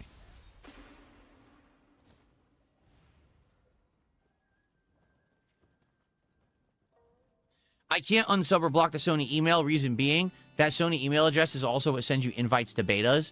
So, for example, if I want to get into a beta coming up, they need to send me the invite via there, so I can't block it. It sucks, because I don't like that shit, but I have to leave it open or else I can't get into stuff. Very lame. What is my favorite JRPG? I like the classics from the SNES era. So games like Final Fantasy 4 or 6 or Chrono Trigger or Earthbound. Those are my favorites of all time, like that era. Probably favorite Final Fantasy would be 6. But I love Chrono Trigger, so it's hard for me to determine between those two. I'd say those two are probably my favorite JRPGs. Final Fantasy 6 and Chrono Trigger.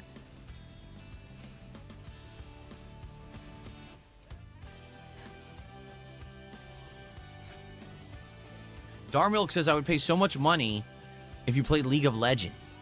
I mean, I have no idea how to play it. It would probably be an atrocious, failure. I'm not against playing it, though. If you really wanted me to play it, I would give it a shot. I'd give anything a shot. I'm probably not going to do well. Is the sweater itchy? Not at all. Is the sweater itchy? Wow. What do they call this? A quarter zip? Yeah, it's super comfortable. And it's very nice. I like how it looks. This is a new one that I actually got only like a couple months ago, and I've only worn it once before, so I was happy that finally the temperatures cooled down again and I could wear it again. I never played Phantasy Star. No, I did not, because I was an SNES guy, so I played all the SNES RPGs for the most part. Phantasy Star was Genesis, and I didn't play it. I got Genesis, but it was very late into its life cycle when I got it.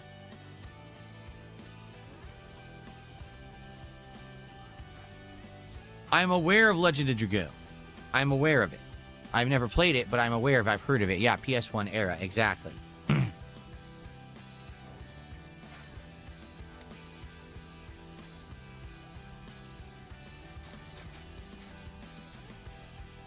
Looks like my kick chat is screwed up. There we go. Okay.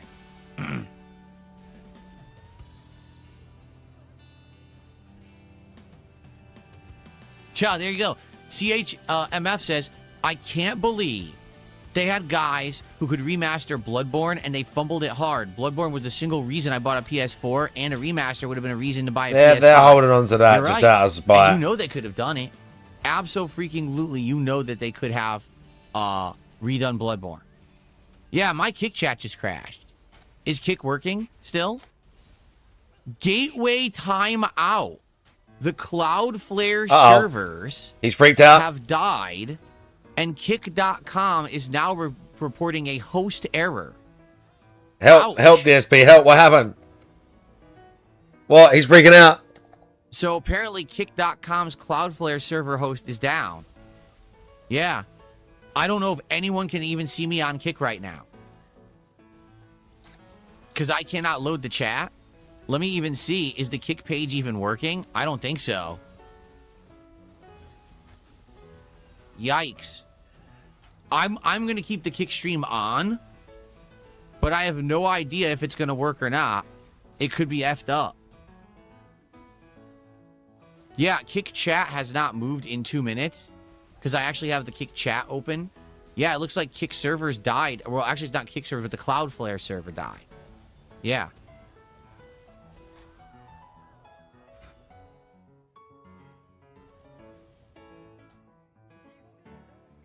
Yeah, it's not working. So right now, I'm basically only streaming for the YouTube audience. The Kick side has died.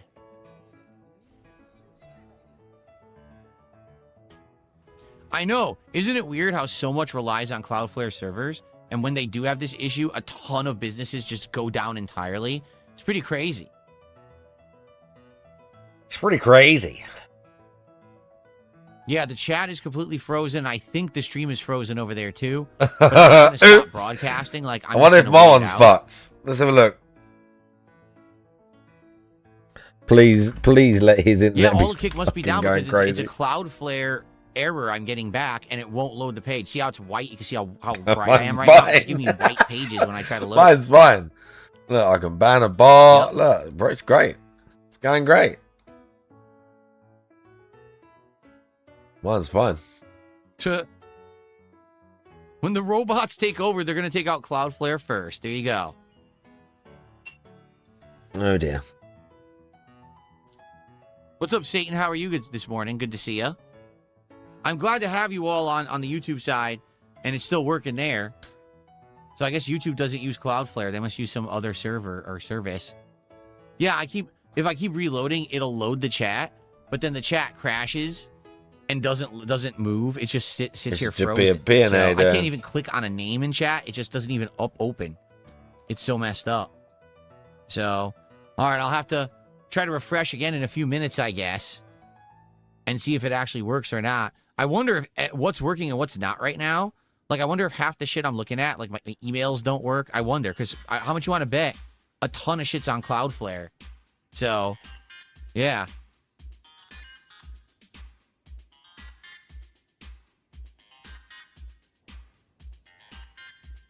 Well, if you are able to still watch me on Kick, I'm not going to stop broadcasting, but I can't control it. This is a server issue online. And if you want to chat, you could always you got to do all the legendary sets. But, you know, a lot of people prefer one over the other. Like items of clothing need the animals. Some are harder than others, though.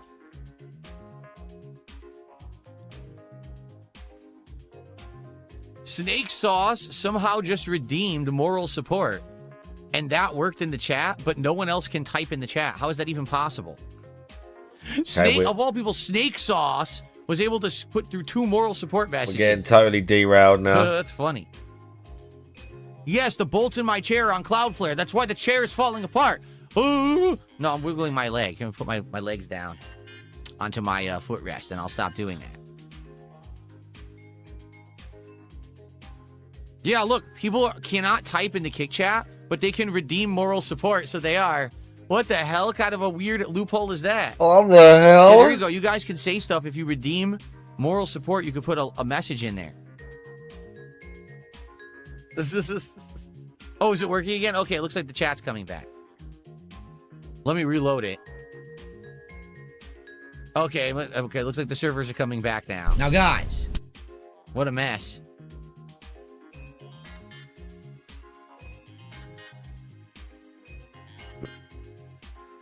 Wow, we're dancing to the terrible AI music. Cloudflare is down.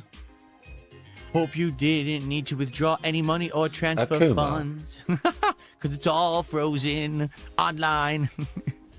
Oh, man. Uh-oh, is the YouTube side crashing now? I hope not. Because now the YouTube chat's not moving. Oh, there we go. Now it moved. Yikes.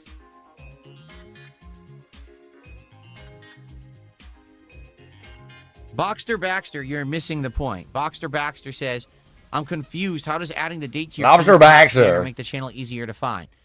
That doesn't make it easier to find, but let's say, for example, you're watching someone who clipped me, right? You'll know the date that they clipped me. That way you'll say, oh, okay, so Phil made that on that date. And you can say, well, if I want to find other stuff of his, he's actively making content. You understand? As opposed to, if it doesn't say that, you might think, oh, this is just an old clip that someone clipped of Phil to make a meme or something. That's the difference. Because that was what the person had said in the comment. They were like, I didn't even know you were still actively making content because I haven't seen your channel in 100 years. So I thought that this was just old shit people were making fun of. If the date was in there, I would have known you made it today or yesterday. Oh, okay. Someone says add DSP gaming stats. There you go. I'll do that. Perfect. I put the date and I put DSP Gaming stats. Perfect. So now it says DSP Gaming in the crawl. And you have no dignity. There you go. Daz Auto Chick says it seems to be coming back now, but it is still giving loading errors every few seconds. Yeah. I'm just gonna. It's working out for me. I'm not gonna touch nothing.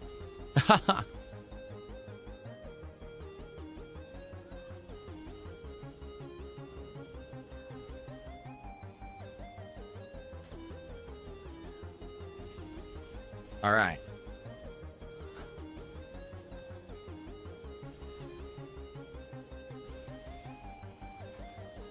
Tron Gets Legacy, no problem. It says, hope you're doing well. Thanks for hosting Bumblebee yesterday. I hosted him twice. I hosted him the day before as well on the day stream.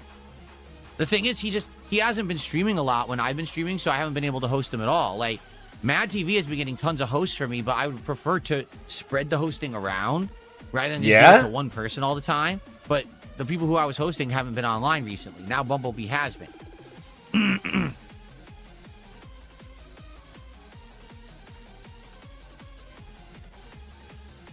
Oh shit. My TV needs turned off. Is the video audio desynced? It certainly should not be. Does anyone see desync in the video or audio? Because on my end, it's not happening, but that doesn't mean that it's not happening on one of the services. When will the gaming be starting? Very soon, in fact. We're just about at the hour mark of the morning show, and I usually start gaming after about an hour, so we can start very shortly, actually.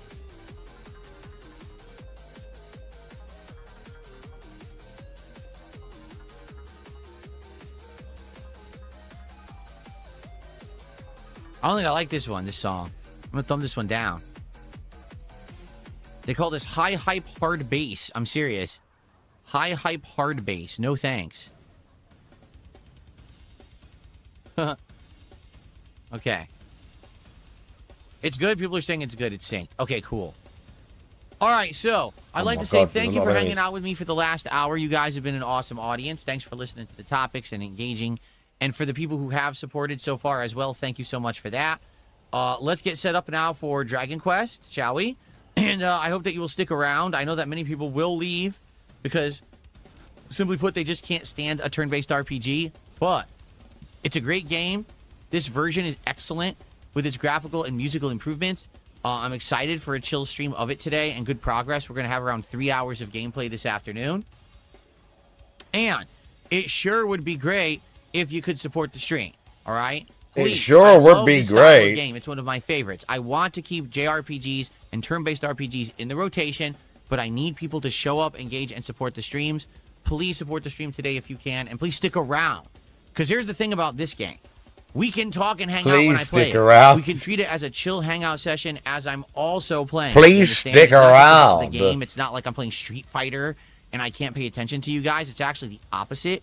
So if you stick around and hang out, we can have a great interactive time together this afternoon, and I hope that you will. Okay? Can we? All right. Kyle says, I think Deadlock will be a hard game to get into without a team. It's hard to do solo queuing as a new player to MOBAs. Well, let's at least give it a shot, right? Isn't it fair to say we should at least give it a try? That way we can have that experience and say yes or no. Listen, if I play it tonight and it just doesn't work out, that's okay. It's one stream. Let's give it a try, right? I think I'm okay with that. Yeah, he is talking about kick. There you go. Mine's been, I guess, normal. Thank you guys for chilling. And I hope that you guys will stick around. I hope that you enjoyed the DSP morning show. There will not be a morning show again now until Monday. Yeah, because we're doing a podcast both tomorrow, Friday to end the week, and then, of course, on Sunday to start my new week. So the morning show returns on Monday with chill vibes all around. But, hey, tomorrow's podcast should be good. Like I said, we'll be hunting for a new Switch 2 controller so that I can actually play these retro games during the marathon. That should be fun to do together, okay? All right, guys, thank you so much. Thanks for watching. See you soon.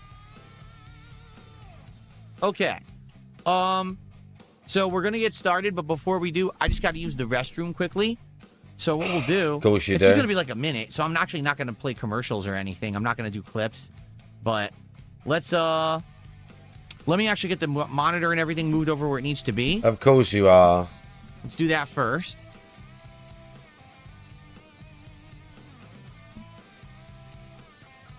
I mean, he had to really, didn't he? Okay. Akuma, what are you shredding over there, boy? Here we are. Really? Well, you a leopard or something, boy, yeah? Okay. Just like... And then the cat's like crouched over. And he's just The like lights off, pouring the and music stuff. off. Well, I guess I'll leave the music on while I go use the restroom biscuits quick. and shit. Just doing his thing. Yeah? Alrighty. Okay. Chill for a minute. I'm just going to go use the restroom, and then we're going to begin with Dragon Quest VII. Again, support would be greatly appreciated. Banging. There's a note scrawled in a childish hand. I was playing in my secret base, and then I am making an amazing $20. We'll Oh, be no. thinking there's a place. I mean, we've got 3 hours, so... It is near the cliff beneath the shop. But we've only got $20, so too close to that he's going to be a little bit, the entrance is north of the tree that is standing by itself. That's going to be a little so bit there's a distressing secret thing to we him. have to find.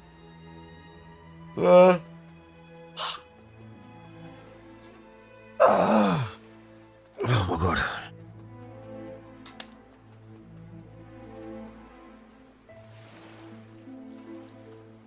Here it is. Ground here feels as if it might be hollow, but it's hard to tell for sure.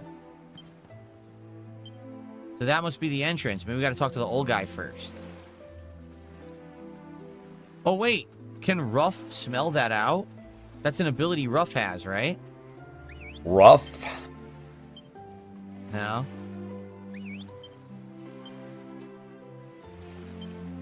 I'm not sure how to do it. Oh, Dual Sensible says it's on PS5 as part of the Classics catalog. So it's not a remake, it's the PS1 version, but it's just playable on PS5 is what you're saying. Oh, what just happened? I went down the well.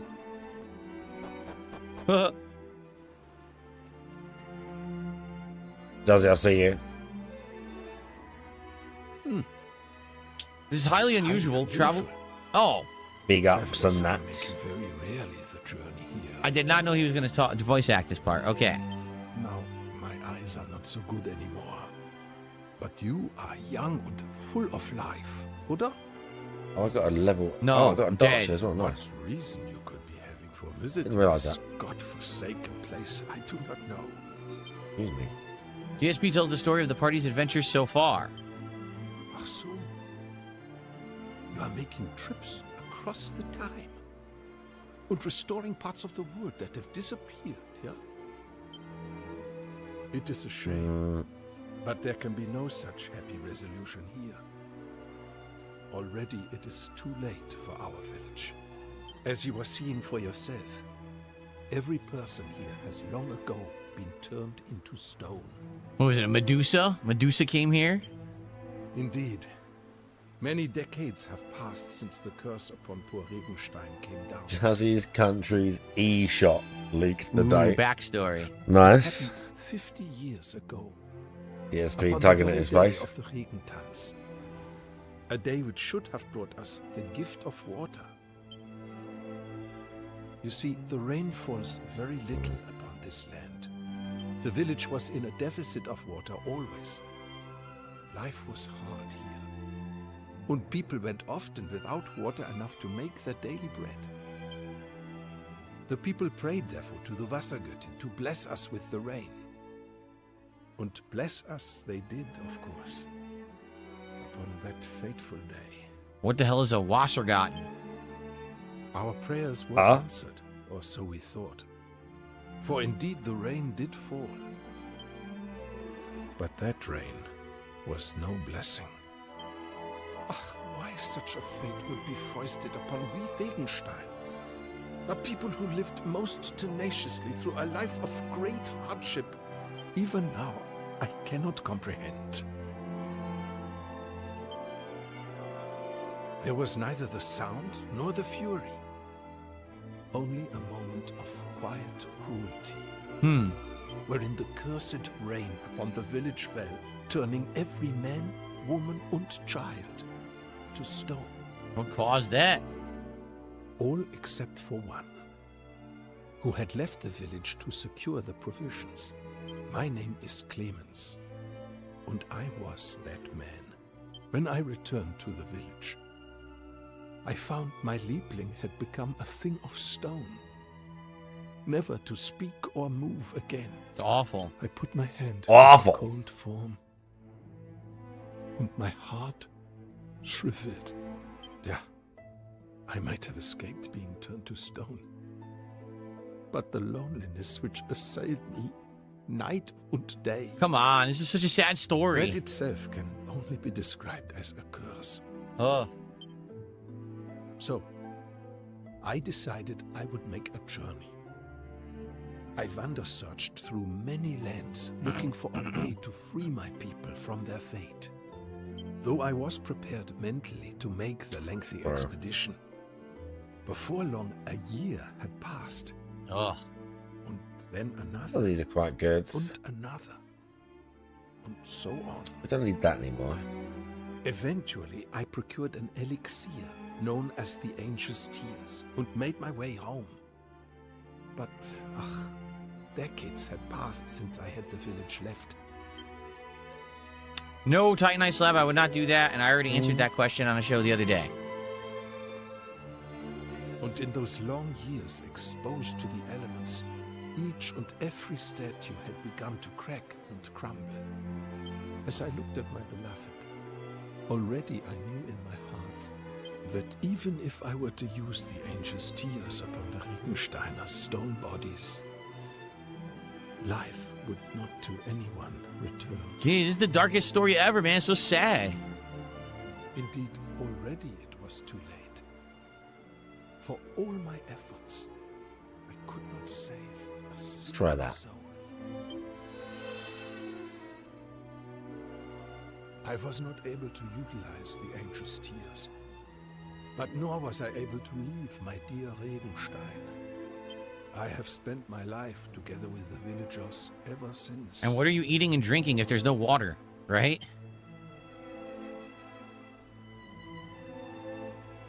DSP asking the important questions. It is almost the time.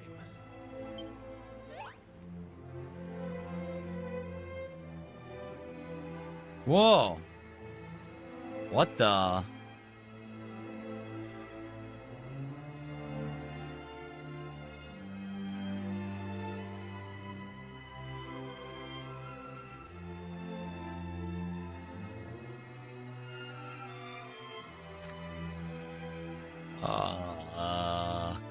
It's obviously some kind of magic. Cause, whatever. For a brief time each day, they're emitting the light, so I'll do that in a minute. like Soja, and in the light, they can be found faintly their memories. Many times I've felt the light and witnessed the memories they are exuding. Over the course of time, I make the hypothesis.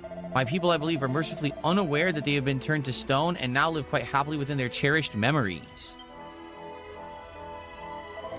Therefore, I felt that the kindest course of action would be to leave them as they are, beings of stone who exist in contentment. That was until today, and speaking with all of you, I am finally finding my resolve. This foul curse is a thing from which people deserve to be freed. When you cannot wake from a dream, what difference is it from a nightmare, yeah?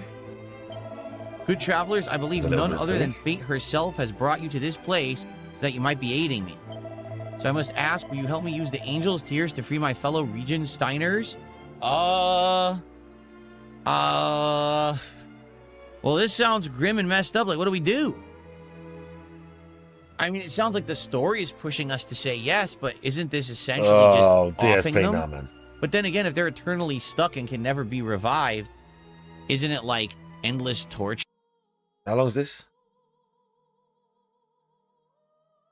Hi, folks. I have the pleasure of being joined by Rupert Lowe MP, the political insurrectionist who's recently started the Restore Britain Party, much to the chagrin of everyone in the establishment. I can't help but notice that you have a range of opinions from Nigel Farage, who are all essentially on the same Blairite point when it comes to the state of immigration, the country, the state itself, and the way that things should be run. And you seem to be the only person outside of that consensus. Just can't quite escape that. And so it's drawn a lot of ire. I can get over it, but also well, I can't quite escape we announced that we were going to set up as a political party because, as you know, Restore Britain was a movement, which I think has served its purpose. I wanted it to unite. It has to some extent united, and it's meant that I've got to know the Tories quite well. They put me on the Public Accounts Committee to their credit. That's allowed me to see the extent of the waste that's going on within the civil service with no apparent care or respect for taxpayers' money. And I sort of done 2 weeks of the rape gang inquiry, Carl, which I have to tell you was incredibly harrowing. I don't think in my life I've ever heard such horrific stories. And Can we just pause on that? It's quite clear to me, but I think it's important. I get this point over to you. Yeah. It's important because when I was sitting listening to these testimonies, and we will be, Graham Smith, the barrister, will be writing a report on everything. We interviewed lots of victims, lots of people who were explaining the sort of reasons why it's happening and why nobody's doing anything about it. We've had a sort of cross section: politicians, medics, legal people. So we've discussed everything. But while I was in there, I thought, how can a state fail its people for 25 years so consistently? And that's both, it's all the existing political establishment. So they were all there. Whether they knew it was happening or not, I don't know. But the fact is, it has been happening on a grand scale across the country, everywhere. Despite what Sadiq Khan says, it's happening in London as we sit here speaking. It's linked to organised crime. It's linked to county lines. I'm not so interested in the ethnic origin of people doing it. I'm interested in how it's happened.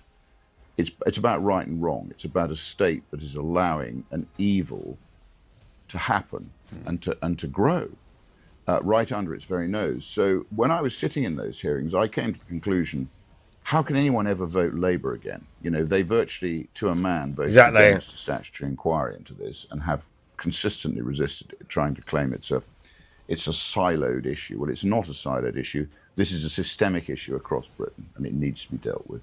You've got the Tories who've been in power for a long time while this was growing. Nothing done about that. You've got the Lib Dems who sit there skating over the surface.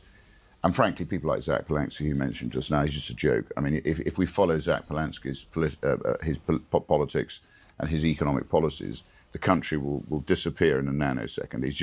It's just la-la land, frankly. So I decided while I was in there that really the British people don't have anything on the smorgasbord of political parties which is going to deliver for them.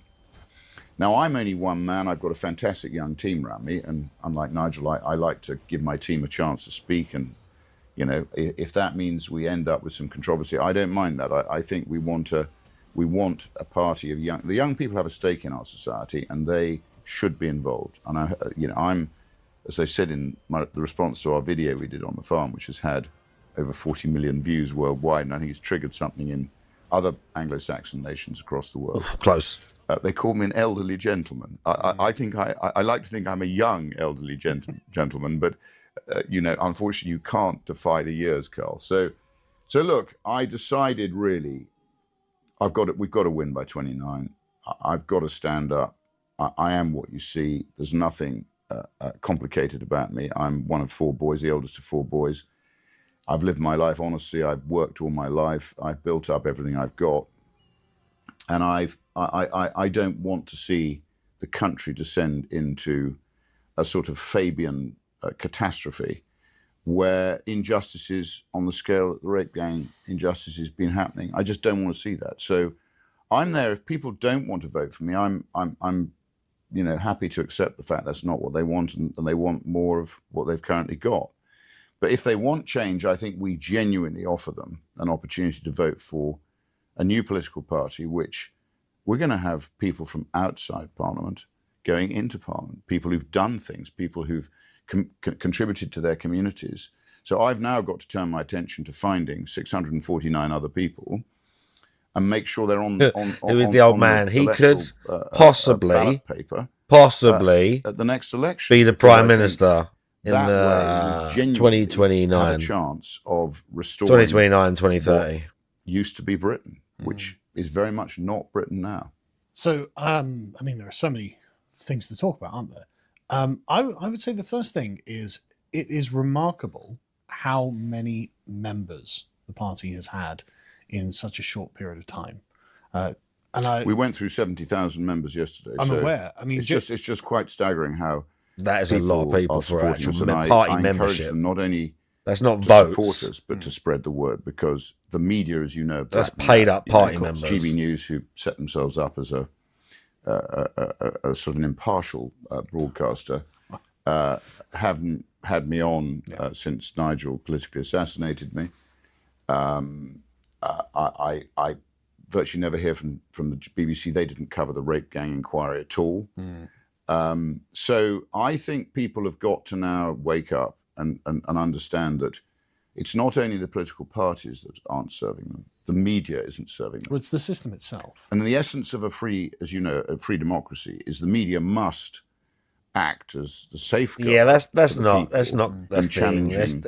The politicians. They're not going to. But the problem is bring down Trump just by getting Prince Andrew. Part of the reason they cut me out is I'm not interested in going to have, drinks with them and getting that drunk is in definitely the bar not late why. at night and doing all sorts of things that they think are okay.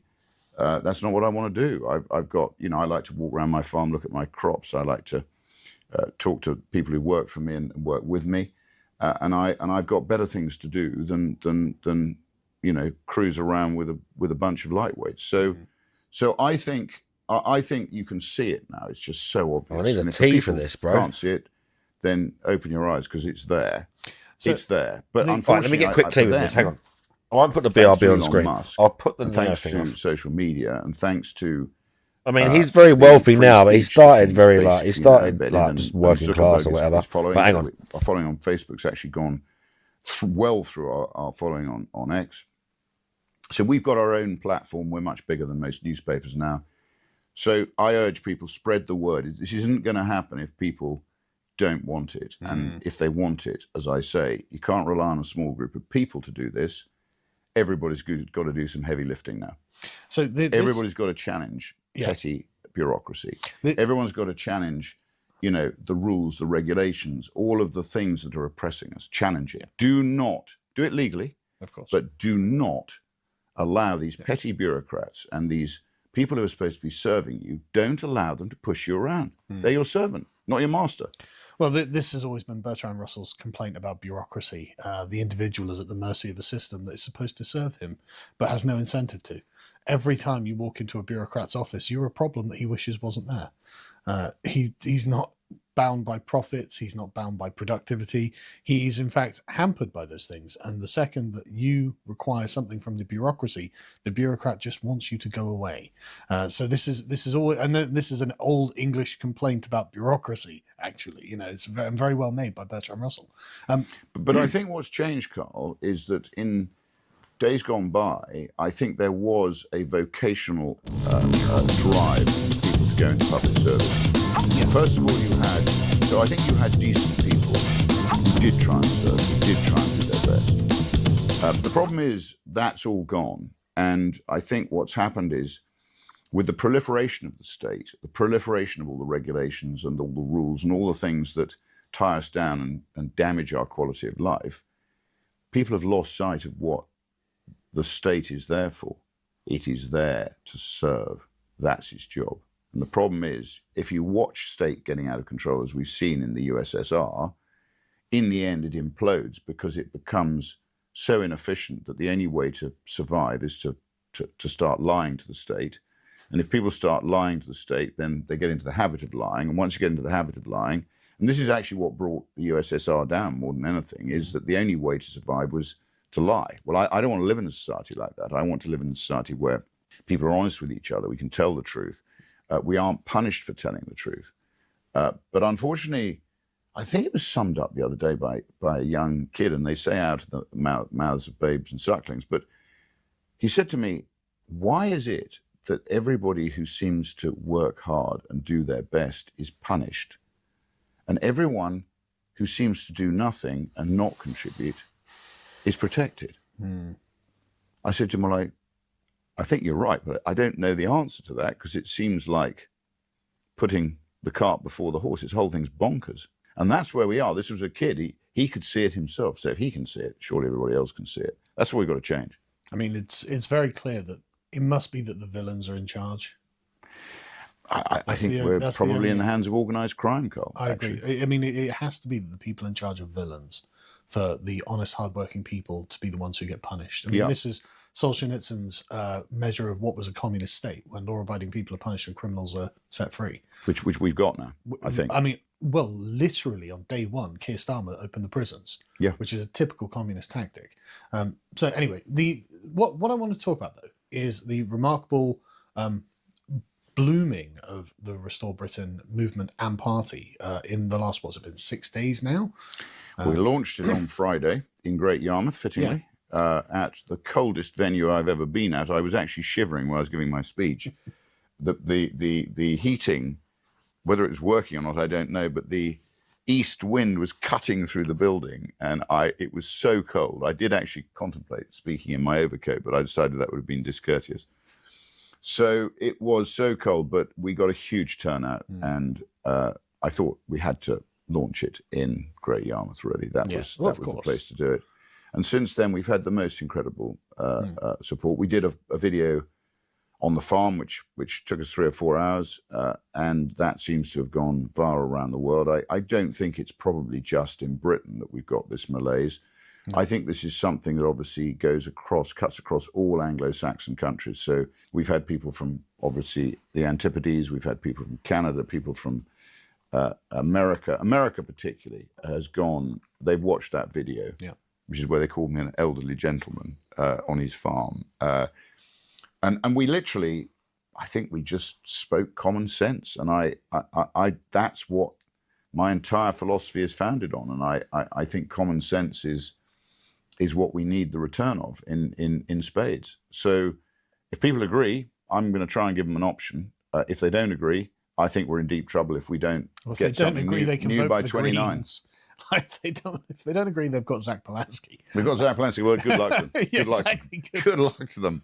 But what I found remarkable about this, though, is the speed and the nerve that this has touched.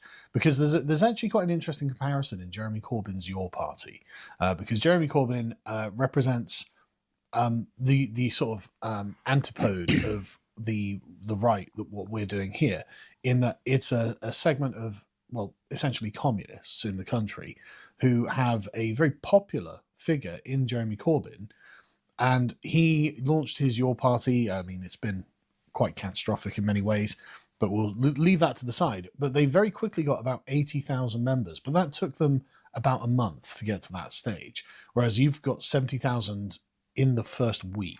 When we had some before, I mean, Restore Britain had a bedrock of supporters, but we've had, I mean, we were, for 2 or 3 days, we were putting on 10,000 a day. And I'm absolutely delighted. I feel humbled by the response, and I can assure people that we will do our very best. I mean, look, I've got a young team. My grandmother had a saying, the young are able, the old are wise. Well, I provide the wisdom, but I've got a great young team who provide the ability, because, I've come from the era, Carl, where when I was educated, we had the Gestetner machine, and I'm now running to keep up with all this digital technology and AI and everything else. But we're just about holding our own. But I've got a great team, and their ability and their knowledge of the digital revolution eclipses mine. And without them, I don't think I would be able to do what I'm doing. But so I provide the wisdom and plot the course, and with their help, I hope we can do that for the British people. That's what we've got to try and do. So I think a lot of people would be interested in understanding party structure, the the possibility of local branches, how they can get involved, how they can come and help. Well, I think the most important thing, and I was working on this, really, I've been working on it for the last couple of days since I've had a bit of time. It's parliamentary recess, although I was in court, which we can talk about on Tuesday, all day. So literally I was there all day, taking on the independent complaint and grievance scheme. So we can talk about that in a minute if you want. So my primary task now, and we have got lots of local councillors who want to defect to us, which some already have, some are talking to us. I think they can see what we're trying to do and embrace it. So I would encourage them, I mean, come to us. It may take us time because we are a small team. We are recruiting, but with recruitment comes risk. If you're not careful, you end up importing people who are trying to do you harm. So we have to be very careful with that. But I mean, on the local level, come to us. We've obviously got Great Yarmouth first, and I see this bottom-up approach from people taking control of their local councils and the top-down approach, which to me is the most important thing, because if we don't get control of Parliament, it's very difficult to repeal what needs to be repealed, and it's very difficult. And I don't want to legislate, but if we have to legislate, that gives you the power to do it, and we need to control it. And you can see how powerful it is when Labour literally rammed through the most ludicrous statute. Yep. And there's really very little that you can do. You know, when you go into the lobby, that you're going to be voted down by 350 to 120 or whatever it is. It can be a different number, but they always win. Yeah. The job, first of all, I think, is to encourage people who've done something in their communities, who feel the same way as us, who are businessmen, who are doctors, who are scientists, who are people with expertise in the digital revolution, in cryptocurrency. Come forward, make yourselves known, and let's get a slate of 649 other people. I've said I'll stand in Great Yarmouth again, who share our vision, who want to change things for the British people for the better. That, to me, is the most important part of it. Meanwhile, those people who feel they can help locally, please do make yourselves known. Come and help us. If you are a local councillor, come and join us. You're very welcome to do that. And you know, if you feel driven to help with this change, we need help. As I said, we are a small team. Yeah. You cannot expect, and this is often, I think, something the British people have done, is they love to comment. They've all got a view. It's a bit like when I was in football, everybody's got a view. Yeah. But actually, you put them in the seat where they've got to actually make the decisions. It's a lot more difficult than they think. So I think let's not just have a view. Yes. Let's all start doing some heavy lifting, because this isn't going to happen if a small group of people try and do this. This is only going to happen, and that's why I like the term movement, if a movement of people who want their country back, who don't feel they're being properly governed, decide they want change. This is why I'm particularly interested in a local branch structure, because what I think is needed is the deputation of your authority to a branch chair and a small administrative body, you know, a local treasurer and whatnot, in order to be able to begin organising activists, so they can get leaflets printed, so they can go leafleting for you, so they can go and spread the word manually in their local community and show people, look, we're serious about this. This is a Great Yarmouth First is the model. So we're at the moment, as you know, the existing incumbents they've cancelled the elections once. They tried to cancel them again. We did have a protest in Great Yarmouth on Saturday about it. And now the government has, I think, seen the error of their ways, and we are actually going to have the elections. So there was another U-turn. Yes. So Great Yarmouth First, I think, is a blueprint. So we've got 9 county councillors standing in Great Yarmouth. And as you know, the Labour government's trying to destroy the current structure of local government, which I completely disagree with. Yeah. I mean, making local government bigger and bigger just means there's less and less accountability for the people. Correct. So what we want is Great Yarmouth. If we can get, I think we've got 7 already selected. We get another 2 candidates. Some spoke at our event on Friday and spoke beautifully. I mean, they share our vision. So if we can get 9 standing Great Yarmouth and win all 9 of those seats, I think we can then help other people, to your point, who want to do the same in their constituency across the country. And then we can start to get bottom-up change. But the most important thing which we have to turn our attention to is the top-down change. I think that... Yeah, Simon is kind of cringe. He's still kind of cringe. Aren't they? He's okay. No, he's like quite hard in politics. Powerful at the bottom, I think. Exactly. But he's still just a little bit... There's far more people at the bottom. But the people at the bottom can't flourish if the oxygen is all being sucked out. It's just kind of Sargon sometimes. So, he's the person. Is there a mechanism for people to begin kind of says it. Local branches. Sometimes you're like, that's cool. I agree with that. I'm like, yeah, sweet. And then sometimes he just goes on like kind of a weird little. Got people on it. Like he's again. I don't want to make it like structures set up. Right. Okay. So Like I I mean, said, we appreciate saying that, that's important saying too. that, like he's trying to Yes. act But the like most he's important smarter thing, I than think, he is to make is. sure we get It's not exactly. 649 other It's like, it people makes me on sound like I'm being I think that this on is the how next sort of ballot flippant, paper or I'm for a general intimidated election. by I think like this his is how you intelligence find or something like that. It's if not you that. find competent It's local just sometimes he organisers gives off that air of in the like various regions of the country. you're kind of just allow winging it them a little to bit. Do build, you know what I mean? Like I don't a quite take you branch, seriously. Then I think that they can provide. You're kind of with sort of trying to those step outside of experience your and committed station a people bit that you're too looking much, for. and Well, Great it Yarmouth First would be shows. the model. Yes. That I haven't got time to get Yeah. involved in Great Yarmouth First. We've Well, now of got a course. team of people down there, as you said, treasurer, great guy. Yeah. We've got a team of people who are literally on the ground, Yeah. doing it, and that's other what you people need other everywhere. people can do that. We can show them how to do that. Yes. In the same way that when we come to stand in the general election, we can show them how to use social media. We can show that we can help them in that respect. But if they're known in their local community, I want to delegate the power to them to be able to, communicate with people who know them and explain what we're doing, and let them run.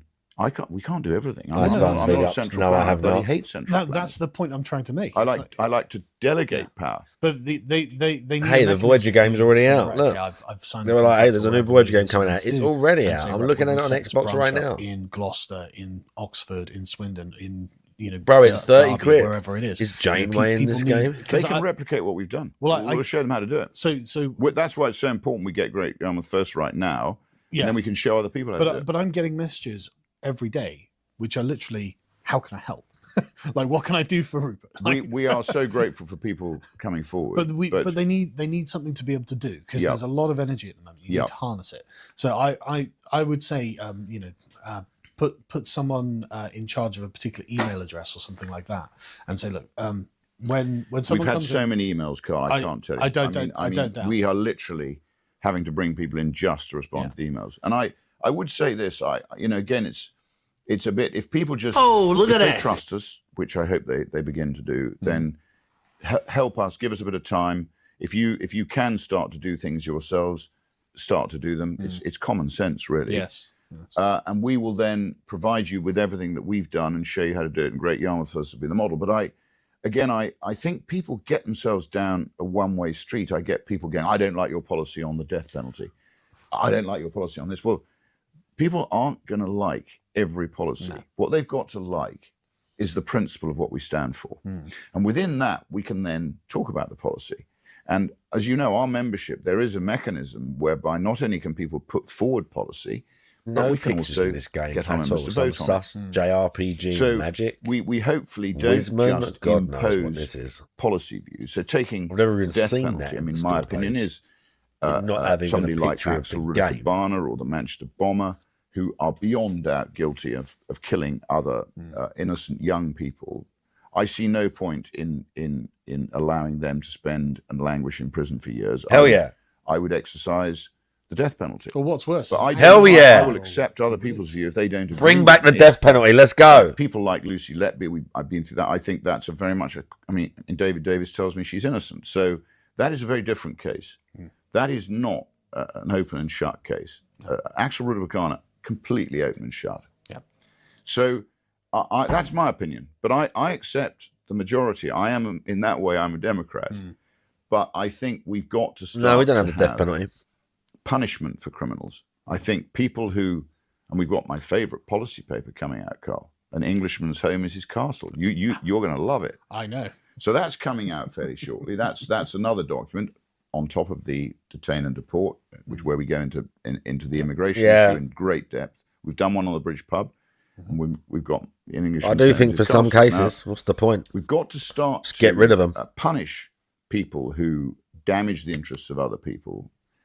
Steal from them. I didn't always used to think that because mistakes, but and some of the I'm sure we could come up with some sort of universal set of qualifications in which we use it. But I think the judiciary in the case of police overwhelming almost every evidence of it.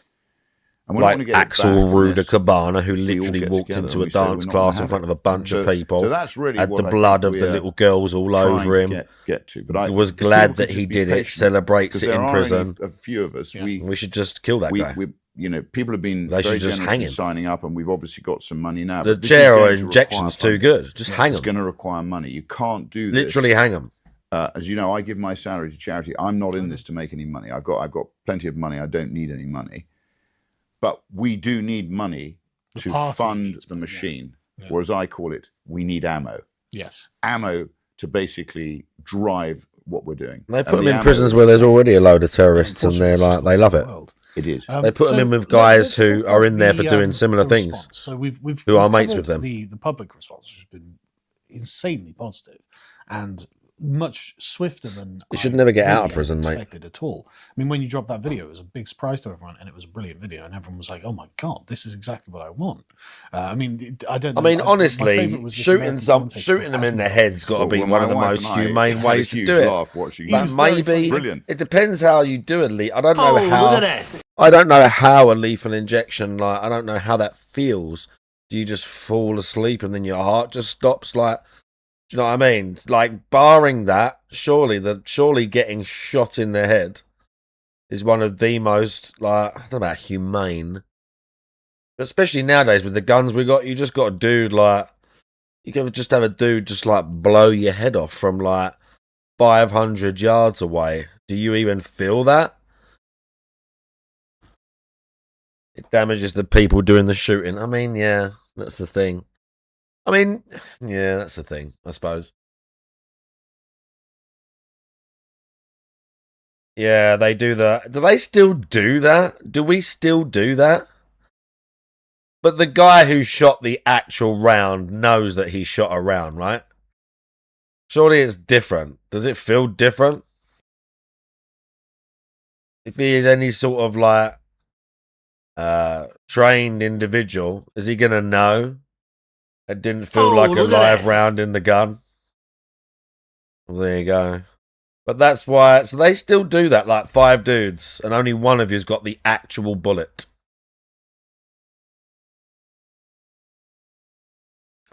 Does it really fuck them up if they're only killing, like, proper horrendous child molesters and stuff like that? I suppose so. Still kind of wild, yeah. I mean, I take your point. He asked me onto his podcast. I know. He's just said this guy's saying everything that I want, as if this is some sort of miracle solution to politics. Will he put it on hold? Yeah. Wow. yeah. But this is the miracle solution. Just do Joel, they do got something there. Like recently,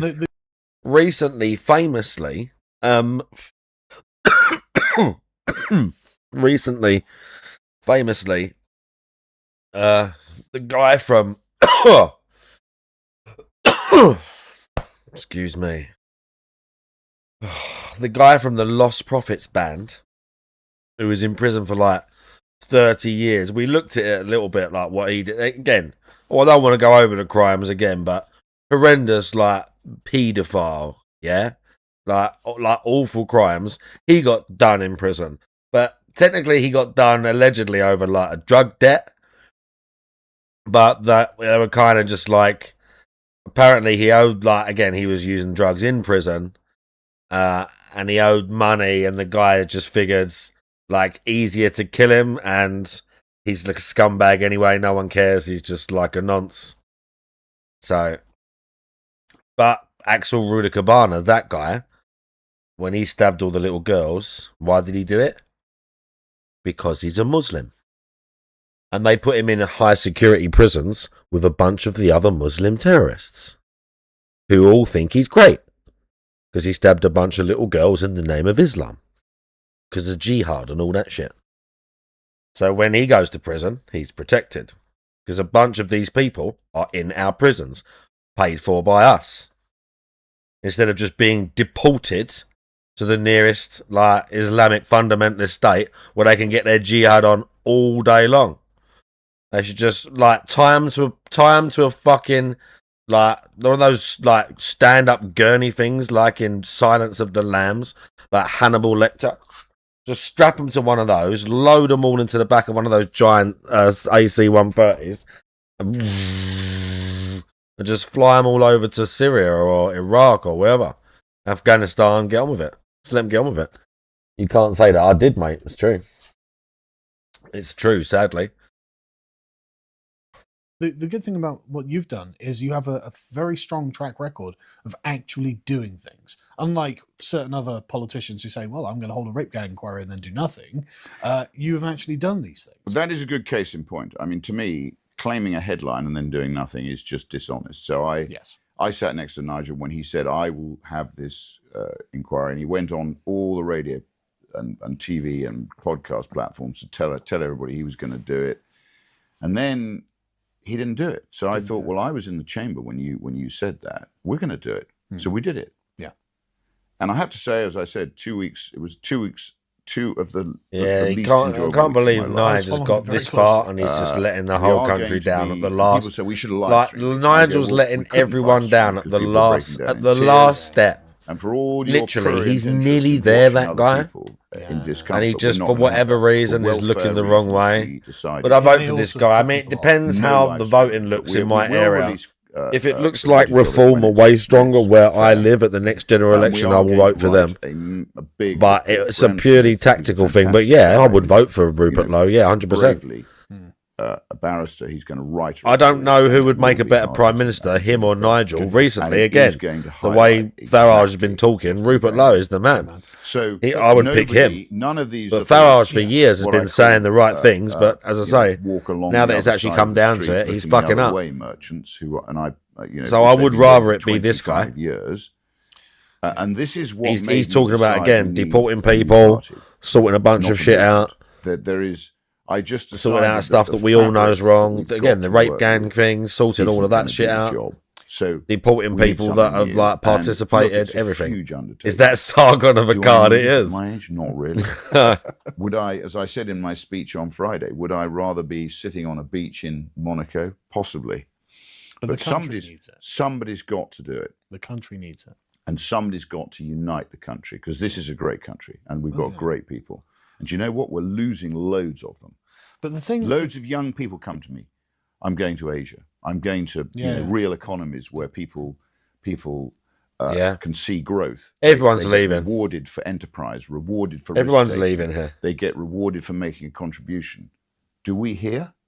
You know, in Ayn Rand terms, I think we're nearly where John Galt was in Atlas Shrugged, which is my I never read that. Sorry, favorite book. We talked about this before. Yeah. But you talk to most people who've never heard of Ayn Rand. No. Well, Ayn Rand, you know, The Fountainhead and Atlas Shrugged are two of the best. Yeah, my dad likes The Fountainhead. So I've just paid my taxes. He told me to read that. And I just hate the government. I hate the brain drain is real. I mean, for real. Seeing the amount of massive issue here. You can break it down to exactly how many months in the year that you are working for the government. Well, it's getting longer and longer. And don't get me started. Right, let's. And by the way, on the Public Accounts Committee. Where I challenge these permanent secretaries and these civil servants, the waste is off the scale. It's off the scale. And the public radicalized enough. The public needs to know that those taxes that they pay are not definitively not being put to good use. They are being wasted, or as I prefer to say, spunked up on the wall. So literally, it's not clever, and they don't care. These people don't care. They get huge pensions, much bigger than the private sector. There's no accountability. They work less hours. They have less stress. They have more holidays. I honestly, the arrogance that you see from these people and the dishonesty is just off. It's off the scale. So, right, getting back to the political environment in which Restore has found itself, I can't help but notice that it's caused chaos in the political. That conscript game is on sale for like £7.25. Didn't a bunch of people tell me to buy this and that it's amazing, quote unquote? Seen you with conscript trepidation, but there's anyone not played a lot they can this? do about it because they of course can't make a. I'm sure I looked at this before, anything that and a bunch of people said, "Yeah, it's amazing." Because you've already begun from a position of these. It kind of looks interesting. I don't know how it plays. I watched a little trailer of it, but it's kind of hard to tell. I remember watching the trailer. It's allegedly a horror game. So the main, great game, primary contender, I think, in the immediate. Really good. It's only £7. I'm sure someone else said it was good. Right, which I'm sure a few people said it was really good. So unfortunately, all right, no one cares what that's a good sale. That's not a bad sale at all. £7. Have been very shaken. I'll have some of that. By this, they look very. It's got 5 stars as well, which is rare. And their activists seem to be completely drowned out by yours. What are your thoughts? Can we talk about the Yeah, Conservatives? the deluxe 'Cause I edition think is that's £8. quite I want to see what it comes important. with. I think Kemi's a very good lady, and she did, and I Oh, gave it's her credit. just like she did come out in support of our rape gang inquiry. Skin pack. She's got a problem though, and it's a big problem because the British public are not going to forgive the Tories for failing to deliver for them with an 80-seat majority. I mean, the power that Boris had to become the engineer for change and restoration was huge, and Boris. He actually did less than nothing. Well, he Made betrayed it worse. He The scum. presided over mass legal immigration as well as illegal immigration. I think he's a journalist. I don't think he's a man of principle. I think he basically looks at the story, writes the story, and moves on. I don't think he's got a principle bone in his body. And yet, he's incredibly popular with the British people, but he let them down. So they're not going to forgive, I don't think, the Tory party for that. Equally, the Tory party, as a result of Cameron's selection policies, is full of people who aren't necessarily Tories by your definition or my definition. But what I would say is there are some very good young Tories. And because of the movement, I've got to know a lot of them, and I have a huge amount of respect for them. They could make a contribution. They're largely new intake. They share a lot of the vision that we put forward for Restore Britain. And ultimately, they're going to have to make the decision as to what they do with their careers. But so I don't hate the Tory party. I think Kemi and the current crop of Tories are victims of history. I just think they're cringe. They're just fake as fuck. They're going to get annihilated over a long period of time. Played a part. They're going to get annihilated at the next election.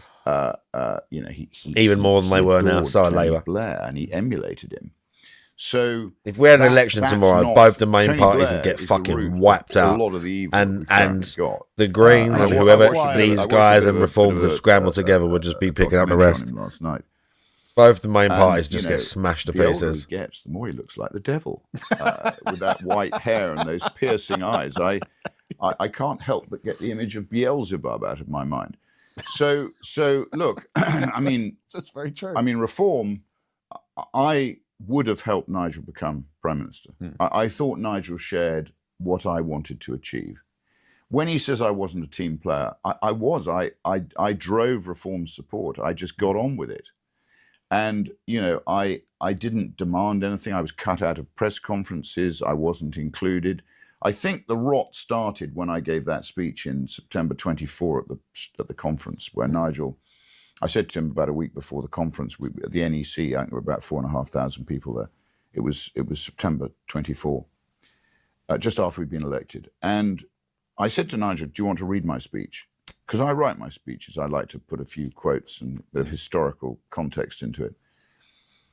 No, I never read a speech. I never write a speech. So I don't want to read your speech. I said, well, look, if you don't read my speech, you don't know what's in it.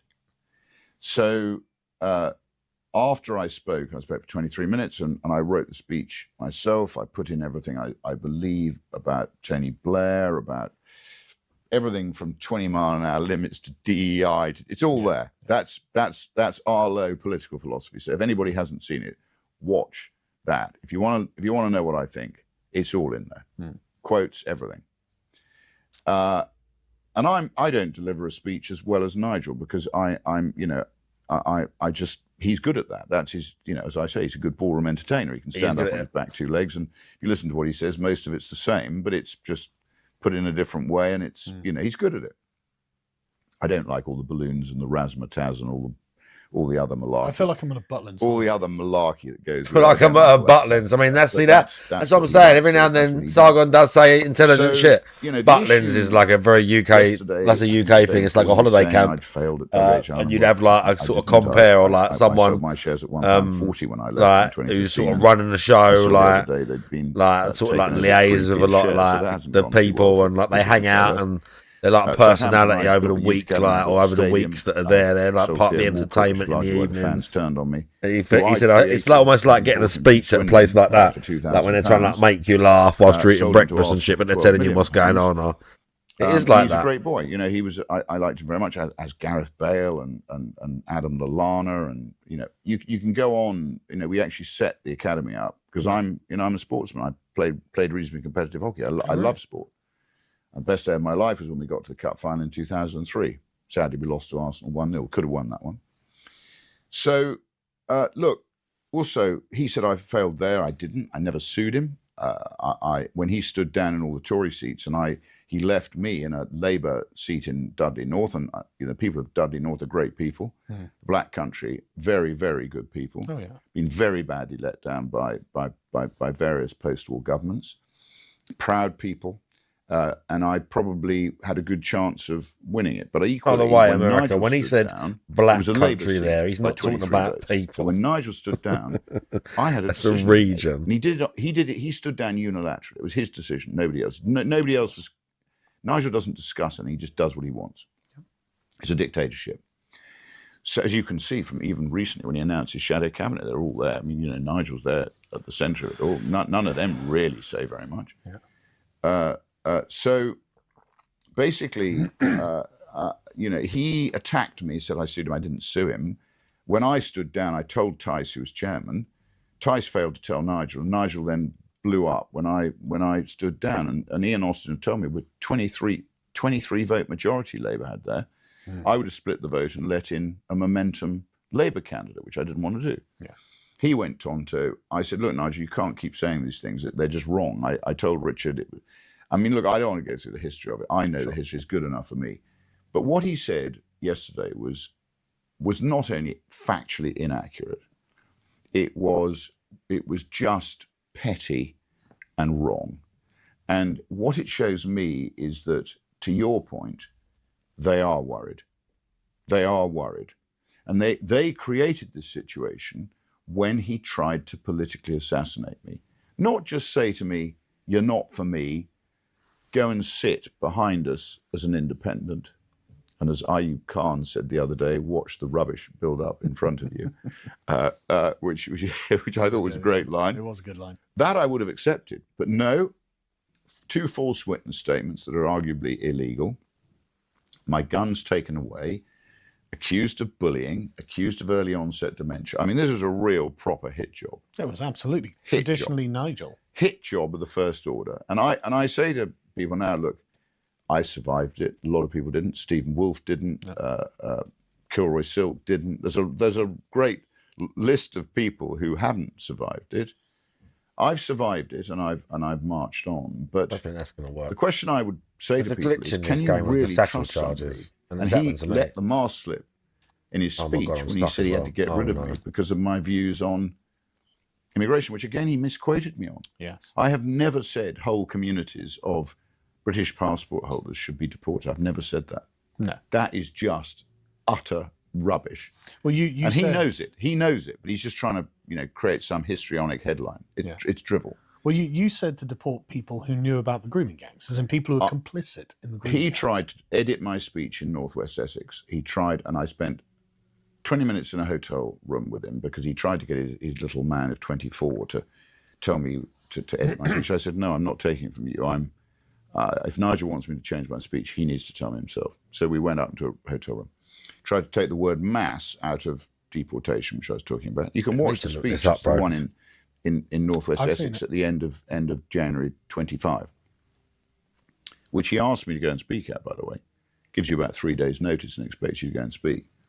So I did speak, and the other thing he tried to take out was where I said that if you are a part of a family who is living with a Pakistani Muslim rapist who's been raping and abusing underage, vulnerable, white, working class English girls on a consistent basis, which you know has been happening from the rape gang inquiry, then if you're a dual national or you are a foreign national and you knew about this evil, then you should be deported. He wanted me to take that out of my speech. I said, no, I'm not taking that out. I took out the word mass. And now I find it quite entertaining that Zia Yusuf's talking about mass deportation. The very things that they arguably politically assassinated me over, they're now saying themselves. Well, this is the thing. I mean, 2 of my lads, Dan Tubbs and Bo Dade, were standing as Reform candidates. until they quoted the Reform Manifesto, and the Reform top brass said, "No, you're out of the party now because this has created a headline." And it's like, but it's in your manifesto, like that you're going to deport every illegal immigrant in the country. That's in your manifesto. And Bo got kicked out of the party for saying that. I know. Well, it's ridiculous. Oh, what? Well, I That's think, wild. as you say, Nigel does shift and change, and he does it to get a headline. I mean, look, I don't really want to talk about reform. I'm more interested in providing the British people with. I mean, I know the truth. That's good enough for me. If people trust me, they should be able to see the truth. If they can't, then tough. I mean, I don't know I can do about that. Shit. But if they want change, let's not worry about them. You know, I personally don't think they treated their branches very well, which is why a lot of the local councillors abominable. It's famous. They were treated like sort of. I mean, these are people who are doing it voluntarily. They care about their community. They care about the local council. Give them, as you say, delegate some power to them. Let them get on with it. Let them get on with it. Not treat them as if they're numpties. Oh, they treat them as if they're a hindrance. Correct. As if they don't want them. And you know, suddenly, this is the use of business. I don't know where he came from. And I said to Nigel, look, he's come in, he's putting in, you know, I've put in quite a lot of money. I paid for my own candidacy in Kingswood. I paid for my own candidacy in Great Yarmouth. I got no support from the party. Yeah. I chose to go to Great Yarmouth. Richard Tice chose Boston. And, you know, the achievement was that we all broke into Parliament. That was a huge achievement from all of us. But I've put in probably over the years, if you take all my political attempts to save the pound through the referendum party, to Business for Sterling, to Vote Leave, to, you know, to my campaign for the Brexit party, I've put a lot of money and a lot of time and a lot of energy into it. So I said to Nigel, he said he was thinking of appointing him chairman, having removed Richard as leader and made him chairman. He was then removing Richard as chairman and making Yusuf chairman. And now I think Richard's got some sort of sideline job in the cabinet as you know, business and whatever else. But look, you know, Yusuf appeared, and I said, no. Why do we need to bring somebody in now? We've done all the work. We've created this, a group of us. Why do you want to bring in a potential free radical? And I checked him out. You know, he's not a great guy. I never threatened him. We had an argument because he tried to mess around with my branch in Great Yarmouth. Yeah. So I said to him, before a meeting, I said, Zia, last time I checked, there were 650 MPs in Parliament. We've got 5 of them.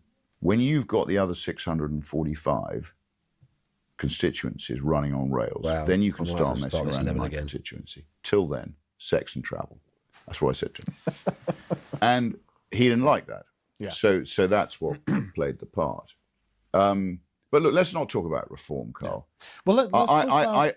I think their support is waning fast, and I think people can see that hiring Tories who are associated with past failures. And I'm just waiting for him to appoint Nadine Zahawi as foreign secretary. That we hear could be a possibility. Yes. You know, honestly, who wants Nadine Zahawi? Who wants Nadine Dorries? Who wants even Jenrick, who's involved with a lot of this stuff, and Suella, who was Home Secretary? Yeah. I mean, Jenrick and Braverman, their signature was on the Bibi Stockholm deal. Yeah. The contract. Well, 1.5 billion down the gurgler. Yeah. The Bibi Stockholm is now a state liability because nobody knows what to do with it. Yeah. Nadine Dorries drafted the online down the gurgler, bro. Do you hear him? So it's just, why would you want? I mean, she's been very unpleasant about me. I don't know the woman, and I frankly, thank goodness. But Nadine Zahawi was the architect of the vaccine passports that thankfully never came to fruition. COVID, let's not start me on COVID. Yeah, well, exactly. You and I rudely agree on COVID. I mean, completely. The decision-making over COVID by the Tories... barbaric. Again, you argue that it might be linked to organised crime because the dishing out of all these contracts and the enriching of so many people with no justification for it and the damage they did to the young children and the actual sort of misallocation of money everywhere was just staggering. Yeah. And now they don't want to talk about it. Yeah. Nobody wants to talk about it. So what I'd like to talk about to end then is what's next?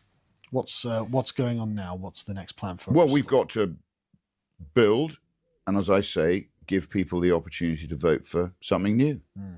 And if they vote for something new, Fucking and right, they mate. deliver us the mandate in Parliament, and we get these wonderful people working bottom up as well, which is incredibly important too, as you say, we can all become the catalyst for the change that's so badly needed.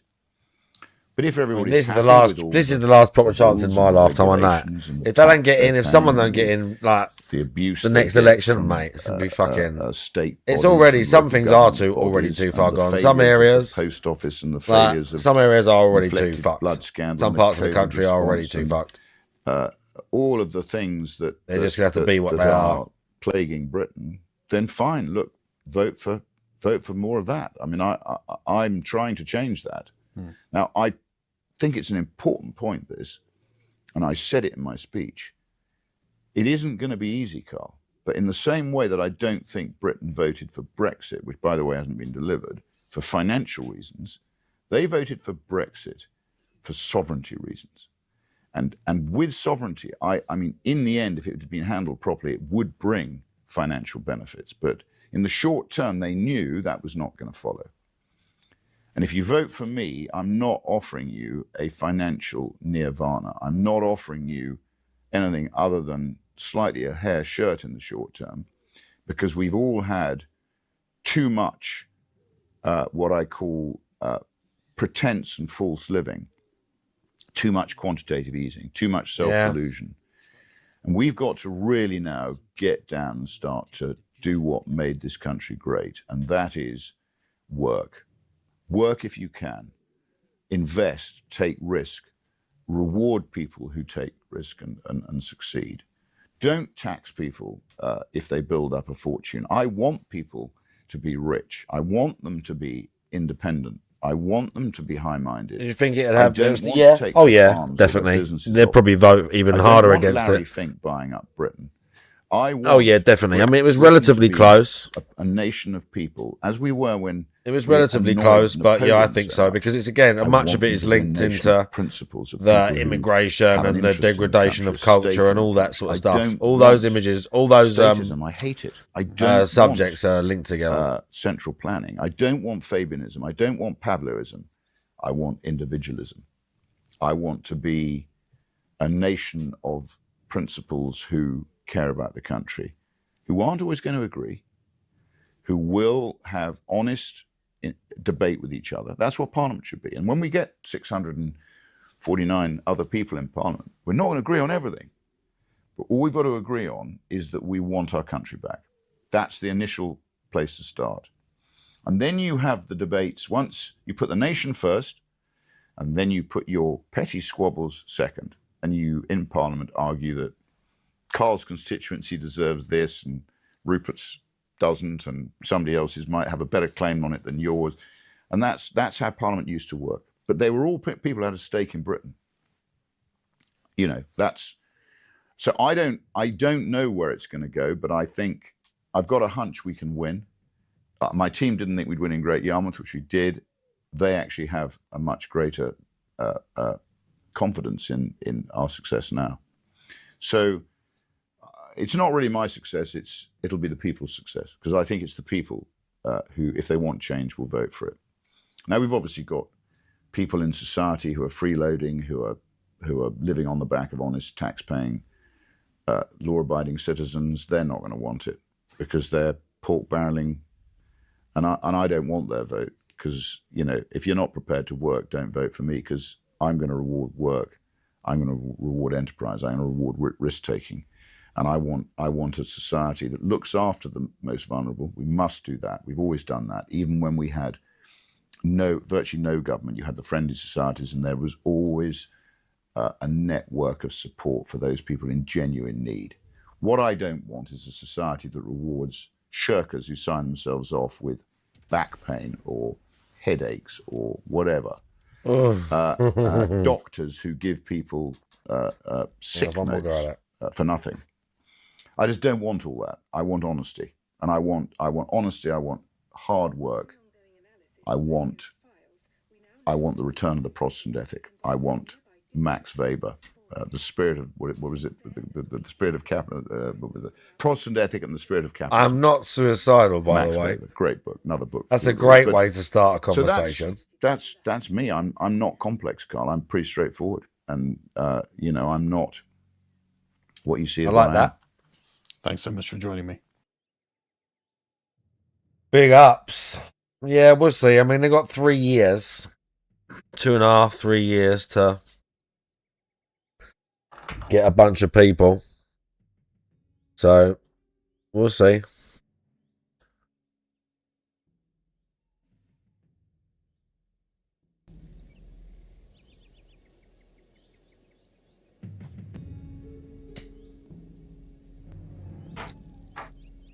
Okay. If Vertigo was Let's right, do some stuff. Nazis are cooking up some kind Still, of I just don't. I honestly, I don't quite jam with this voice actor either. Bro, I should have saved it. Fuck. Oh well. I had to restart. I got like very deep into this mission, and I've had to restart it because there's a glitch with the satchel charges. And as one of the objectives, you actually have to blow up a fucking building, train. But I couldn't blow it up because in my inventory, the satchel charge just disappears when I pick it up. Like, actually disappears. And TNT is not strong enough to blow the train up. I'm not sure if there was something I could shoot near it. I didn't go and look, but I was just like, you know what, fuck it, we're doing the mission again. That's annoying. That's one right there just to annoy me. As if to, like, emphasize my point. Look, is that another one? Are you fucking serious? But I am going to save the game and have a couple of shots trying to shoot this guy. We have got a basic bitch scope.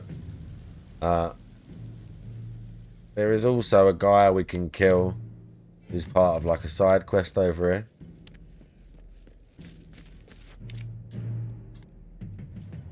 Oh. Got to spot all these dudes just to make sure.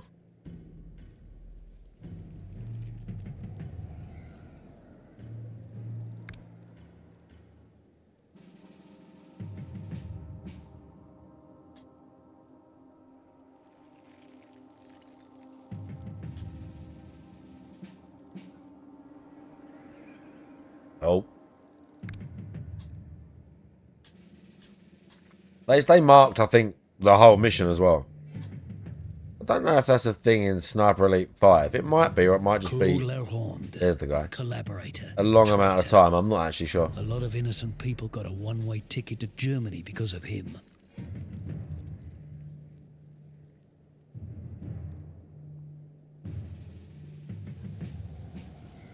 I mean, there's more to get.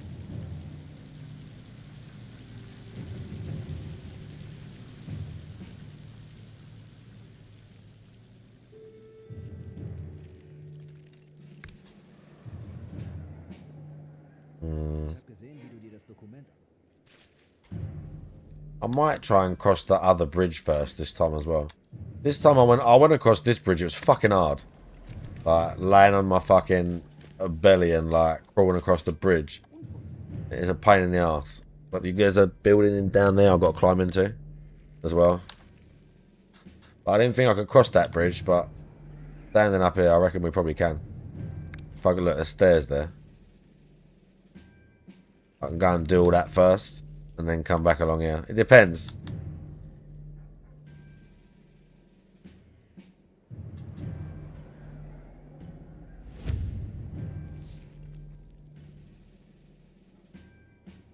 Yeah. You can climb in there as well.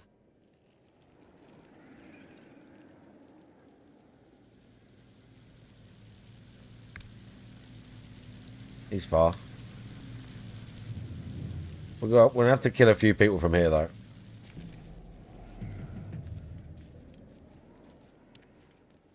This could be a tricky shot.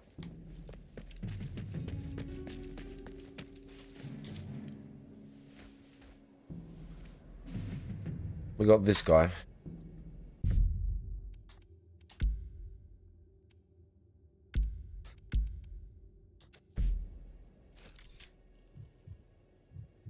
We've got that guy in there. He's 400 meters. Yeah. What's the wind like? Not too bad. It's like there.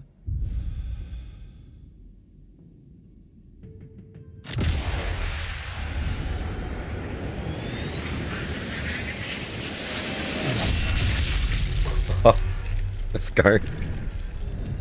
Oh, yes. Road counter snipe, son. They will come up here, though. We've got to, like... This is the issue if you're...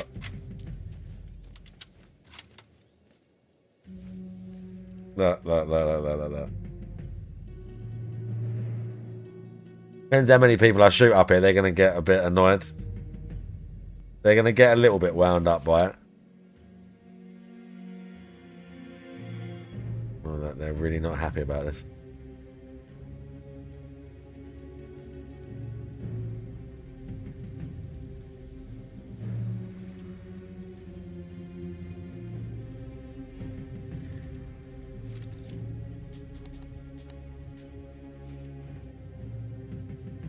I think we're good.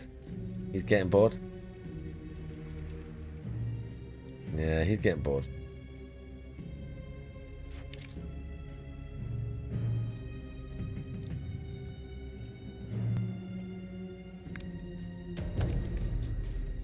They're bored.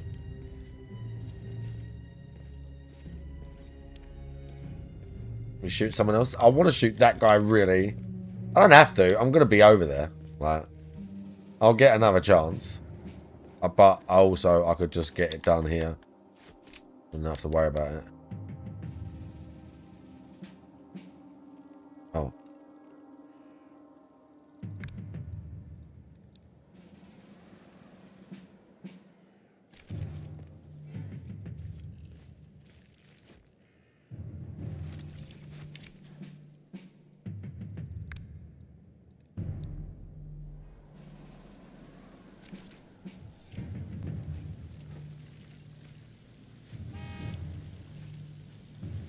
Can we shoot through that, do you think?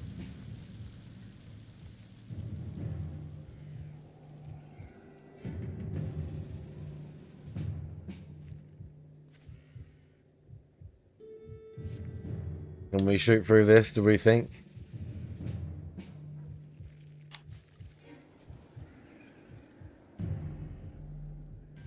What's that? 300 meters, yeah. That's not too far. Only a tiny bit of wind.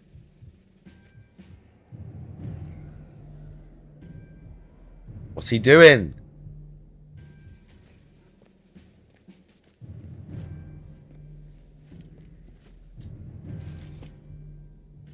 There he is.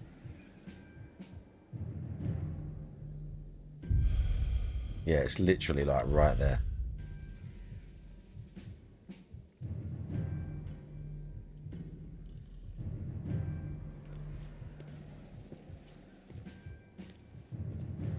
Bro, just pause. Just wait. Just wait somewhere. I don't want to have to piss around. Load it again. Watch me miss anyway when he does pause.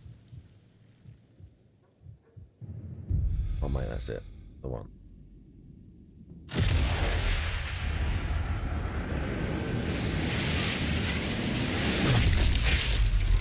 Oh, the neck shot. You traitor.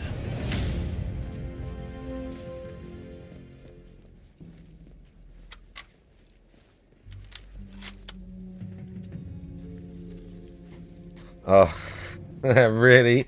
Once again, they're like, they're not about this life.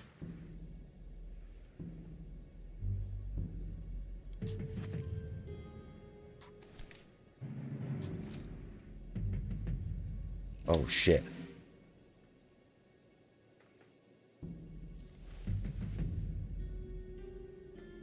Oh, yeah, they're coming.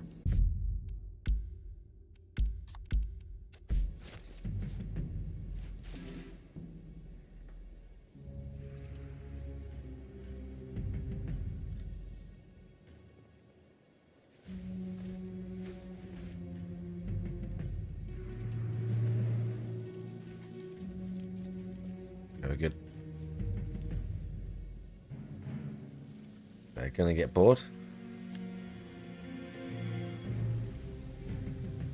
People over there have found his body. The guy right down here in front of me as well. Be careful. They're going walk away, walk away. They're walking away. He's there.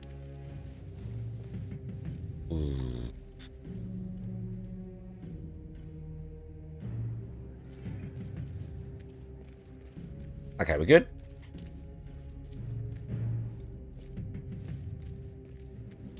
We're gonna approach now.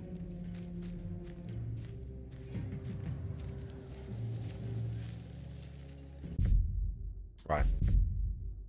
Yeah, we've got to go in that building first. Annoyingly. It's the little like side mission thing.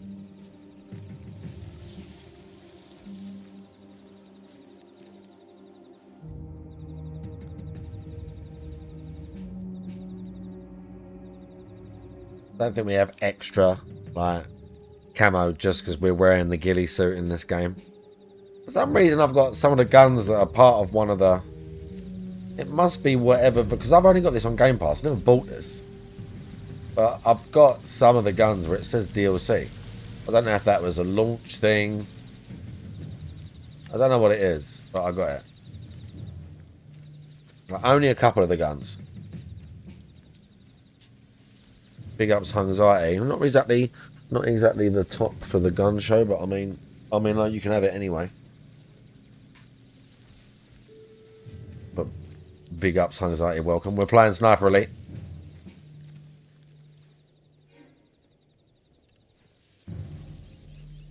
Not a bad little game. I mean, this is like the... Ooh. We get rid of this guy? We don't need to.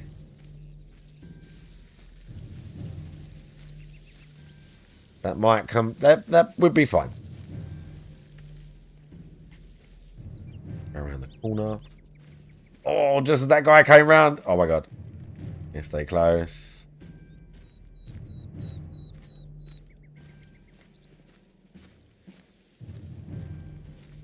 No way. Yeah, that's true. Anxiety shows up in the middle, not in the middle of the DSP segment for once.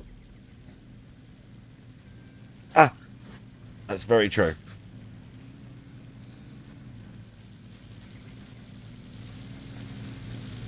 Oh, we need to mark that. No. That's... Right, the guy out there can see me potentially when we walk around. I don't want to be on the street very long.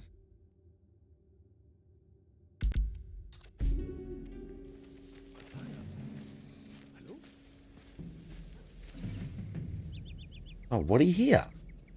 Oh, look at that. I mostly do run away. I mean, it's understandable. Did he hear me? What the fuck? I didn't even get up. I have no idea what happened there. I don't know if I stepped on something or the game just fucked up. Did he see me? Normally they don't do... How's he seeing me, this guy? Bro, I'm camouflaged. What the fuck? How are you seeing me?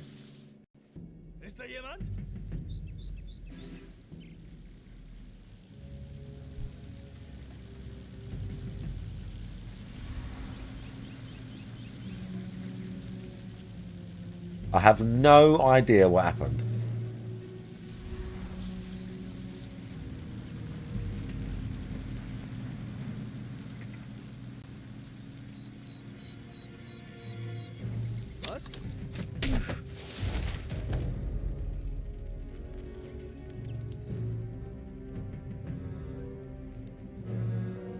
I don't like that. I don't like that at all. Where's the autosave? 11? Let me try that. I don't know what happened there, but I don't like it. But I just walked to here. And he didn't even go like white. I just got yellow seen immediately.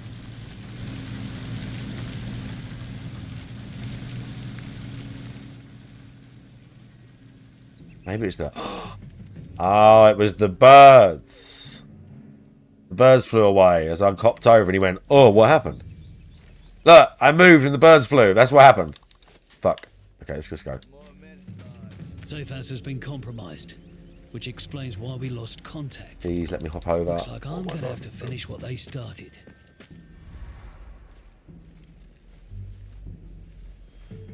Oh my god, this is so dangerous.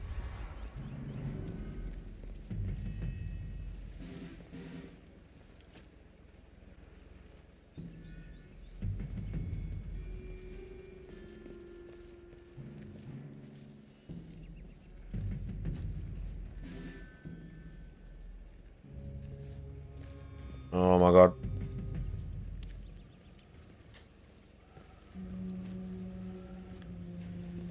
Okay.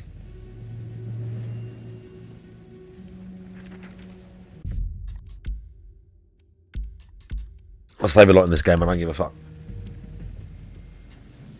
Look, that guy just came to check on the birds. He's like, something happened. Oh, there are dudes in here. I did like half this mission, I want to say. Have I even got a satchel? Right, no TNT, no nothing, look.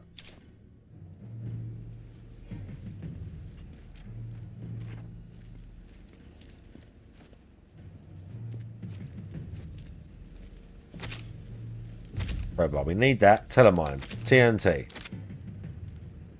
Special ammo. Right, up here, there are dudes.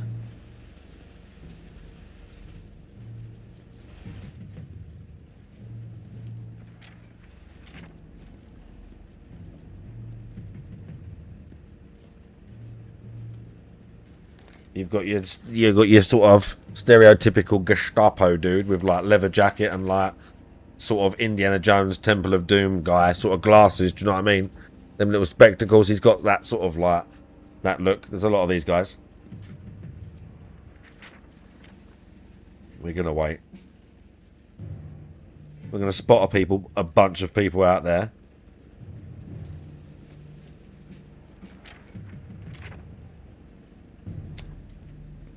Bro, move. Let's go. Oh, oh, here he comes. Here he comes. Here he comes.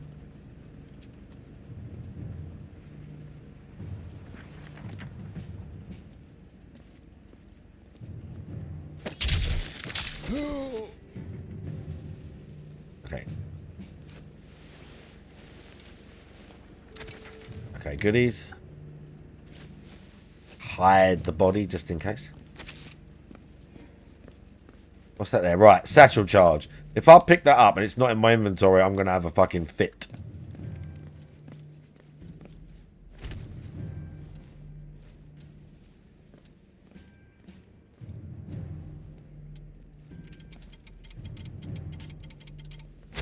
This letter says there's another safe house somewhere in the town's central blocks.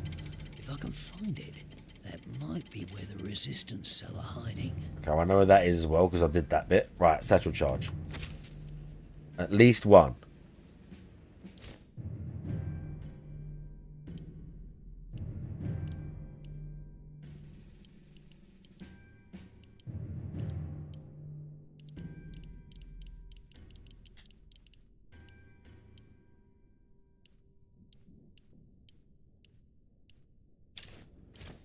It says it, light items. How do I equip that? I can see it now at the top. But how do I equip that?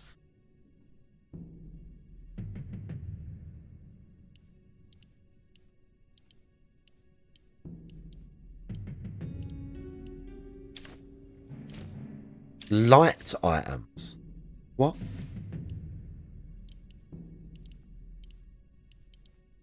It must be on my my hotkey. It's like a key item that you can't use. That you might be right about that, Walrus. Actually, I might not be able to throw it. I might have to place it. You might be right. Oh, maybe I fucked up. Maybe I can't just place it anywhere and set it to explode. Oh, hang on. Can I load the game then and check that? Oh, I don't know if we've got a save. Oh, there is one. Let's do this, because I hadn't been caught on the save. Let's try this. Yeah, I'm right by the train. Okay. Because I was here, like, looking for my satchel charges and being like, bro, I need to just plant them right here. We're good. But maybe you're right. Maybe I actually have to place them on a specific spot. Can we get out that? Nope.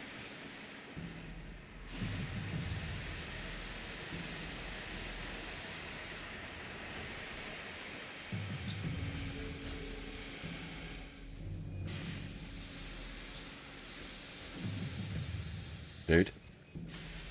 Oh my god, there's a dude right here.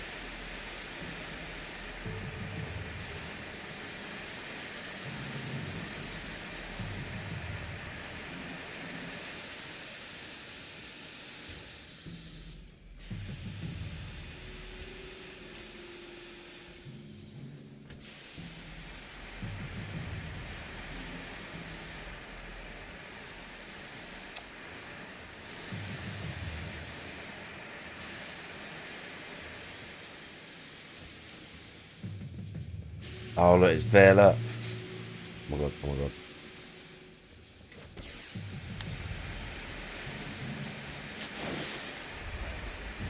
Oh, I got steam! Fuck! I gotta be, as soon as he goes, I've gotta be real quick up there. Alright. That's what I gotta do. Nice. Well spotted. I've got enough time just to plant and then light the fuse. It's going to be tight.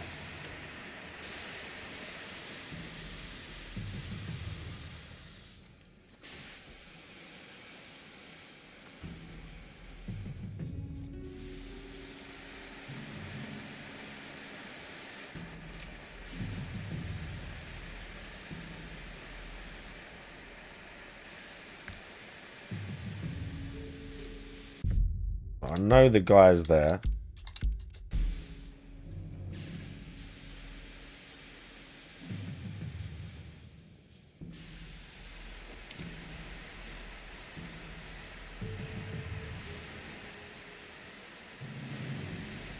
It's gonna be tight.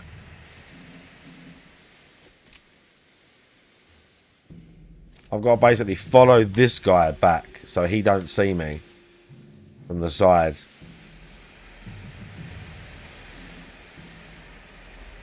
Like that.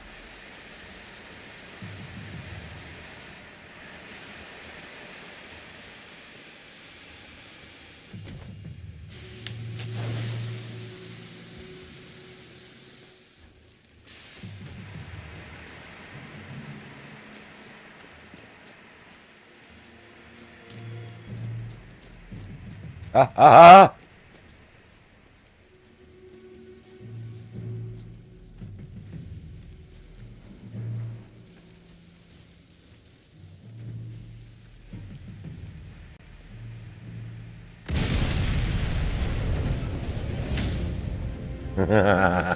Let's go, bitch. Yes. We infiltrated.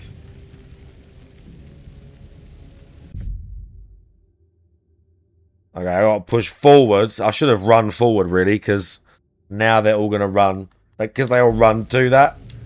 I should have gone forward, really, but it's fine. We can deal with that. If I was smart, I'd have done that. They should be too busy worrying about this to care what I'm doing.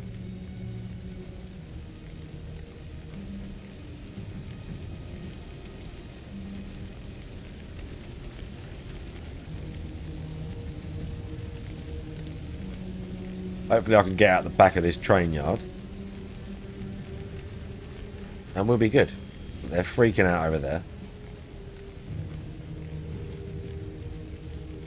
He's underneath.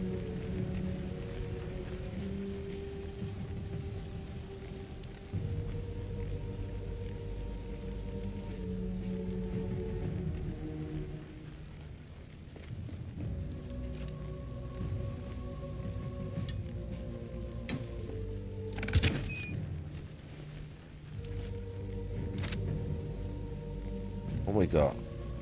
silenced. What's the better rate of fire? Do we need that? I got the pistol. Has it got a scope on it, this thing?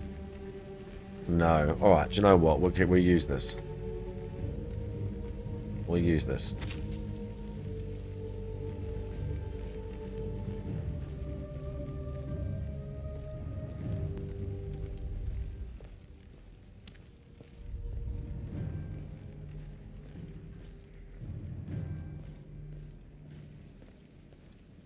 Okay, we're stealth.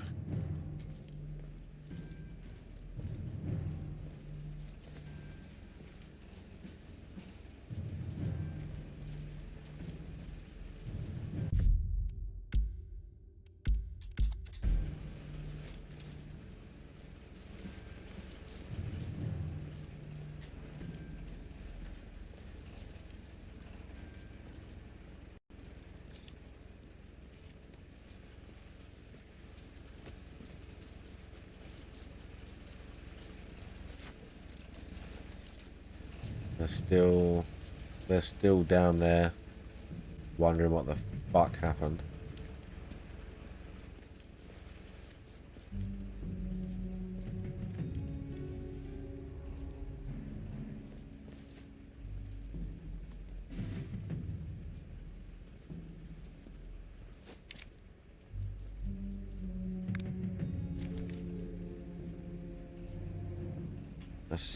I don't necessarily want to pop that guy right here,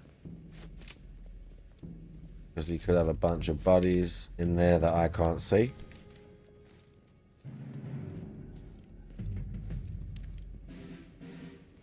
That's always a possibility. I mean, I could literally just sort of like get him here. I would iron sight him though. He looks kind of alone.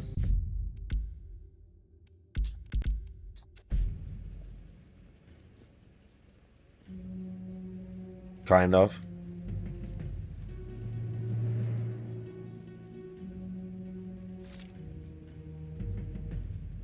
I haven't seen anybody else.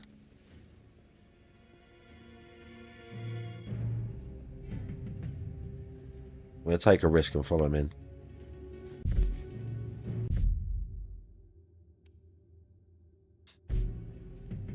Oh, so they're up there somewhere. Is he coming back or what? Yeah, here he comes. I mean, there's definitely going to be more people in there. Right, here we go.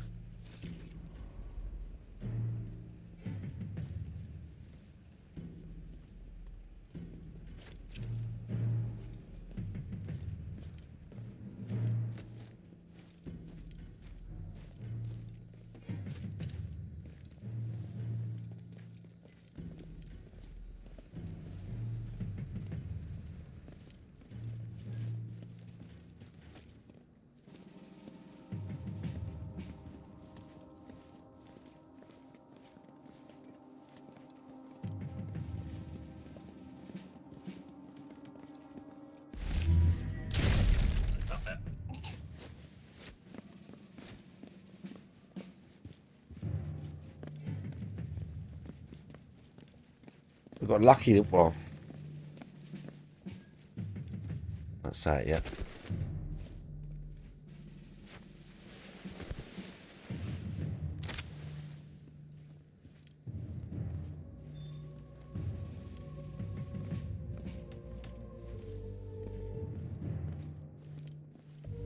They could.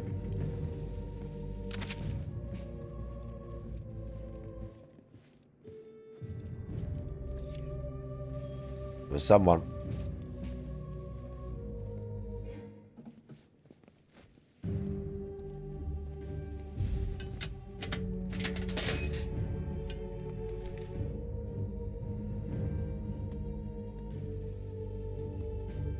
Now what?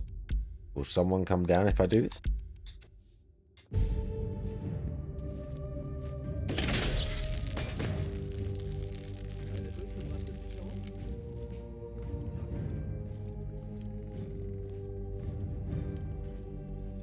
Wonder where they come down from. Yeah.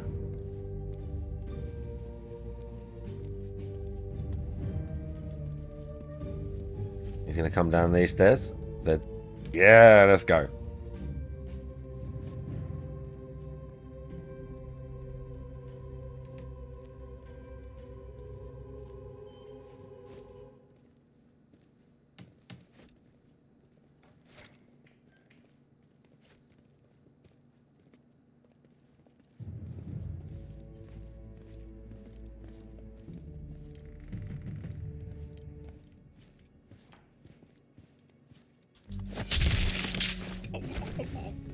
Nice. I was hoping he weren't going to turn and fuck me up. And it went well. Oh, don't run. Oh my god, I ran. Oh no, he's going to see the body. Please. I might have to kill this guy.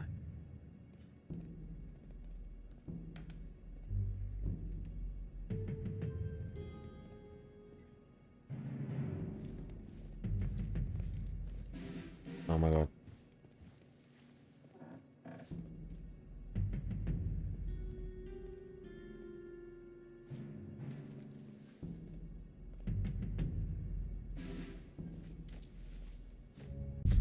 Don't know. He definitely heard me move. He's not sure.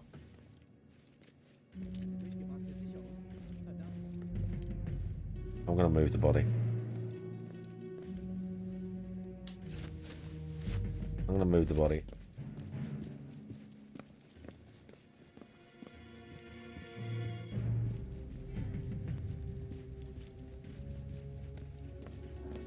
These two dudes can hang out over here. He might see it, he might not. That'd be fine.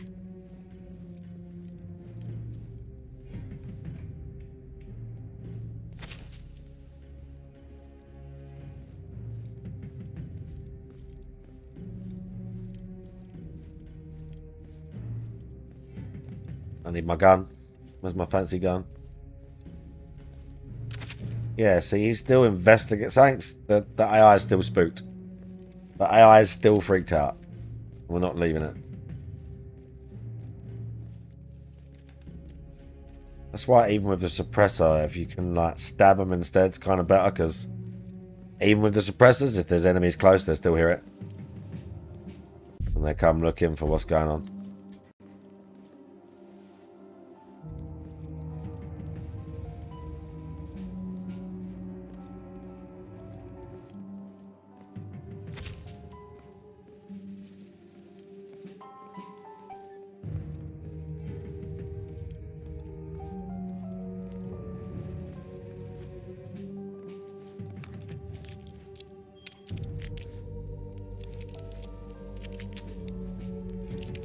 Got a bunch of goodies in here, but not the objective.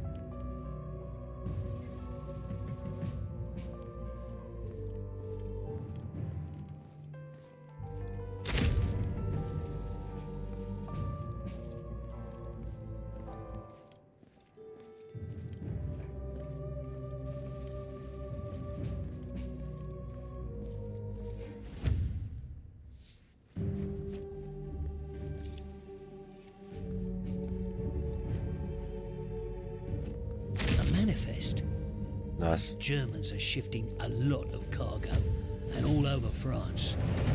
Most are heading to Site D. Yeah, that can't be. I need to get out.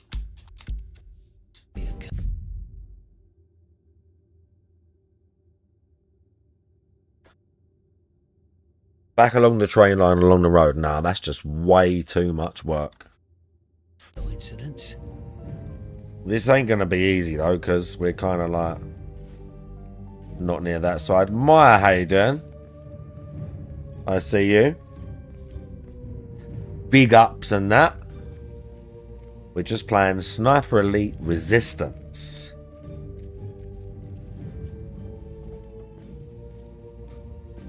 We like this game.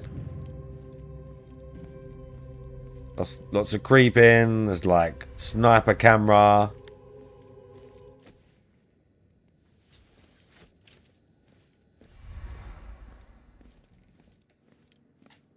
Okay, that's not good.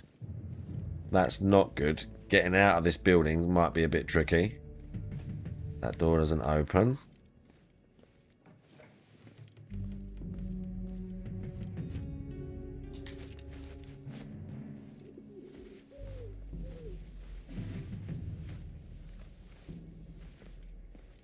Yeah, there's dudes. Oh my god, there's doves right there. If I walk past these, it's gonna alert someone.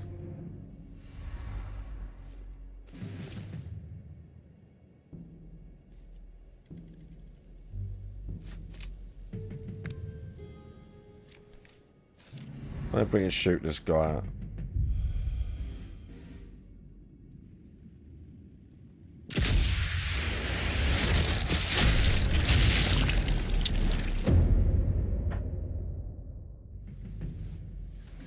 Did you see me just iron sight that guy right between the eyes? Like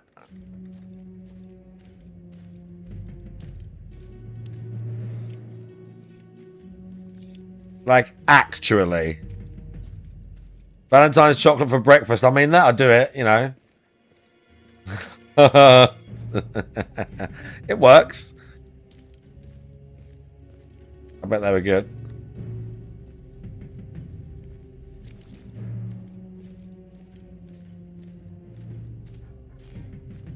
The X-ray vision is wild, yeah. They take liberties with it somewhat. It's pretty excessive. To be fair, that's kind of that is kind of the game's like trademark. That has been a thing since the very first game back on the PS2. It wasn't exactly X-ray, but you got a kill cam, like a slow-mo of like your shot. That depended on how good it was. I've got to be careful here because I've come down this road.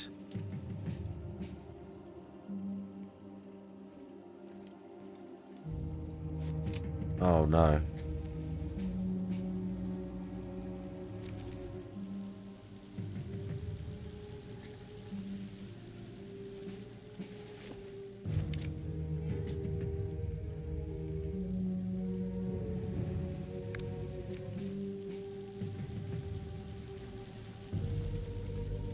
Where am I with regards to the... Look, I've got to walk. I've got to come here.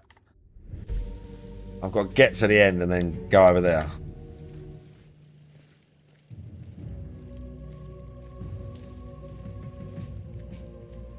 Oh, I need to quickly get past this dude.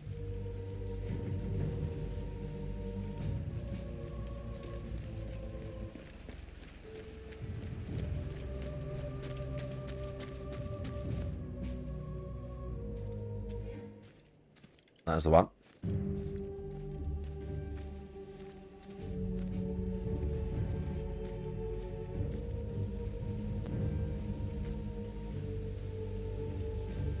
Sneaky, sneaky.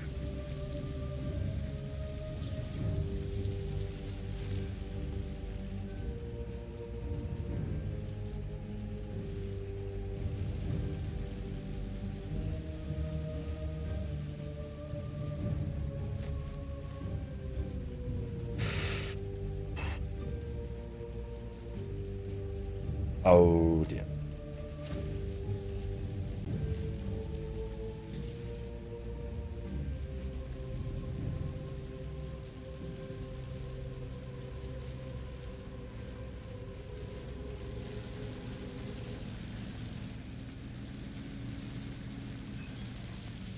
Oh, mate. That was close. Yeah, time for work is always rough. Sadly.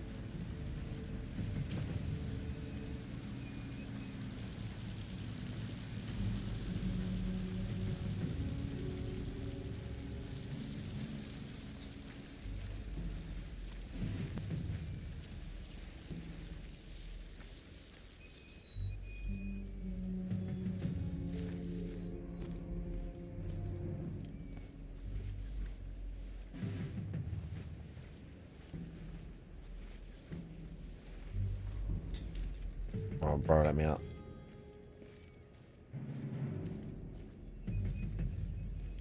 Invisible wall, good.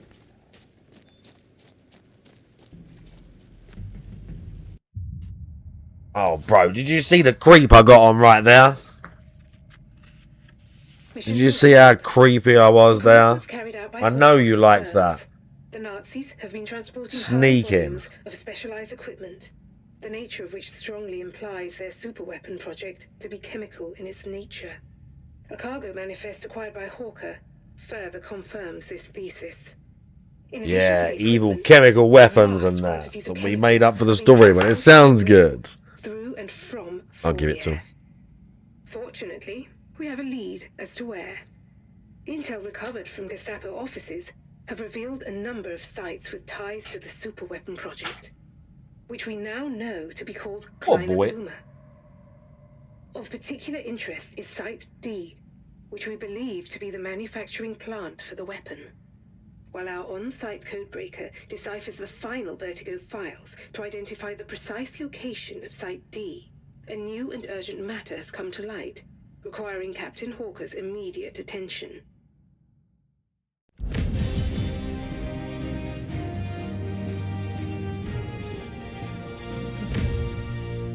We got some stuff. Rank and that. Almost maximum stealth. We got some lethality though. Alarms raised 0.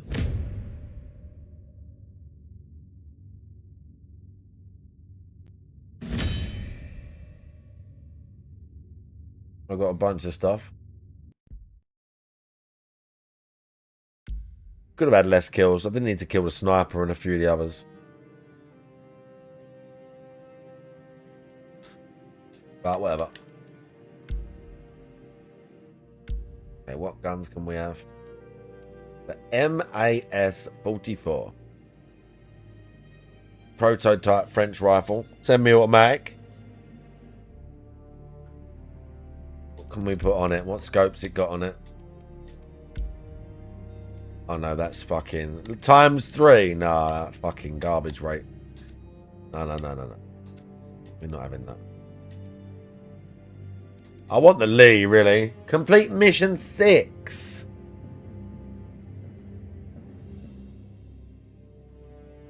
Will I send old Andy? Andy who? Oh, Andrew. He ain't going to prison. He'll just be disgraced, strip his titles, all that. He ain't going to go to prison. I can't see that. We'll keep all that.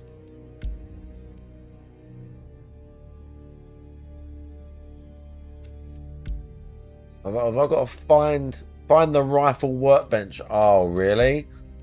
I've got to find... Oh, my God. Are you serious? I didn't know you had to do that. Bro, they're not...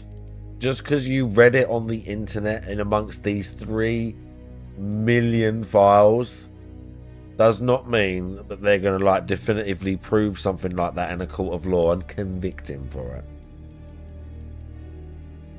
Nor does it mean the same for any of them people in them files.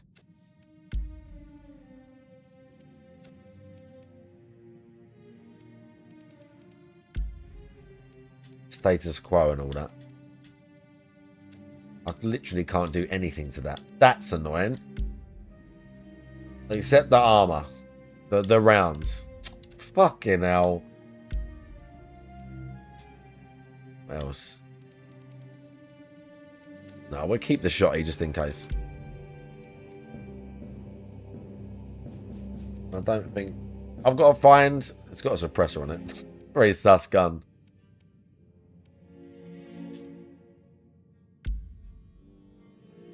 No, I like the well rod, dude.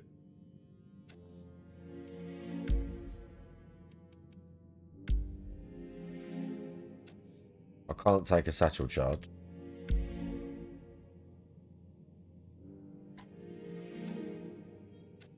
I guess.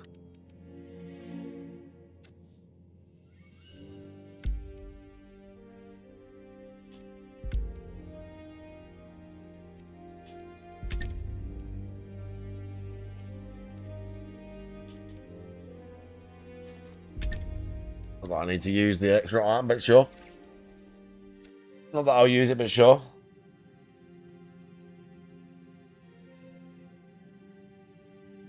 Doesn't surprise me, Walrus. How old is this game? This is new. This is 20... I like to say new. 2025, I think. I just didn't play this one because I didn't really... The main character, I don't know. It's not Carl Fairburn. Another damn? Didn't I do this one already? While London continues to locate Site D, the Kleiner Blumer production facility, a new urgent matter has arisen, as well as an opportunity. Due to the challenges faced during our initial attempts to bomb the Vallée-de-la-Cluse Dam, the Germans have come into the possession of an undetonated upkeep bouncing bomb. The top secret design of which the Germans have been unable to replicate until now. Local resistance Bouncing bomb, team dude. of German superweapons experts have arrived to study the bomb, having traveled Dam from busters one of and the all that. potential Site D locations. Notably, they work for Dr. Uwe Schörner, Yeah. foremost We're gonna and shoot most him. infamous chemical biologists. Yeah, he looks like a Nazi. He had the side Nazis pie. Did you managed see to it? get their hands on one of our top secret bouncing Excuse me. By the time I'm done here, they wish they hadn't. Gotta make sure Right. anything they've learned about it never makes it back to Berlin. Like my authentic The World War II scientists guillotine. brought in to study the bomb. London reckons they know a thing or two about what's going on at Site D. Could kill two birds with one stone here. Again, I don't think I did Chance this. will be a fine thing. I don't remember. I don't think I did. I think I played up to this. I'm pretty sure.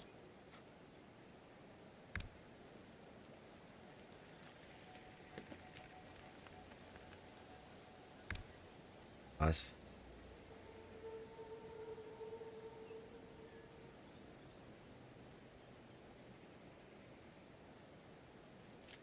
Oh, oh, oh, oh.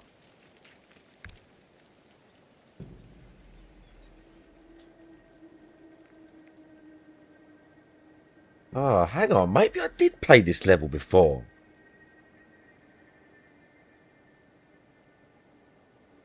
I don't remember any of the others. But I remember... There's a way to find out. Is going for a 30-minute walk to the store and back okay for some cardio? If you go every day, and probably no, it's not enough. If you run there, it's better. If you jog there, but then then you can't really jog back with your foods. But walking, probably not enough. 30 minutes, it's good. It's not like that's bad for you, but it's going to be minimal. Across the entire week, that's probably like 200 calories, maybe 250. If it's 30 minutes and it's just you're just regular walking, maybe a bit more than that, maybe 300. But it's like, yeah, it's not a lot. It's like not even a meal across the whole week. It's not even a meal. What was I going to do? Oh, yeah. Right. Let me see.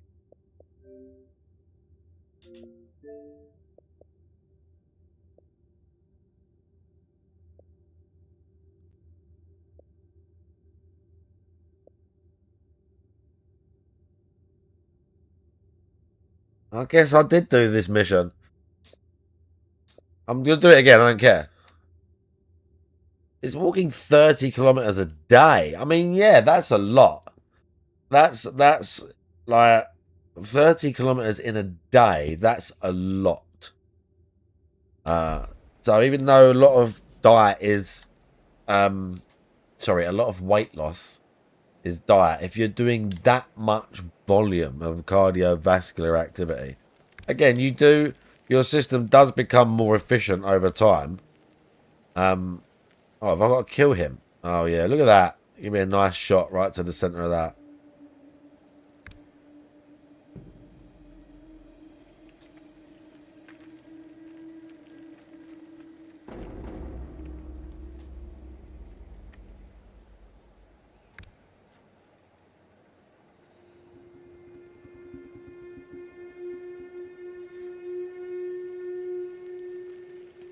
Ah! Ah! Should have marked him.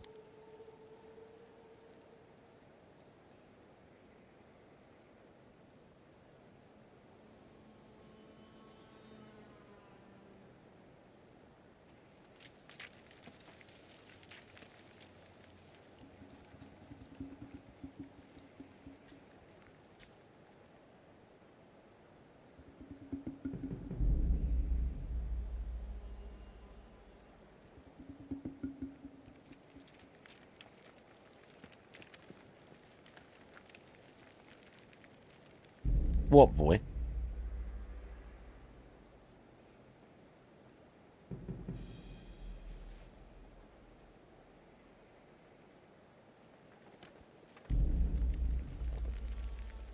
What boy?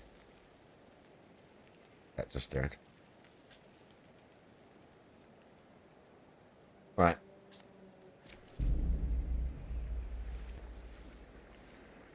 How many? I don't know how many. I don't think there's any dudes, or if there are.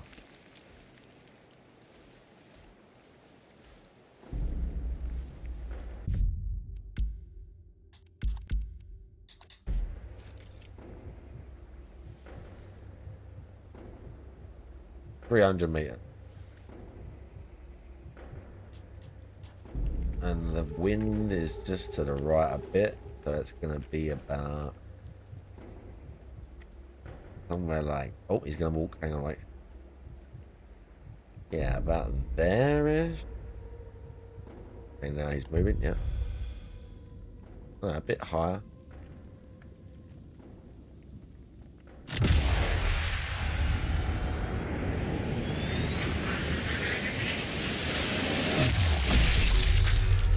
Oh.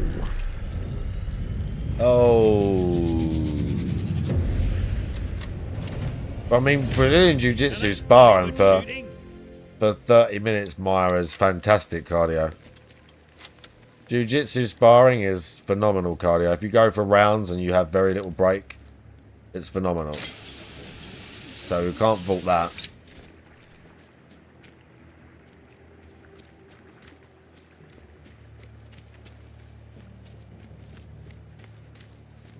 Nice. Good shot. Do you like that?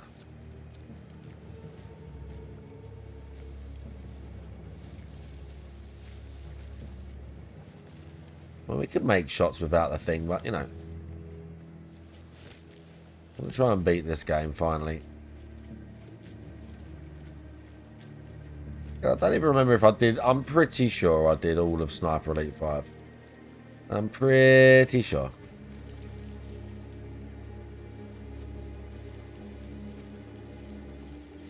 I don't think they'll come anywhere near over here to figure out what happened. They're just going to know that their dude got absolutely got. He's an officer.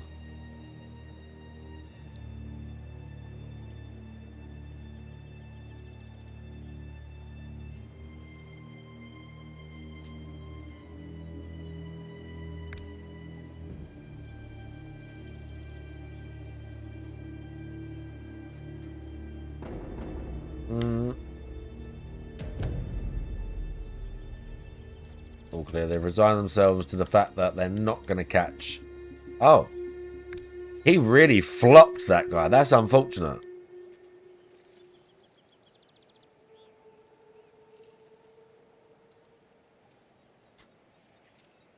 Yeah, they want to grab hold of you and throw you around. It's part of the experience. Oh, shit.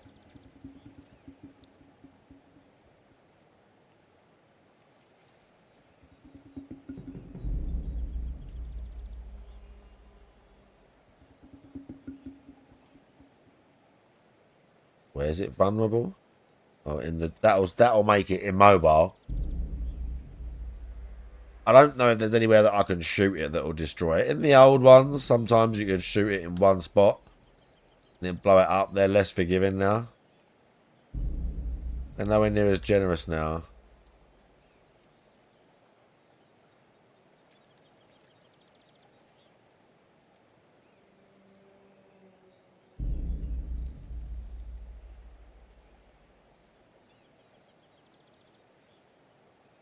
Oh, oh, oh.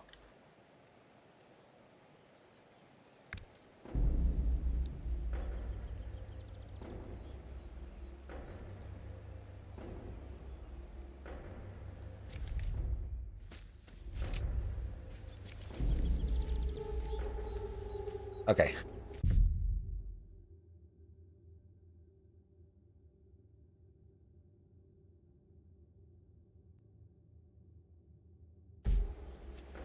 Well, the side objective is right. I can go the long way round. Oh, I've got to cross the dam to do that instead of the... To be fair, I've got to cross the dam. The tank is here. So this is the way across. Alright, we can do that. We can come round to the left, go all the way down. I've actually got to search everything now because I didn't realise searching the buildings is what gets you not only extra shit, like equipment, but you actually have to find the weapon benches in order to get the weapon attachments. That's good. I didn't know that. But I don't just unlock them by being good and like sneaking my way through without getting spotted. I actually have to fucking search everything.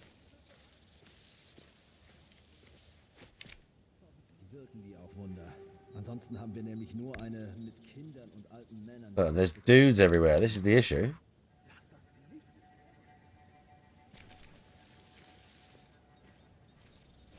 I play these like a Hitman game, basically, with just a little bit extra. 47's a bit more slick. Oh, mate.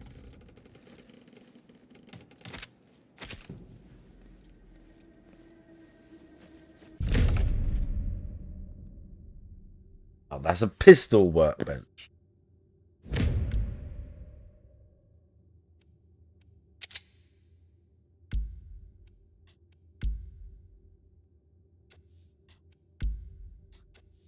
Nothing. New gear. Fantastic. But whatever. Make things easier. We found something.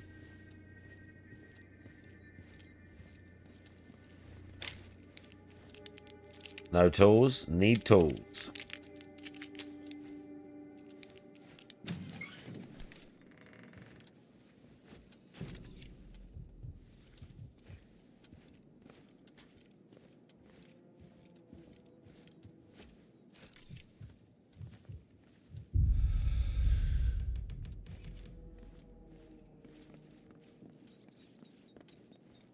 Okay, we're good now. Getting our creep back on. Out the back window is the best bet.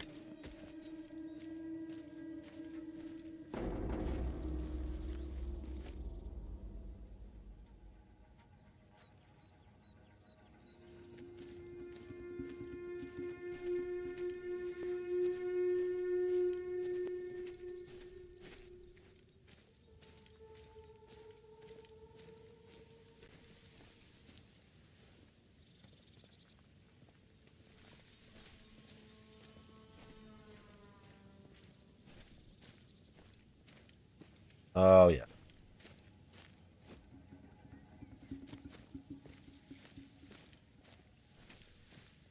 You can't search every building.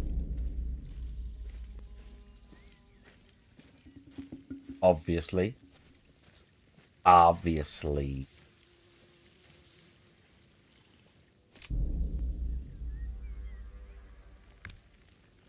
Decoy there.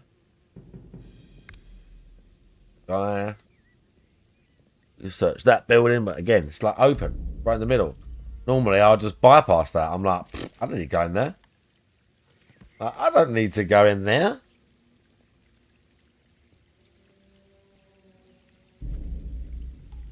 You're thinking next Super Friends meeting, you get Chalupa to fly it back in.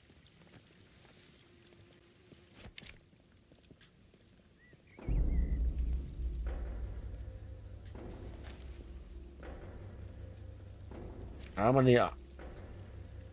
I mean, I'm still active.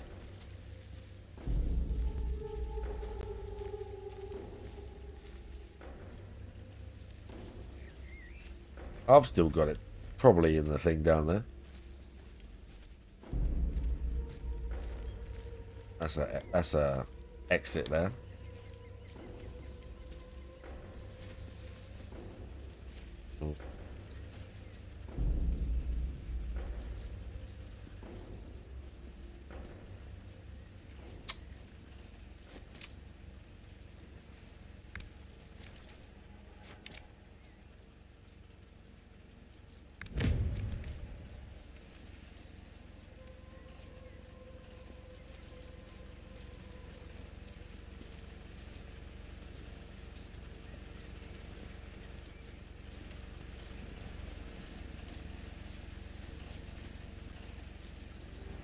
Why am I doing this?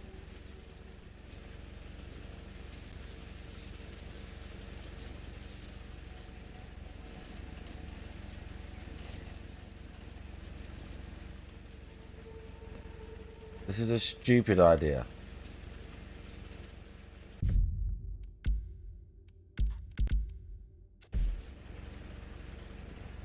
And I can't go anywhere with this guy right here.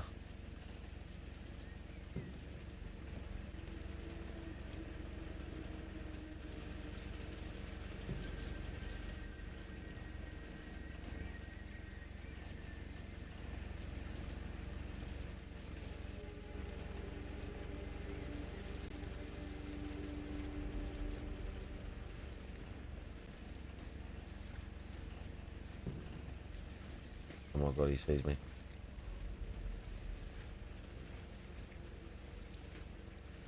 Oh my god.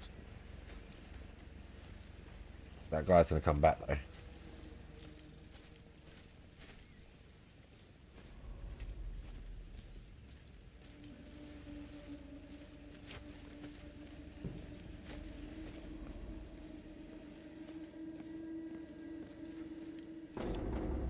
Oh my god, that was fucking so bait. I don't know how I got away with that.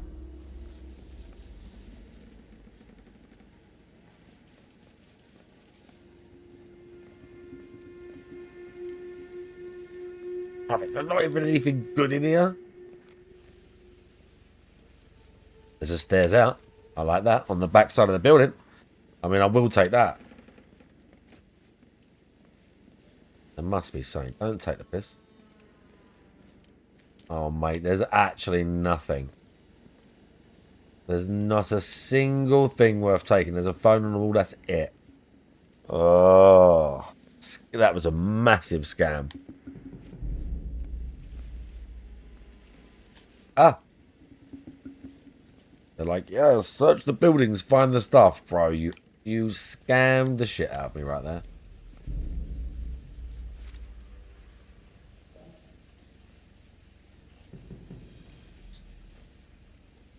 We've got tower guy. Grass there, grass there.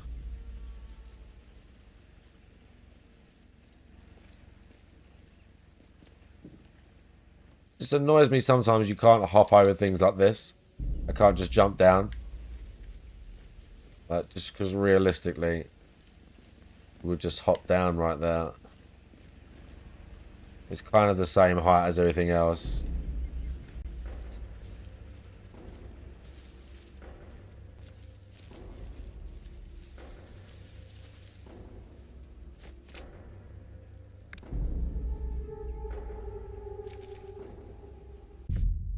That's the building.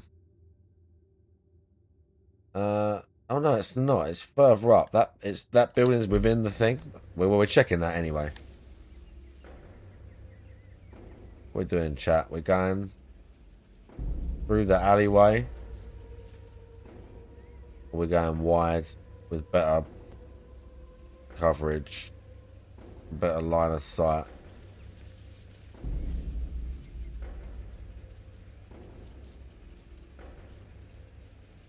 We've got. Did I check that building?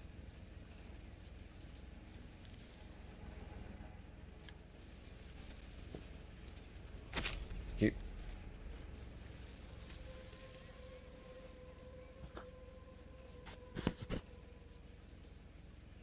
I don't know where I found that. I don't know where I found the what do you call it? Oh, I can check actually. Am I? Yeah, it was in there.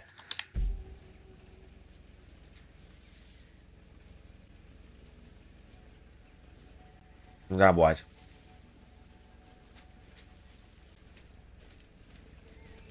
We're going wide around that. I don't know if I can hop this. Oh, get down, please. Sometimes I mash it too much. But no, it's fine. It's fine. I've been wanting to play this since I watched some of them slog videos. I was like, yeah, Because I didn't, again, I know I didn't beat this one. I didn't realise I did this mission and one of the others. I don't remember doing this at all.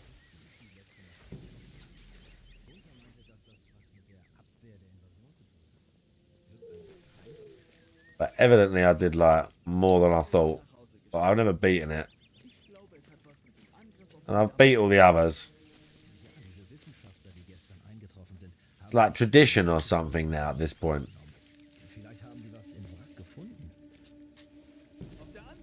That shipment might contain some of the technology the Nazis nicked from that crashed Lek. Better make sure it never makes it back to Berlin. I can hear him, but I can't use that. Bei der Sicherheit hier? Ich mache mir ehrlich gesagt mehr Sorgen wegen der Gestapo als wegen der Partisanen.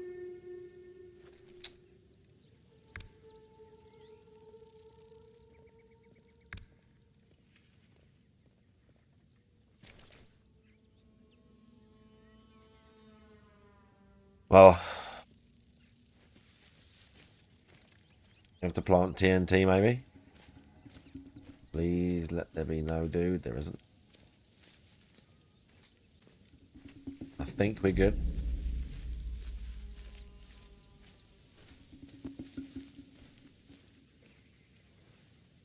Good.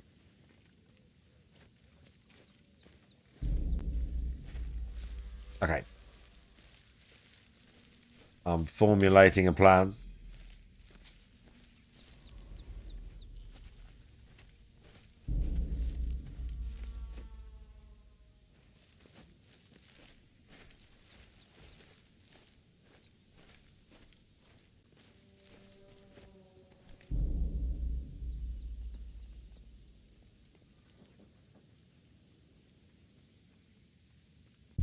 I can probably throw one from here. I heard the guy talk about Jade recently. I mean, he's probably there. Jade's probably there creaking. Speaking of the guy, how much money is he making? Let's see how much money the guy has got.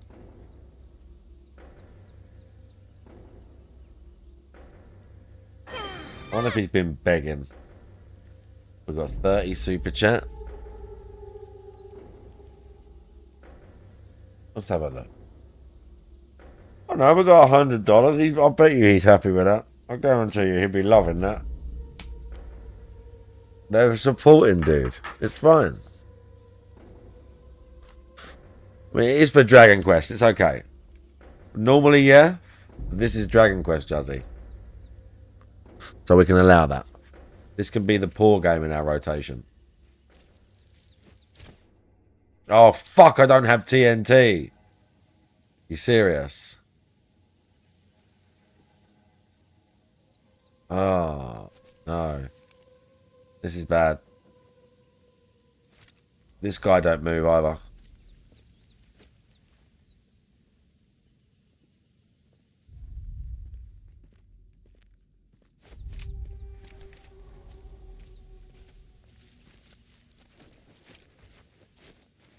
Except to walk over there briefly.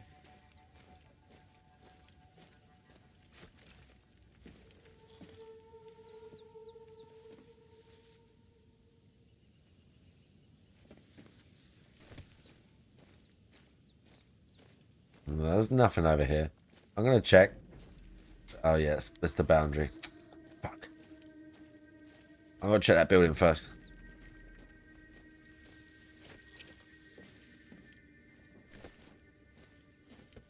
You know, I don't... Yeah, not something I would personally do, no. But there's a lot of interesting individuals for using that tag.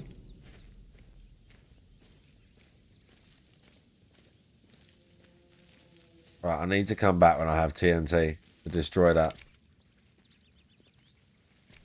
We've got to check this building.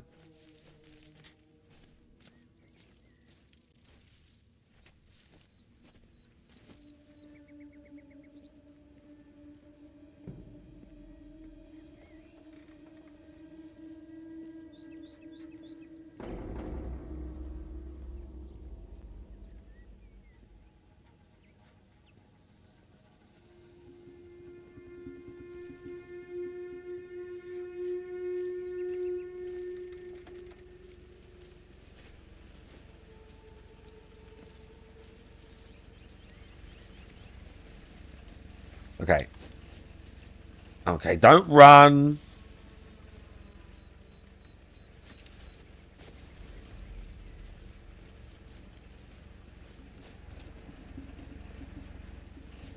I might need to take this guy out.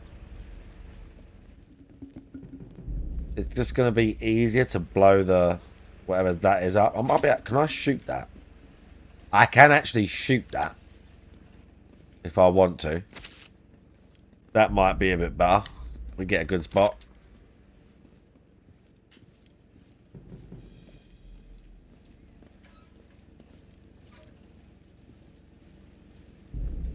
We'll see.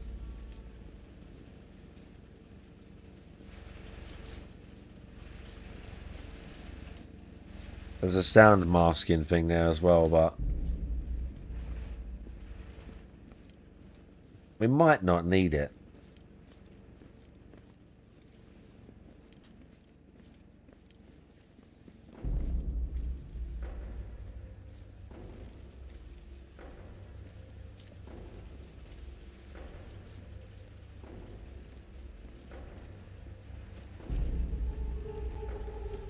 Oh.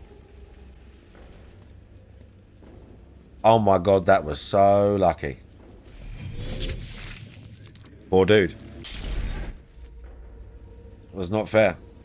He got way unlucky right there. I mean, to be fair, I'm not quite sure how to look at it, because if I'd have come in earlier, he would have just been standing there looking out the window, probably, and it would have been even, you know, more bait. He at least had half a chance, but not really.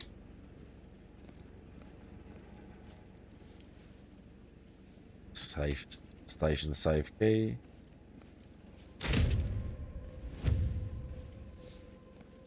That might be up here somewhere.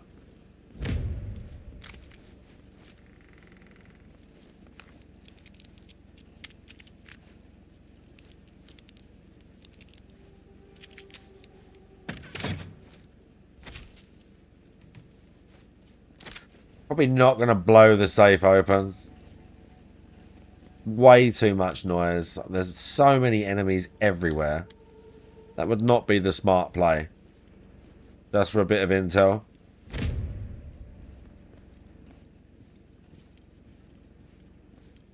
That is definitely not the smart play.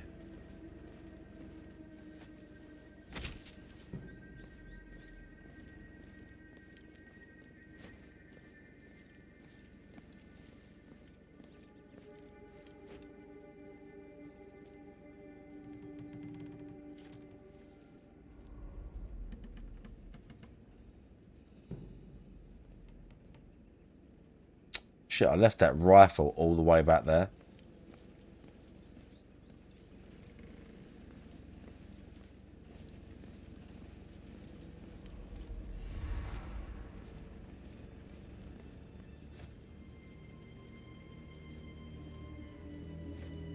I didn't check that balcony.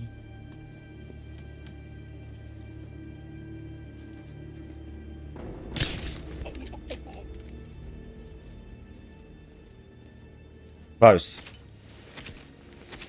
Oh, he had the station key. Let's go.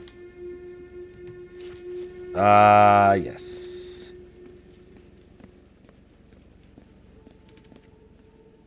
Naughty. Didn't see him. Didn't even what's name him. Didn't see him when I was outside at all, hanging out on the balcony. Sneaky.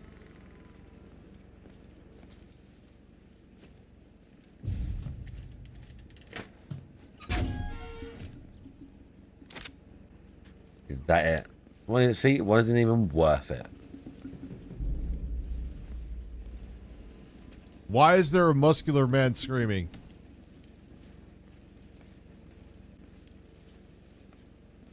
When you're installing Payday 2. Can you do that? I'm probably not good enough to do that. I'd have to learn the mechanics, dude. And that's bang on the shot, but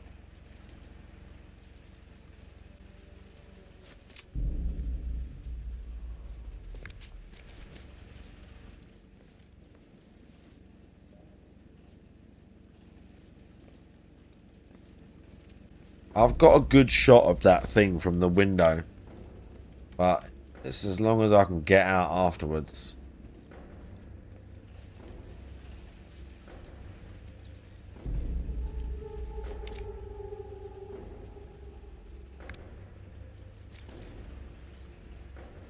Yeah, this looks good.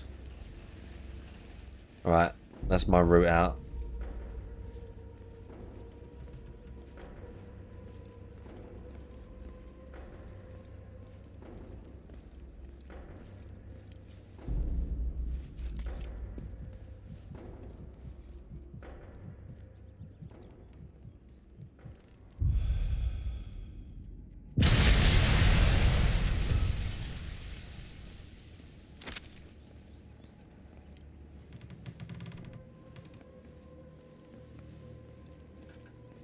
Bro, why did he throw the...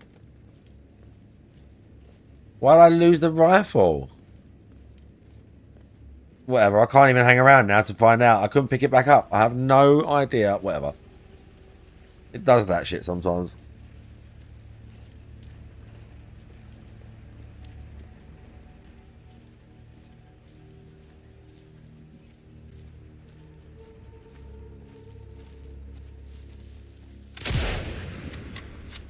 Oh my god, why did I do that? I let my finger on the trigger by accident. Oh, and I got seen because of it. No. No, I just let my hand down, resting the controller, and I fucking pressed the trigger by accident. God damn it. Bro, I hadn't been seen for ages. What's the last one? 16. When's that? A minute ago.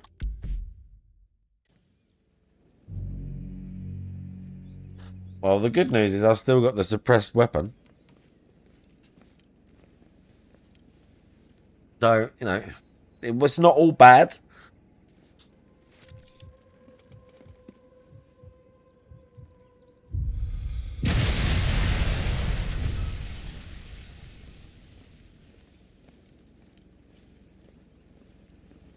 Okay, we're good.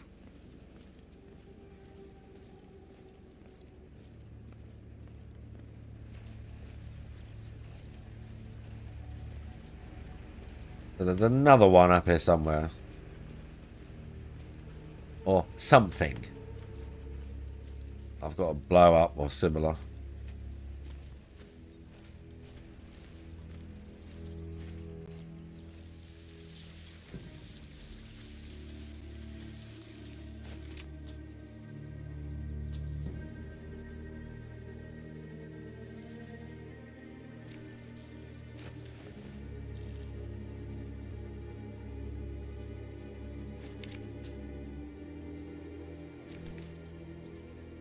There was someone ahead. You saw me last time.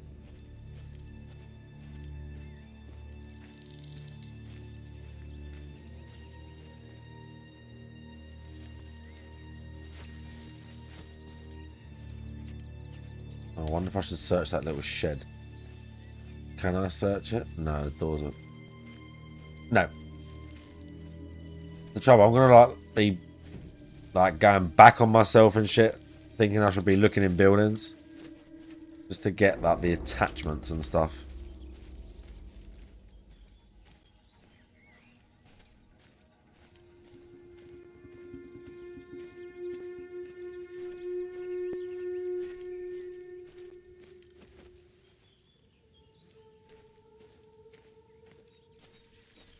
Ooh, I don't know if I want to go up there. I mean, be fine. Ooh, maybe I won't. Wow. Look at this guy creeping.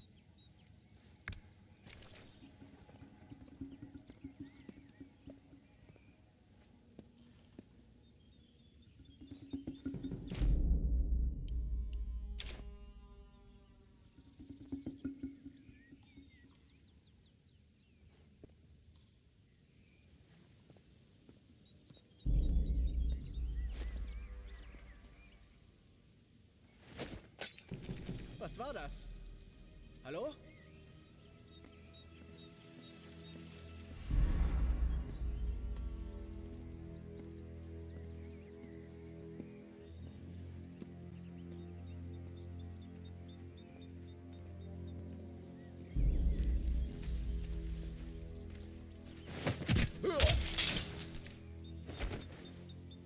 I mean, that's unfortunate.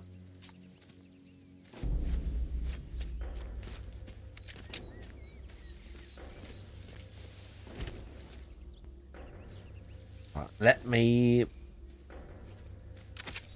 Okay, where's the gun? There it is. Yeah.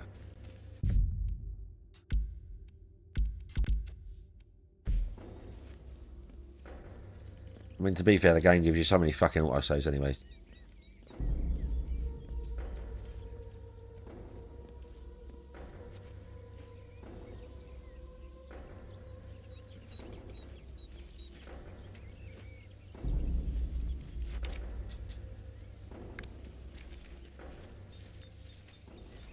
Oh, oh, oh.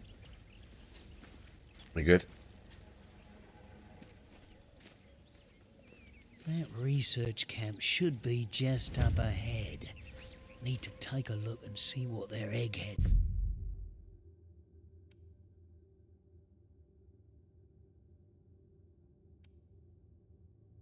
Which, maybe just discovering that means you can start the mission here next time.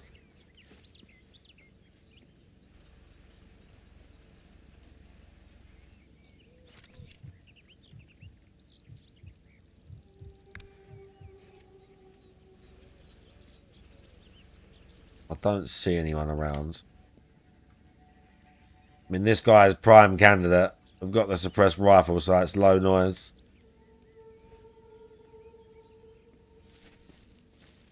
He's not exactly... We got a guy there.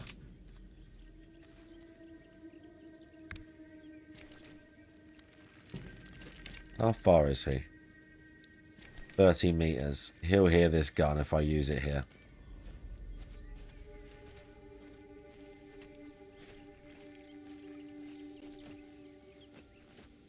Right, let's give this a go.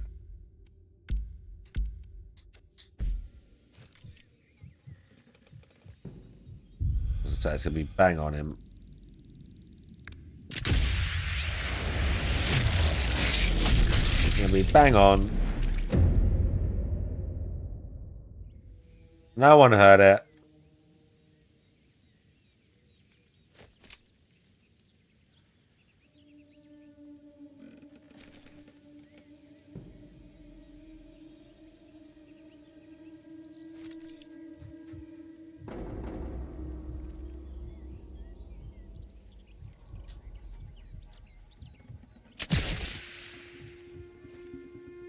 And no one heard that one either.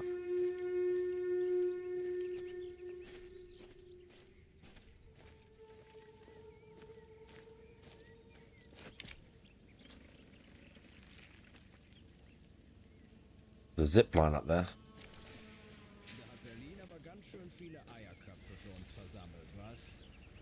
Oh, there's an officer nearby though. We've got to fuck him up.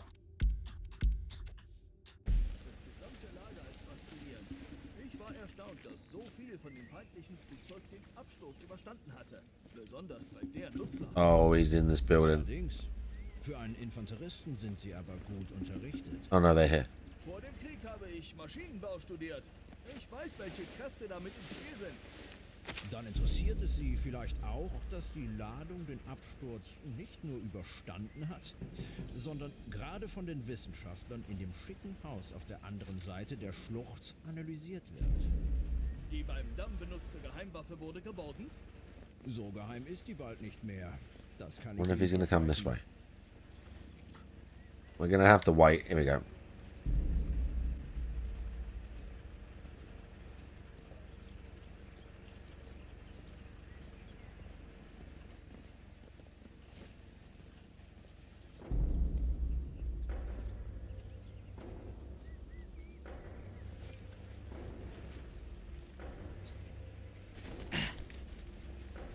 Ah.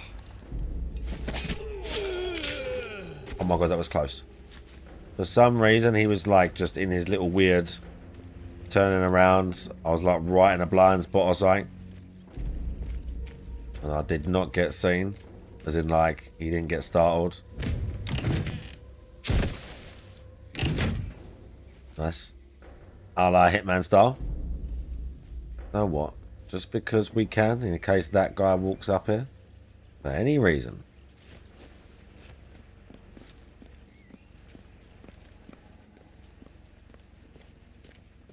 Get rid of this.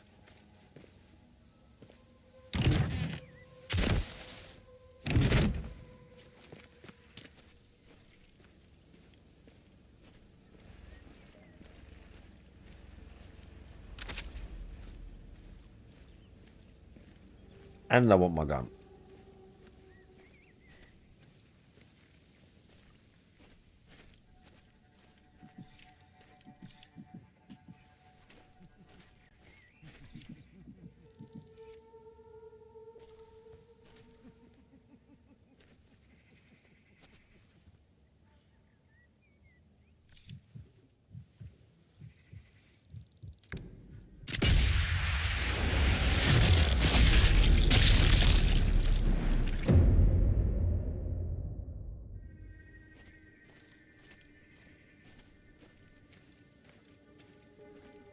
I have to like sneak in behind him.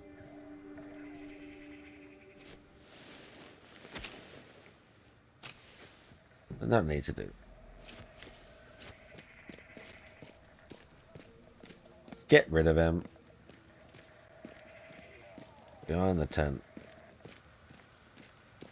Nobody's gonna know. Saying I can start the level up there. That's interesting.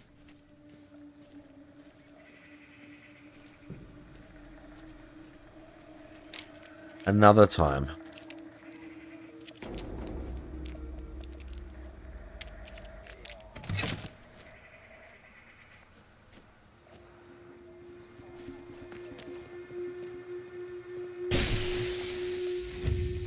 Oh yeah, so they hear you regardless because you smash that. That's what happens when you mess around with bombs.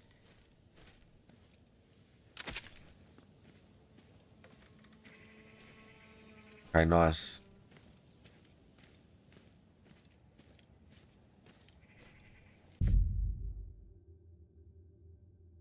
We're going to cross the whole dam. Do that. Do this.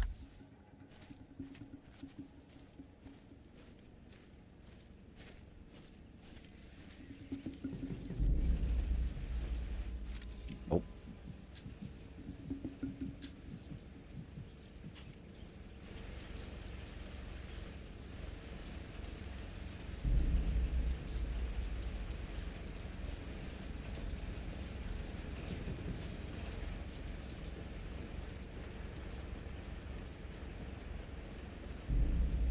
One guy there.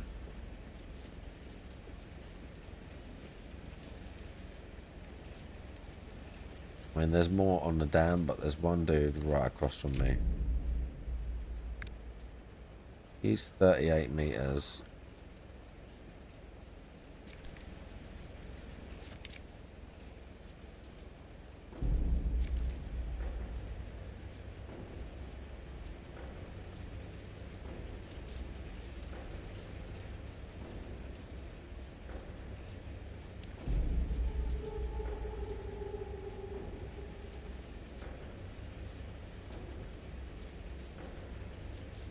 Probably won't hear it if I kill this guy. I don't need to. Be easier though.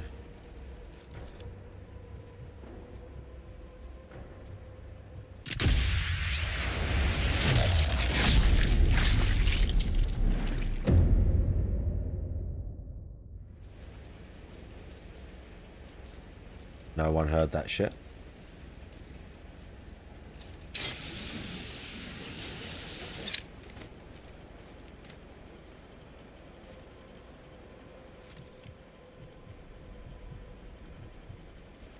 Okay, now someone will probably hear me kill him. I do remember there's like a tunnel down and some other shit.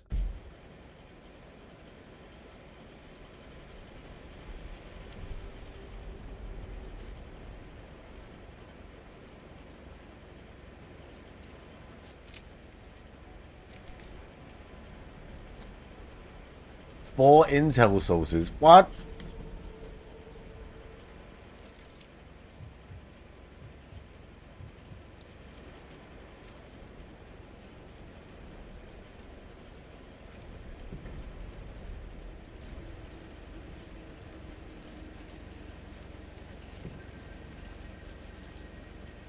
Oh no, he's not coming all the way up here, is he? We've got a problem if he is. It won't be good.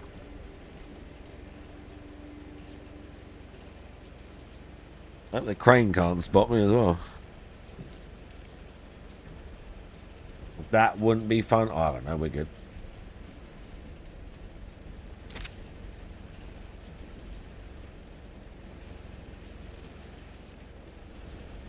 Those guys can't spot me. Walks past this.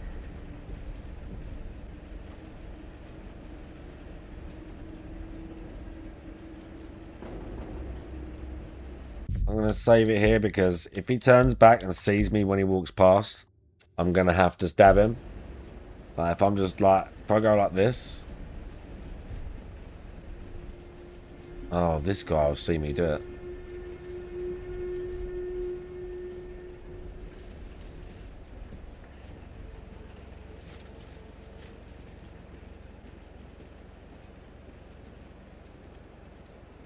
Luckily, that's what we wanted.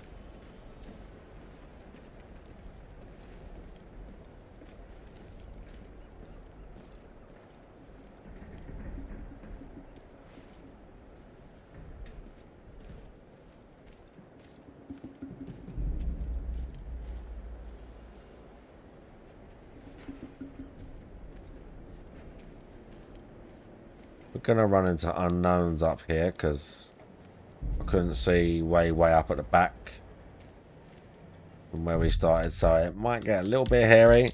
Run round the corner into someone, but you know.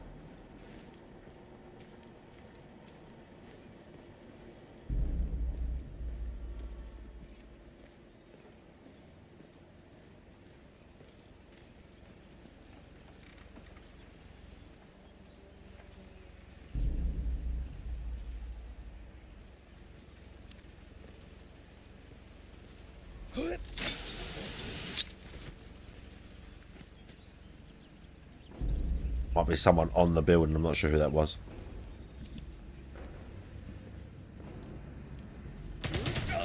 Ah, I got unlucky. Time to go, Harry.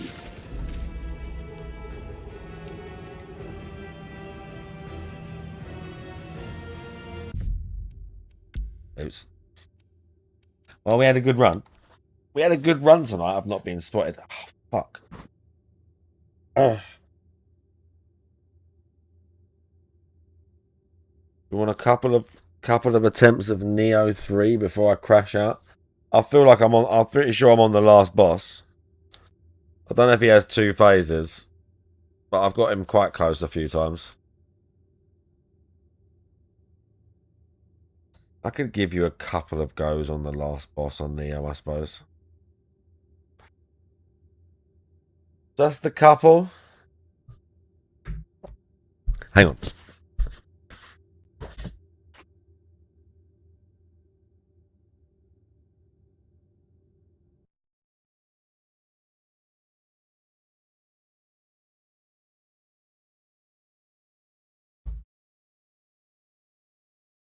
What, boy?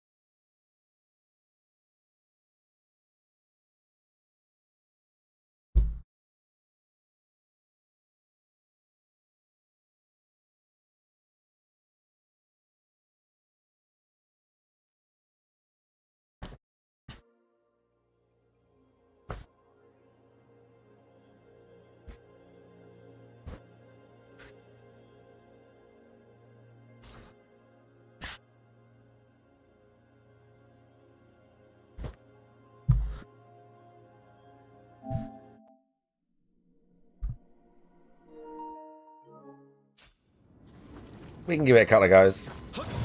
Oh, I fucked up already.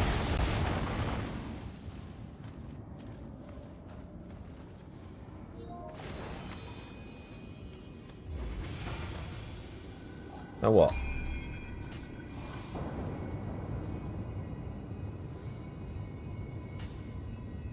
Scampers is good. They last a while and they do interrupt.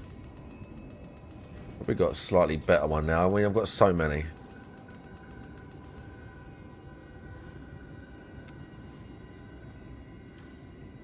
That can be really good.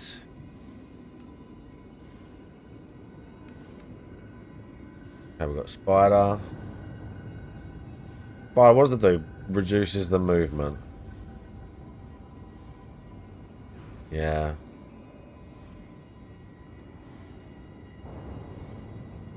She just does like a charge, a single charge. That ain't even all that.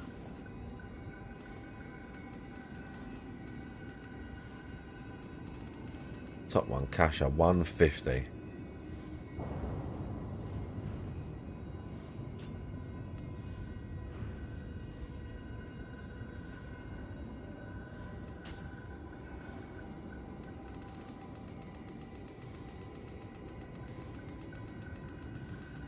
Let's do it.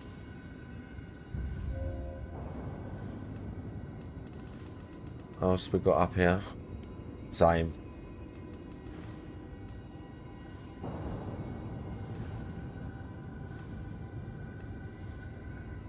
No, he just jumps out and just like, yeah, I don't know how. That looks pretty good, but I'm not sure.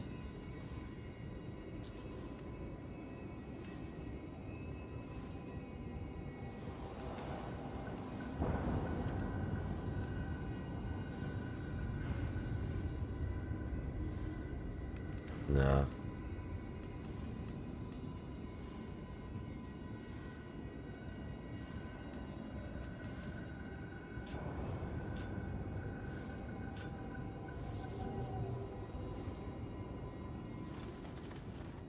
I'm assuming so, the 10. I've done a few of the screens. Yeah, some of them got like shit ton of boss fights or whatever. Yeah, her, paralysis lady, then the other person, and then another person. I can't remember. But then I've helped someone do it as well. But I ain't done the last boss. I ain't done this yet. Yeah, that's it. Yeah, it's pretty tricky. And you got to fight people at the start as well. Pain in the ass.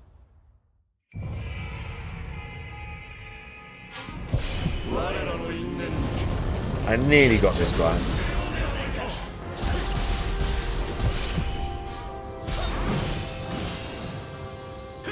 Oh.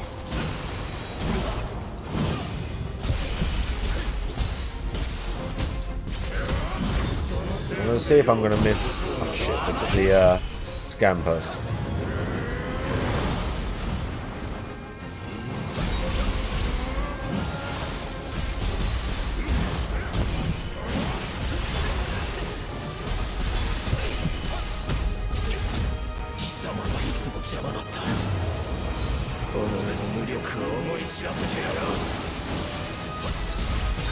Okay.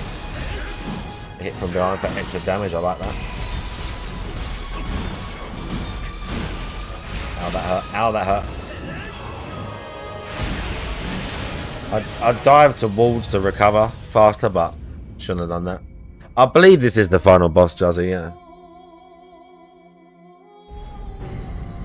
He does a whole, like, he's got all the attacks type scenario.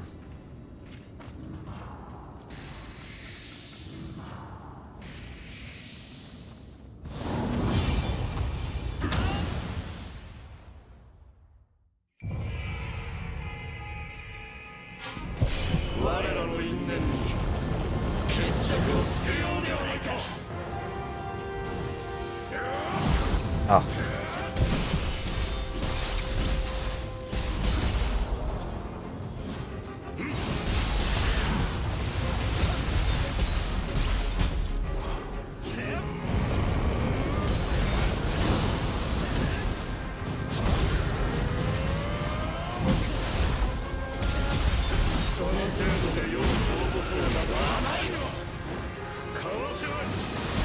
Ugh.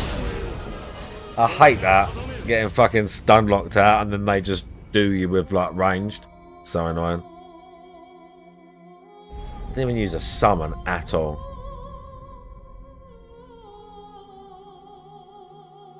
Yeah, he doesn't seem... He's not too hard. It's just one of them, like, again. There's just a couple of, like... You just get swarmed a bit sometimes. But he's definitely easier than... I would say even the boss before this. The guy that you fight him, like... I'm assuming it's voluntary, like, optional. As, like, a human earlier in the game. And then you fight him and then he transforms into, like... a fish thing or whatever the fuck. He's well hard. He's the hardest one yet so far.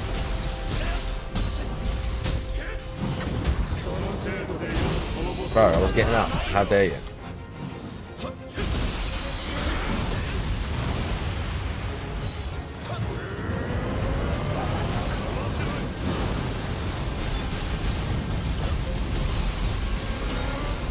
It did hurt.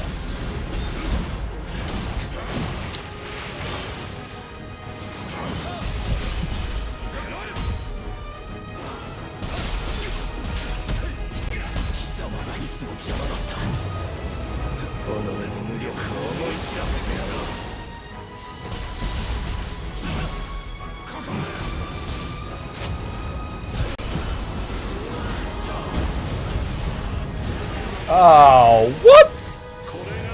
Tracking me. That was obscene. We'll have a couple more, then I'm crashing out. Got a little bit of smoke left. Oh, I didn't. It doesn't matter. We don't need them buffs. I mean, they're help. Don't get me wrong.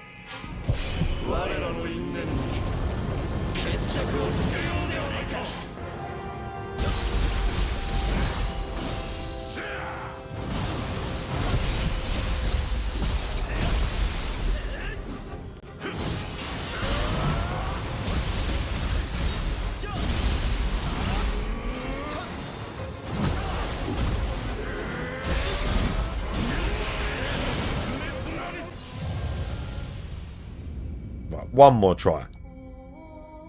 Because I still have to deal with stuff like that. Getting two tapped because I was in my hit string. I mean, I give you that you got armor. I'll allow it for once.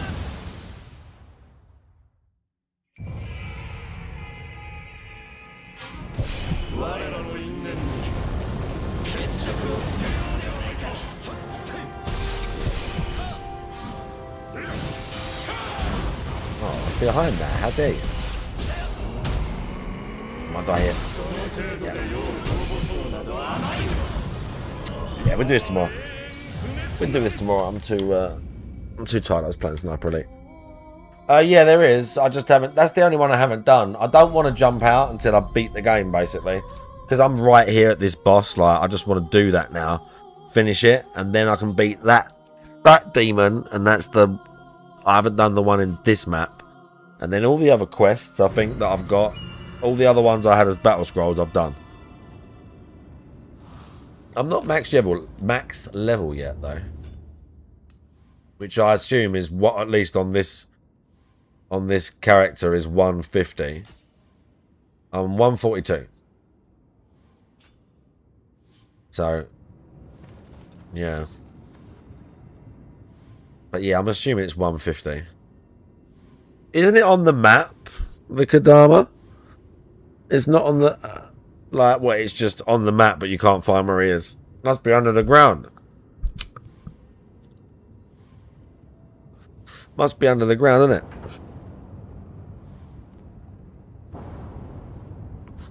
Surely. But yeah, the demon is... Again, I don't want to fast travel away from here. The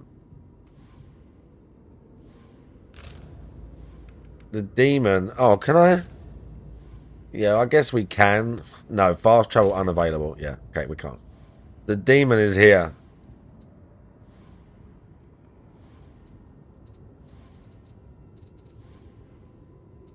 Yeah. But yeah, surely the Kodama's on the map, isn't it?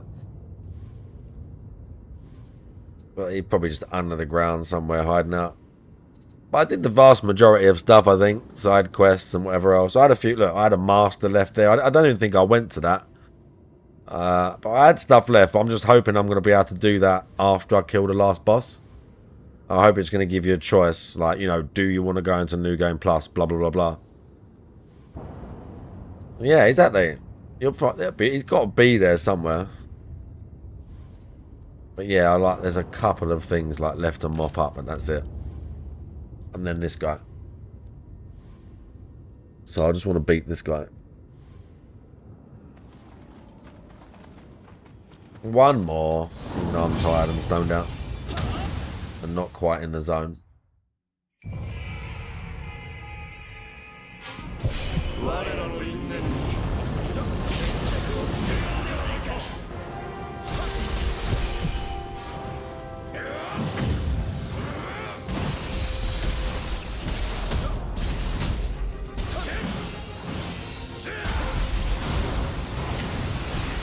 Second too late.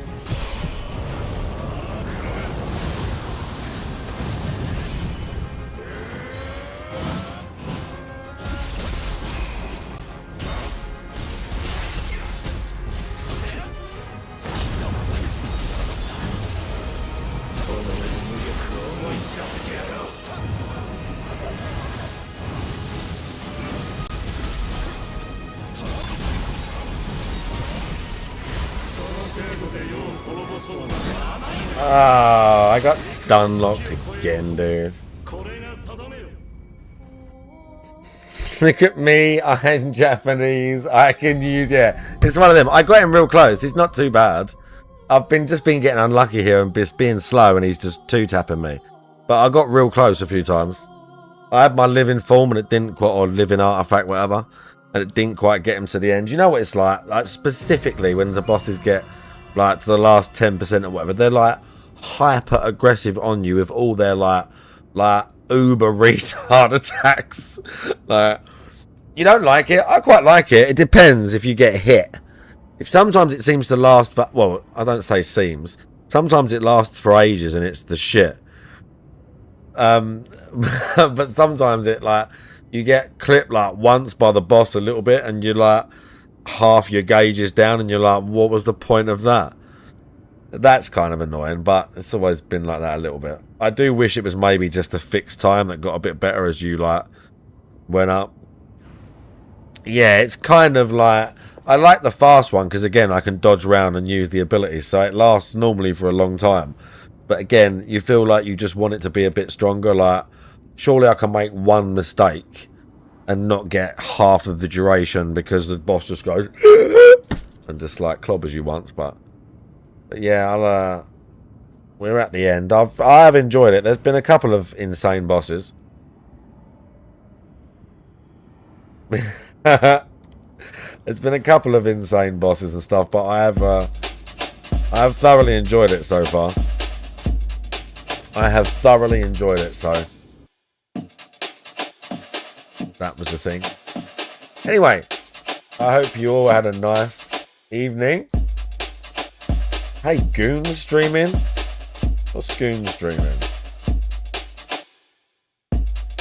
It's not normal that I see a Goon stream I can raid. He's playing the game DSP's playing, I think. Let's raid Goon.